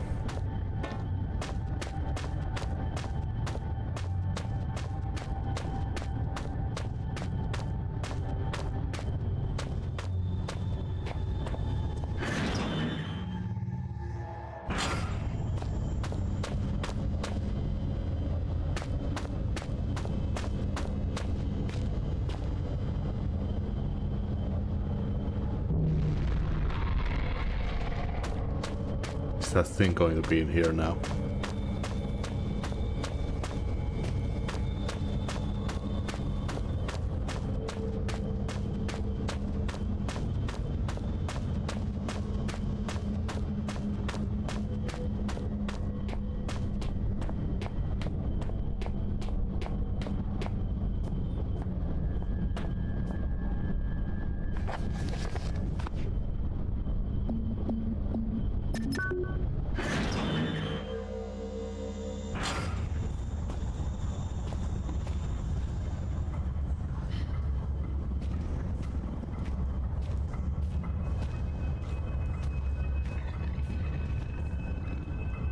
Holy shit.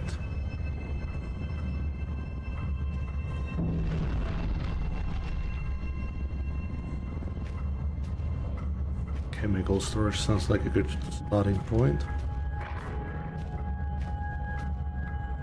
Really, the hunger is becoming rather uncomfortable here.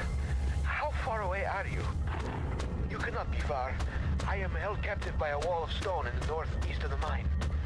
As in any drama, there are many roles to be played.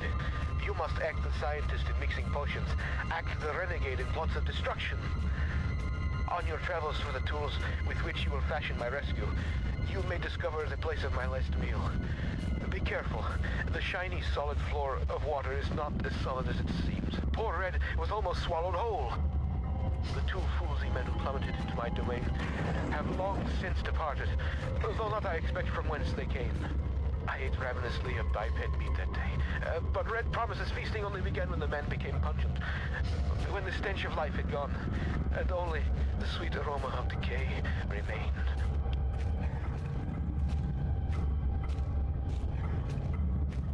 Mm-hmm.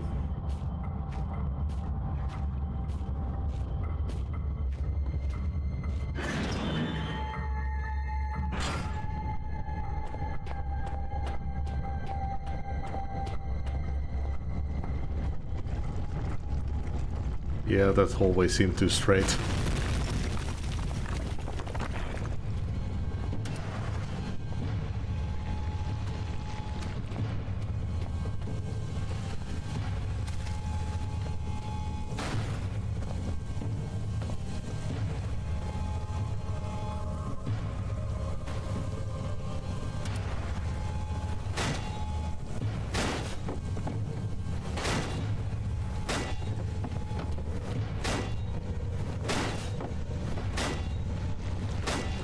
Oh, I can hear it.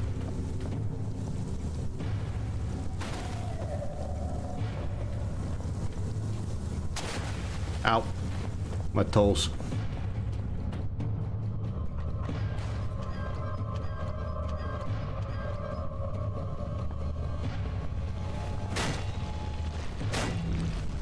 Shit. Didn't do it fast enough.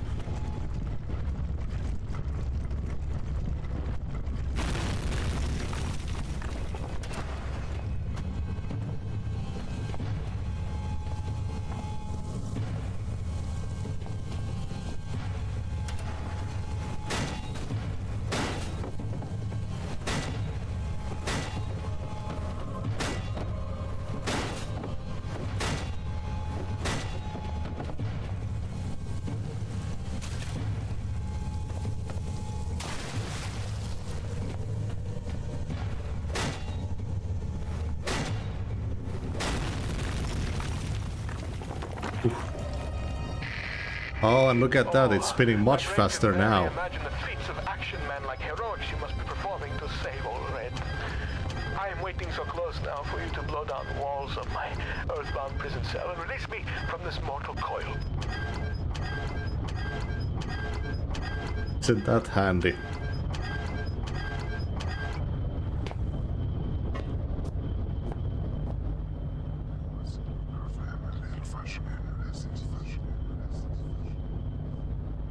There, it's me. I'm inside that box, and outside of it, I can't get things straight in my head.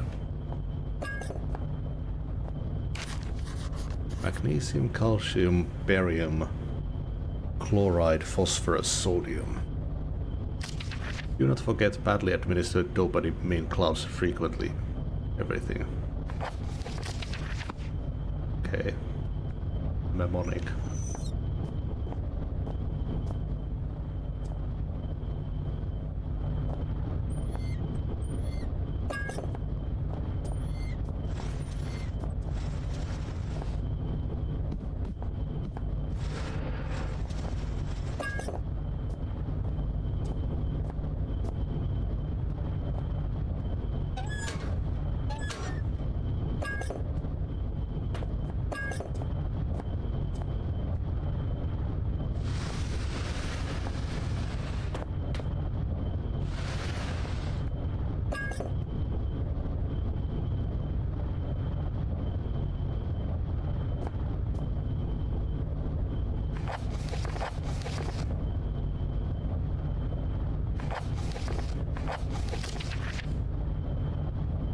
EADCFE.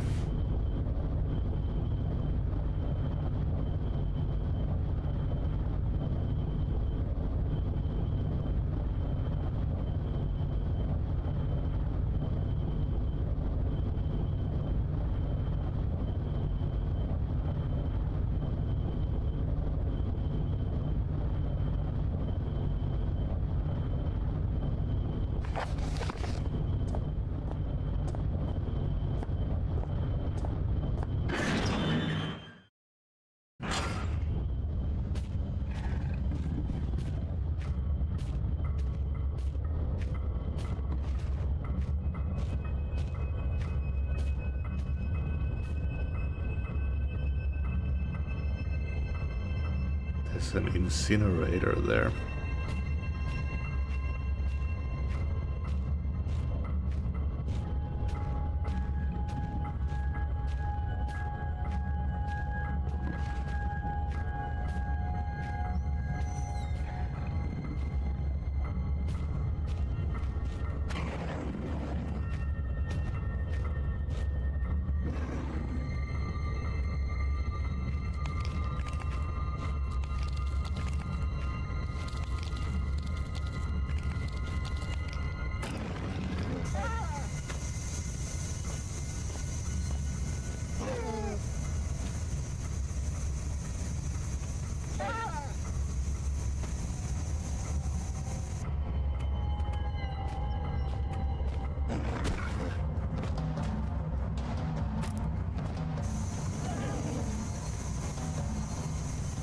No, some of the dogs just have higher health, it looks like.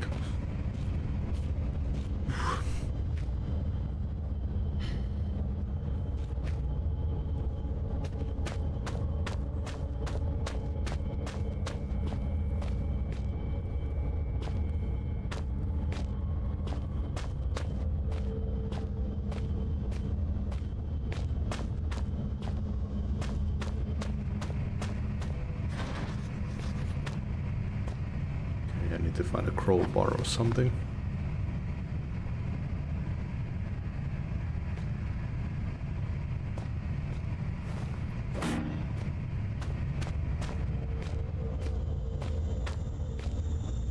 There's 2 section B doors.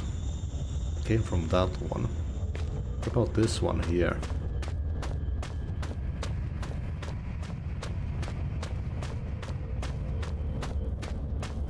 I don't remember seeing a second section C door.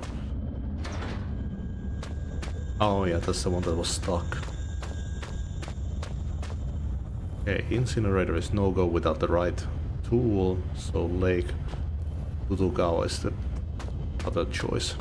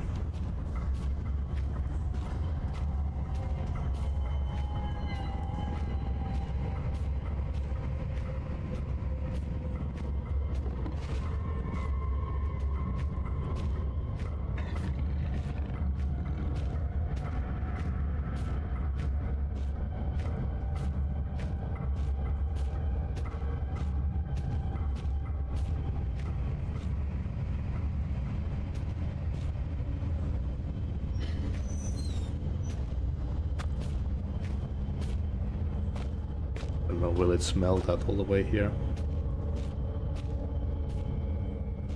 Well, maybe a dog will pop in there when we come back.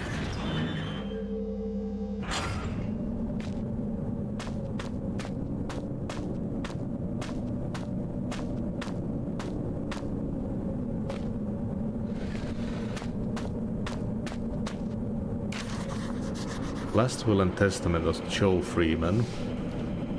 I, Joe Freeman, would like to leave all my personal belongings to my sister May in the knowledge that she will distribute them wisely. We always used to say better to die young than to ever live at all. Guess we're going to get our wish. I know enough about survival to realize I won't be surviving much longer. Jono, my body, I just don't know. My left leg is broken in 3 places, and I suspect I may also have shattered my pelvic bone. 3 hours ago, after we'd set up camp, Jono set off to find some usable timber for the fire. When he got back, he was very excited. I couldn't work out what it was that what had got him so agitated, but I went along with it, all the same. I should have recognized the signs. Soon after he got worse, he jumped me when I turned away, burying my face in the snow, trying to suffocate me. Still don't know what he found in the ice to enrage him so. Lucky for me, the ground gave way and we both fell. I landed hard on ice and desperately clawed my way onto more solid ground. I was running on adrenaline. Didn't notice the pain, I just knew that I was going to die. I didn't want it to be in the frozen water beneath me. When you fall into a frozen lake, you don't just drown or freeze to death. Your whole body seizes up from the cold. Every instinct tells you to swim for the side, but your body won't let you. You gradually dip under the surface, your last breath expelled when you fell, but you don't drown there and then. Your body shuts everything down, survives on what strength you have left. You can last for an hour just floating there, slowly dying. So now I'm lying here, my soaked cortex slowly freezing me in place. Me on one side of the lake, Jono trapped on the other. I'm worried about him. From what I can see from his side, his arm is dislocated, his shoulder blade fractured and his wrist broken. Can't hear anything he yells, but he looks to be constantly muttering to himself, testing the ice with a crowbar from his back.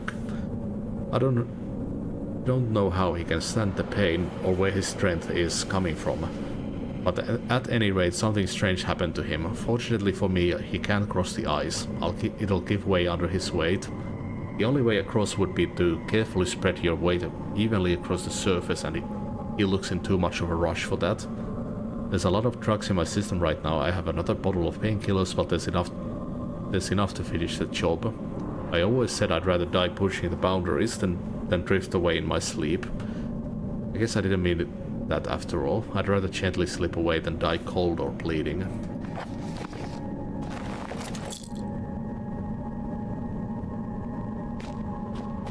Hey.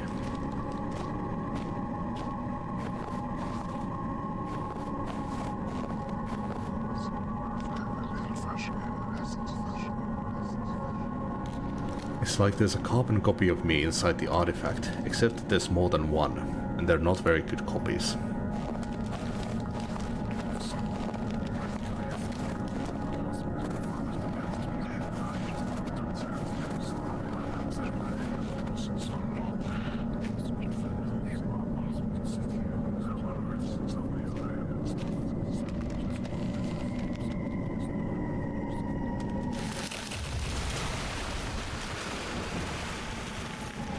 Well then.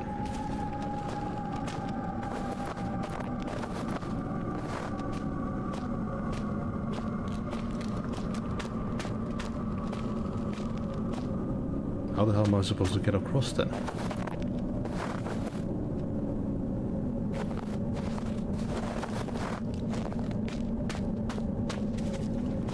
Do I have to jump from spot to spot?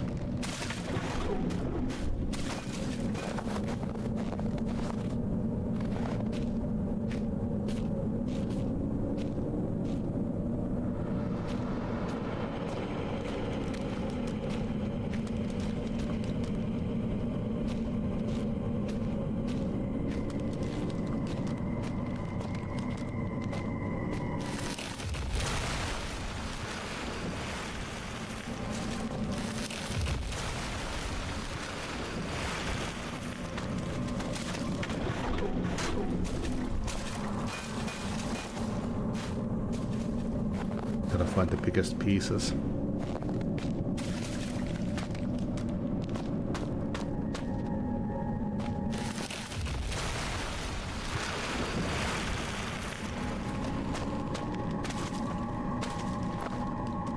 Ooh. Thank you.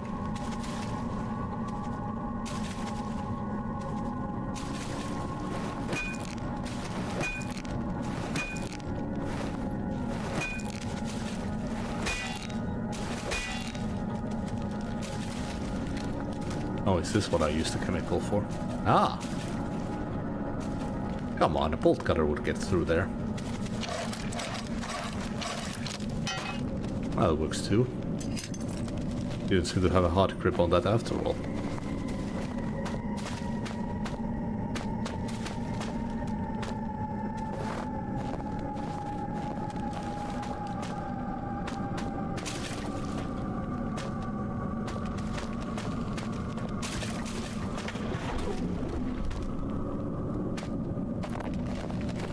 Sweet.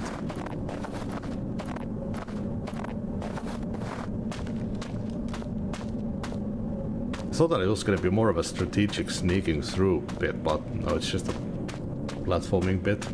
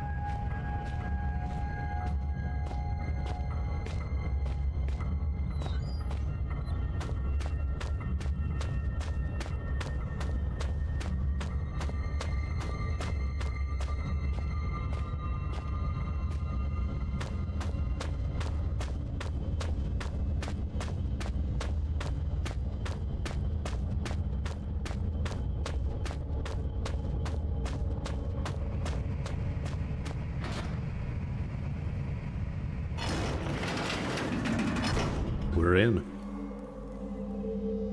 Where are you, my shiny knight? Have you really made it this far? I wait, and yet the pot never boils. I remain trapped in my den of iniquity. Perhaps the gods have toyed with me once more. Sentenced me to yet more years in this place of eternal nightlight. But now, maybe my ill advice has ended you. Have you run death's doorbell? Please don't leave poor Renan alone once more, like all the others.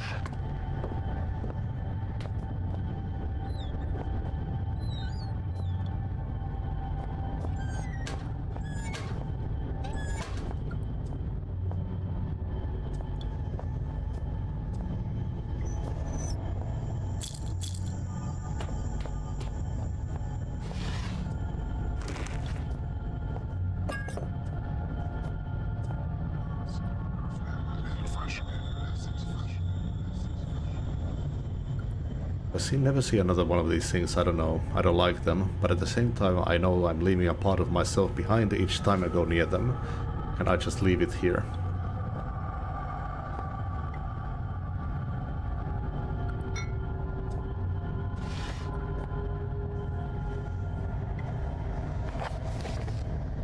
I thought the explosives guide would be... Explosives book would be my guide, but I got that combination of chemicals as well.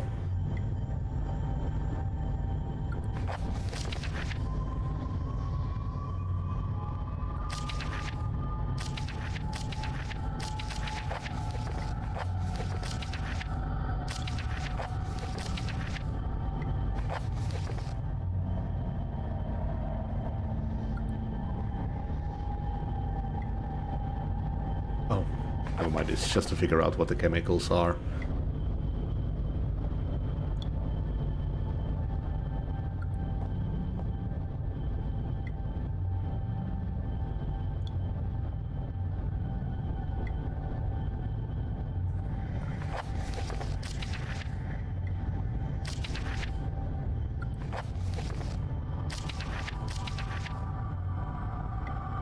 Okay, so B is magnesium.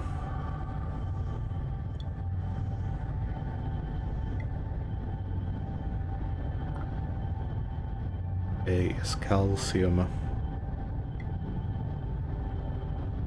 B is barium.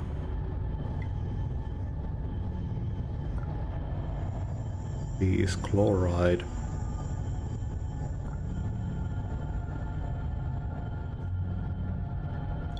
F is phosphorus. And E is sodium.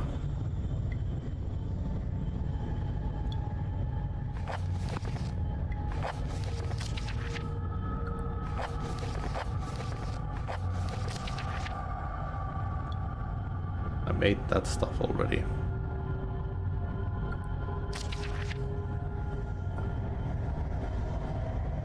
Don't have that stuff. I have sodium. Red phosphorus and barium to make the Armstrong mixture.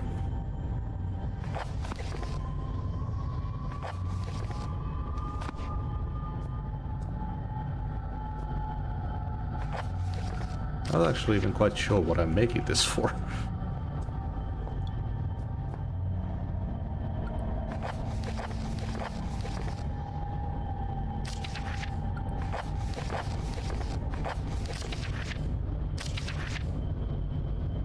I don't have that earth stuff. Armstrong mixture, red phosphorus and barium.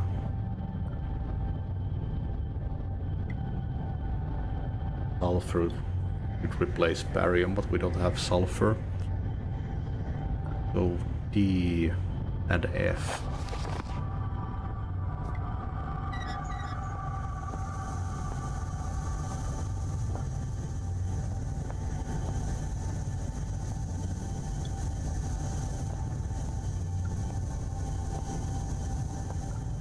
Oh yeah.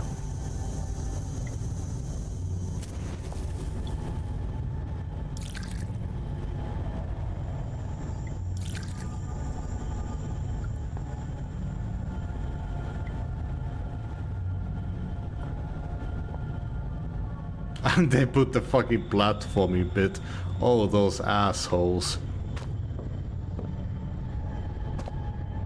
I was wondering why this place looked like this.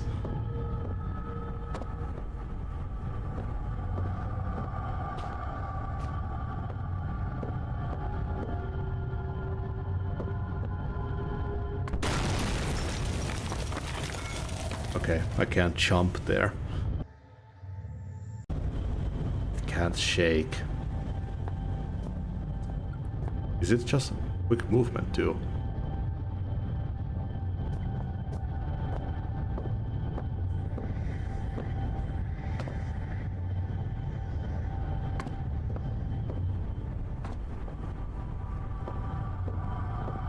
Need to fall onto that bit.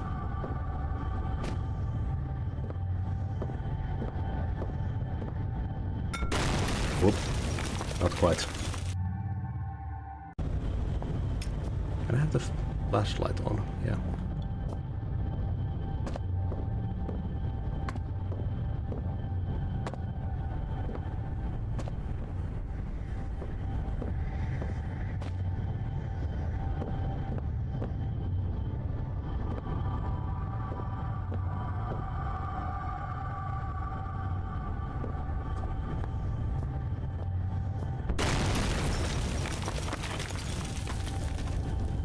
Oh, I was too close. Oh, I guess I could try if I can just place it. It seems like you'd have to throw it.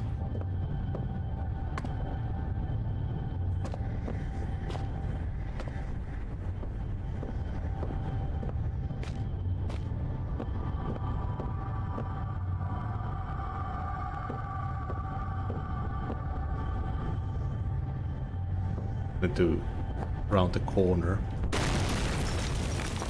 Oh no, it explodes mid-air. Yeah, I think you need to bring it to it and then throw something onto it.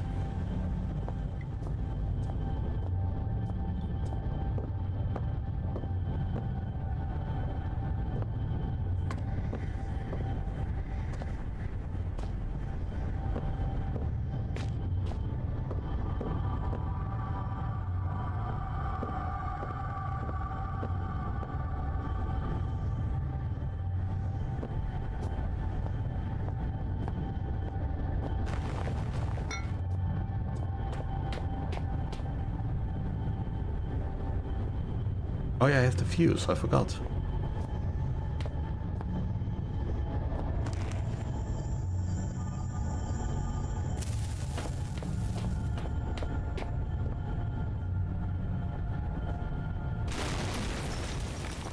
Well, that's not gonna bring the worm out.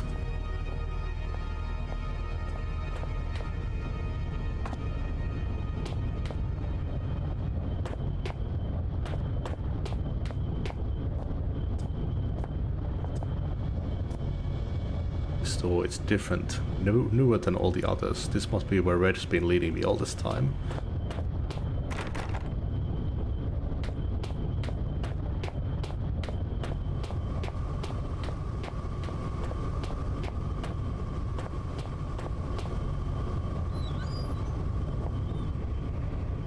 Good evening. You actually came. There is much that should leave my throat box now, but words elude me. You came, you are so pretty, but I have been bad. The underworld already beckons me, so I suppose one further misdemeanor will change me. It is false pretension, and not guiding light with which I have led you here. I cannot give you the answers you want. You may wish to find what it is you seek, but that is a fiction. You cannot know what it is you sought through the vast leaden doorway, or else you would seek anything else in the world. No, the key stays with me in here, so the life that has led me, horrible as it may be, is better still than the life that waits for you, hungry behind those doors. As replacements go, you shall be admirably abnormal. But you must wonder why this metal burning chamber is talking to you, and the voice you knew only as Red. For it is I, your companion, residing within. You see, I have waited for this day so many years. They won't let me die. The parts of my head are not my own. and I cannot take my life. It is against the rules. Please, the pain has gone on for so long. All I wanted was a friend, but now the time for chit-chats and marshmallows by the fire is ended, and I hope that soon so shall my life. I have knocked on the death's door for so long. Please, let him invite me in for tea. Oh. Okay, this went a totally different way than I thought. Well, nice knowing you.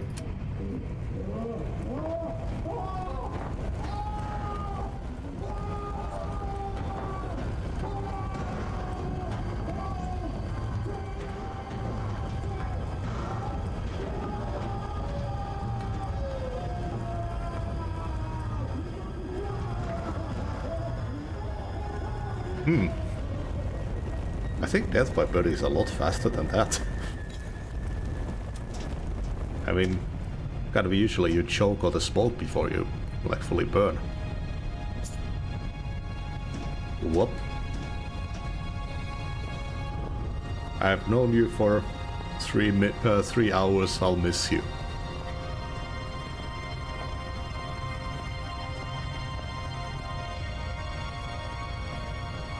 He Red was guarding from me. Was he trying to keep something hidden, or was he really trying to protect me?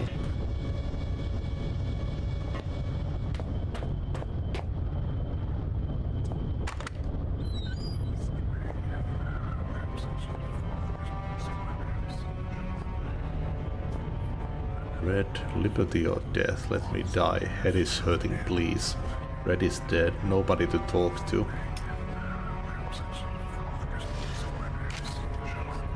My dearest friend, how are you? I am as well as can be expected.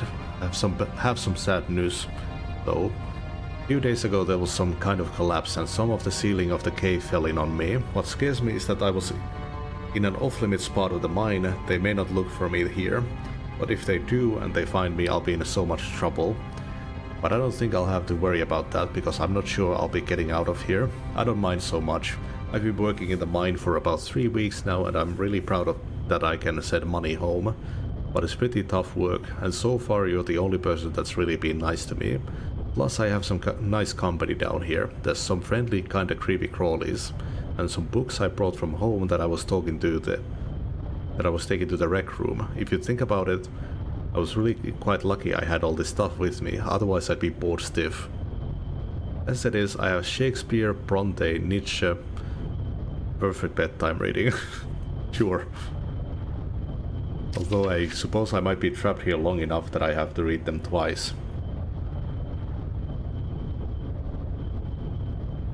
I always used to ask my mom how long people survive without food and things. I read how some people can survive underwater for over 5 minutes, and some people last in the desert for weeks.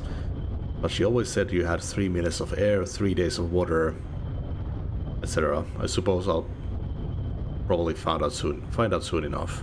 Yes, the water, that's the main concern. I guess if I had to, I could find food around the place. Like I said, there's all sorts of creatures down here, but they're better off as my friends than my lunch. I wonder whether I shall starve to death or go cave crazy first. Neither sounds too much fun. I guess it, but if I had to choose, I'd say I'd want to go mad. It sounds like an adventure. Tom Redwood, proper mine worker, December 1970. And no wonder he talk like that. Age 14. Oh god damn.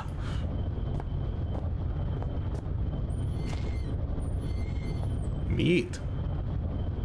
Leaving out how Red managed to catch and kill this thing, it's quite clearly inevitable. Poor guy must have been close to starving to death. Atoms in molecules.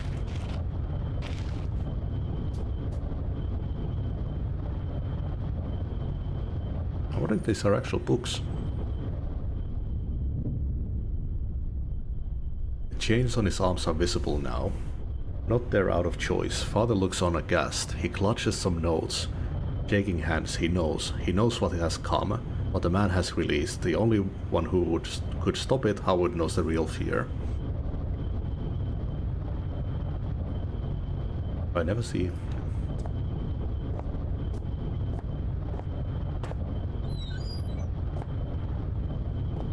Ooh. Whoa, that's a deep shithole. Jesus, from the stench I think this may have been his toilet.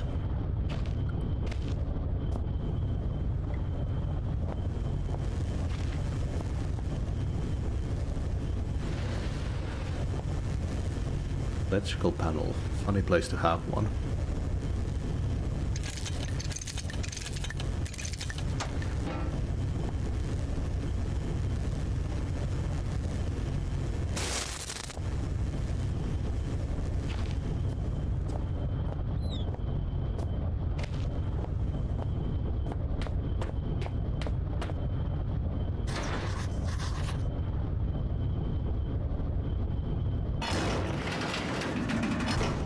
As I stepped into the mouth of the underground facility, there should have been questions, fears, doubts running through me. Instead, I was torn in two. Part of me I felt had died, along with my only ally and friend. His final words had raised more questions than they'd answered, and I couldn't get his screams for help out of my head, despite knowing deep down that the pain I had caused Red was itself all the help I could have offered him. I was alone again, but I had nothing to do, other than press on into the unknown. If I'd felt so bad about Red, I should have listened to him and stayed where I was. I would trade his fate 100 times for my own. The other side of me was looking forward to what might await me in my continued journey.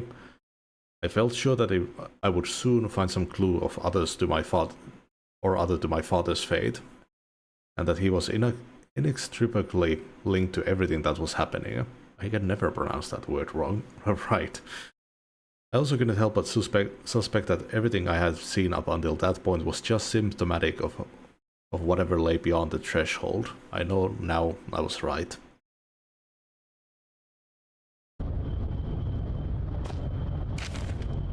Welcome to the shelter, established 1973. Elevated caste, chief staff lower caste, temporary, total population 57. Okay, so this is the weird organization we've been hearing of.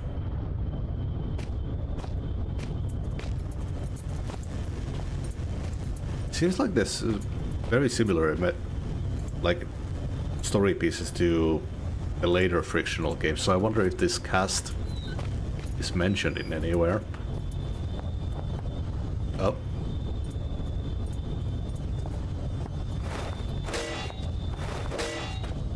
That's not good.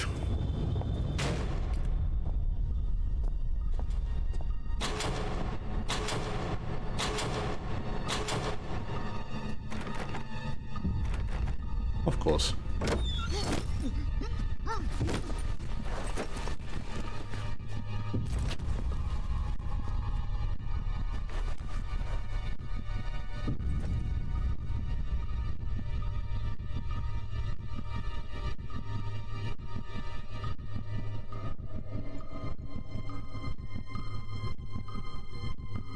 With that, the man who had first descended into the mine was no more, and so began my next chapter.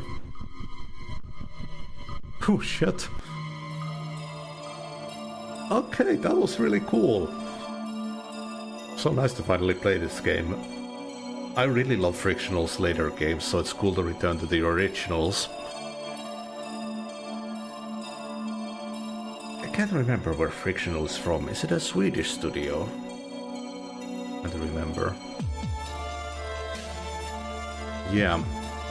It kind of got spoiled with starting the wrong game at first. It was cool to see how Red's thing played out anyways. Yeah, it actually managed to still surprise me even though it was spoiled. Yeah, that's the first day of Horror October. We'll be doing another Penumbra game on the next one. This time the correct one. I think Black Plague is next, and there's the Requiem game. Yeah, I didn't remember anything about this game other than that worm thing. But yeah, there we go. Penumbra Overture. I will see everyone for the next stream.